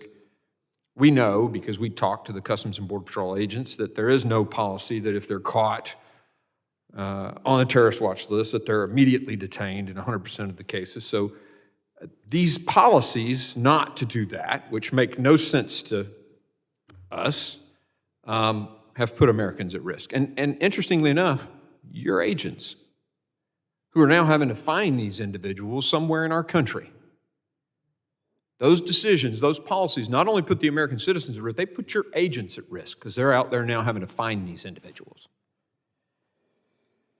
The truth is, the current policy in the Department of Homeland Security does not require immediate detention of these people, and that is wrong. I asked Director Wray if the policies of his colleagues are making it worse for the FBI. That was one of my questions. And you kind of, I get it, professionalism, you walked around that question. But I think it's clear to every American that these policies at our southern border that are willful decisions, those changed policies, have increased the risk of not only the Americans in this country, but also the law enforcement all over this country, to include the FBI. Now, I want to take issue with several of the comments that my colleagues on the minority side have said, some of their accusations today. The ranking member said that Republicans were AWOL. Now, I'm a military guy. That term means something to me. AWOL is an acronym that stands for absent without leave, meaning you don't show up to your place of duty. In my recollection, in all of our committee hearings, the only time someone didn't show up to a hearing was when the Democrats refused to show up at a border hearing. When we had a hearing on the border, all the Republicans were there, not a single Democrat showed up. So as far as I'm concerned, there's never been a time when Republicans have been AWOL, but there certainly was a time when the Democrats were AWOL. The ranking member also said that a lot of the discussion we've had is a difference in policies and things like that. I have to tell you, I agree on some of that. But it's pretty clear that Americans are at risk by decisions that have been made, and there's nothing wrong with us investigating that and pointing it out to the American people and trying to find the cause, and if those decisions have put Americans at risk, holding people accountable. Today, the ranking member, very interestingly, didn't mention Hamas in his opening statement, didn't mention Hezbollah, he didn't mention the cartels, he didn't mention the CCP. The only thing he seemed to want to talk about was the MAGA Republicans and President Trump. I find that interesting, and I'd like to point that out for the record, that in our world threats hearing, the ranking member didn't talk about any of that. The ranking member suggested that we have a member in our party that wants to defund the FBI. We're not defunding the FBI. But I'll tell you, some of their members want to defund ICE. Have said it many times on the record, more than just one. We had one member of our side that said to defund many of them have wanted to defund ICE. And they've talked about defunding law enforcement all across this country for years. So I was a little offended by the fact that he brought that up, but I wanted to set the record straight on that one. The ranking member also suggested that we are criticizing the men and women of your departments. And I would never do that. I worked for a lot of great military leaders in the day, my time in the Army, and but occasionally we had a guy that, a leader that was not effective. And I'd never be critical of that unit's soldiers, always the leader. Our criticism's not the men and women of DHS, Mr. Secretary. Our criticisms are your policies that you've implemented that changed everything when you came into office and changed the flood of migration and changed the fentanyl flow into this country. And tragically now with a war in the Middle East and heightened risk to the United States because we're supporting their other great enemy, Israel, at much greater risk. I also want to correct this notion because it keeps coming up that 90% of the fentanyl's being caught. Well, That's not true. 90% of what comes across the border that is caught at the crossing sites. That's an accurate statement. But to say that you're catching 90% of the fentanyl, you don't know the denominator, you can't figure the percentage. I wish people would be intellectually accurate when they make statements, but they just seem to cling to things that aren't true. There's also this accusation that just because people want border security that we're somehow racist. We heard that again today. And you would think that that would just get tired and be thrown out. The people coming across the southern border, when I was there was a huge group of Russians. They're whiter than I am. This notion that you're somehow racist because you want border security it's really insane. I can assure you this, the people who are all over this nation right now yelling from the river to the sea, the destruction of Israel, I'll eat that Red Bull can if there's a Republican in that group. I also want to thank you, Ms. Abizaid. You brought up the homegrown and the lone wolves and all this stuff, and you gave some really compelling testimony. I'm from Tennessee, and what happened in Chattanooga several years ago at that recruiting station is just an example of what you're talking about. Keep saying that over and over again. America needs to know about this. They are actively trying to flip people in our country and to convince them to hurt Americans. And that incident in Chattanooga, we in Tennessee will never forget it. And I thank you for bringing that point home. Now, Mr. Mayorkas has said that we need to add dollars. Well, the truth of the matter is there was no budget change between the last administration and this administration, but you can look at the graph. It's like this and then like this.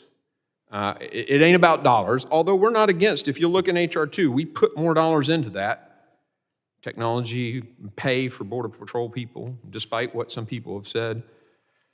You also mentioned, Mr. Mayorkas, immigration laws. And yes, they're broken. They need to get fixed. But the truth of the matter is that the Immigration and Nationality Act's being subverted right now. You're not even, courts have ordered you to do it a different way than you're doing it. So I'm not even sure if we did change the immigration laws, you'd even abide by them.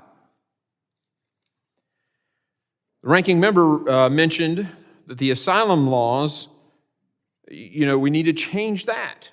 But we're not living according to the definition of the asylum laws now and detaining people. We're actually sending them to hotels and sending them away while ICE detention beds sit empty, despite what the law says. More resources? No, this is a policy issue. The policies were changed by the Secretary, and the results are people came, some on the terrorist watch list, being chased by the FBI, loose in our country, thousands dead to fentanyl, millions disrupted by the cartel crime, thousands of children lost in the system, thousands of people trafficked, and billions of taxpayer dollars.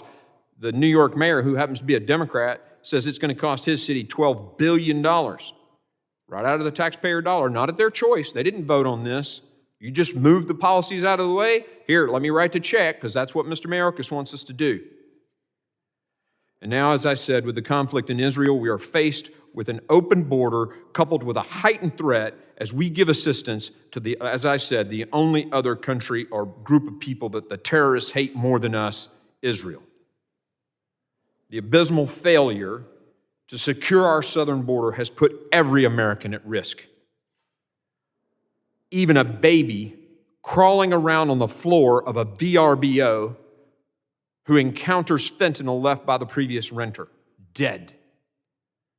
To crime, to human trafficking, to billions of money going to some of the worst human beings on the planet, cartels, and now, of course, international terrorists. I want to, before I finish my comments, I want to say a few things because you guys have raised some really good points, and I want to just give you some assurances. CFATS, the House passed it. We're pushing the Senate. We have a CFATS working group to try to get it in a posture where the Senate will actually approve it, but that side of the building is controlled by another party. We passed it over here, we're waiting on them. No, we're actually trying to get it in a posture that they'll actually support. UAS, we're working very diligently to get that done. You're right, Director. FISA, there's a special committee that is working on this. I promise you that will get done. The CWMD, of course, was on the CR that just passed. So it's done. It's over on the Senate side waiting. Those are very valiant, are very, I agree with you. Those things need to be taken care of. We're working on it. Mr. Ray, thank you for being here. Thank you for your testimony. Ms. Abbott, thank you. Mr. Mayorkas, thank you. I know you rearranged your schedule to stay a little later, and I get that, and I deeply appreciate it. And it's clear that you believe you're doing a great job, and I'm not hiding it. We're looking into all this because we on our side think that you're not. And we're in our last phase of a 5-phase process that you're following in the press, just like the rest of my constituents and people across the country. We're going to finish that up, I think, sometime around December. And I'd love to know today if you'd commit to come back. We'll finish that thing out, I think maybe in December. I mean, does that sound reasonable to you? Will you be able to come back for that? I will honor the request of this committee. Thank you. Again, I want to reiterate my point about the people of your departments. It's hard work protecting this country, protecting the citizens of this country, and I know the men and women who do that professionally as a career deserve the utmost of our respect, and every one of them has it from us. Our frustrations are not with them. It's not. It's with leadership that we think has made bad decisions. And with that, I'm concluding my closing remarks. The members of this committee may have some additional questions for the witnesses, and we'd ask that the witnesses respond to those in writing if you get any. And pursuant to Committee Rule 7D, the hearing record will be held open for 10 days for those written statements. Without objection, the committee stands adjourned.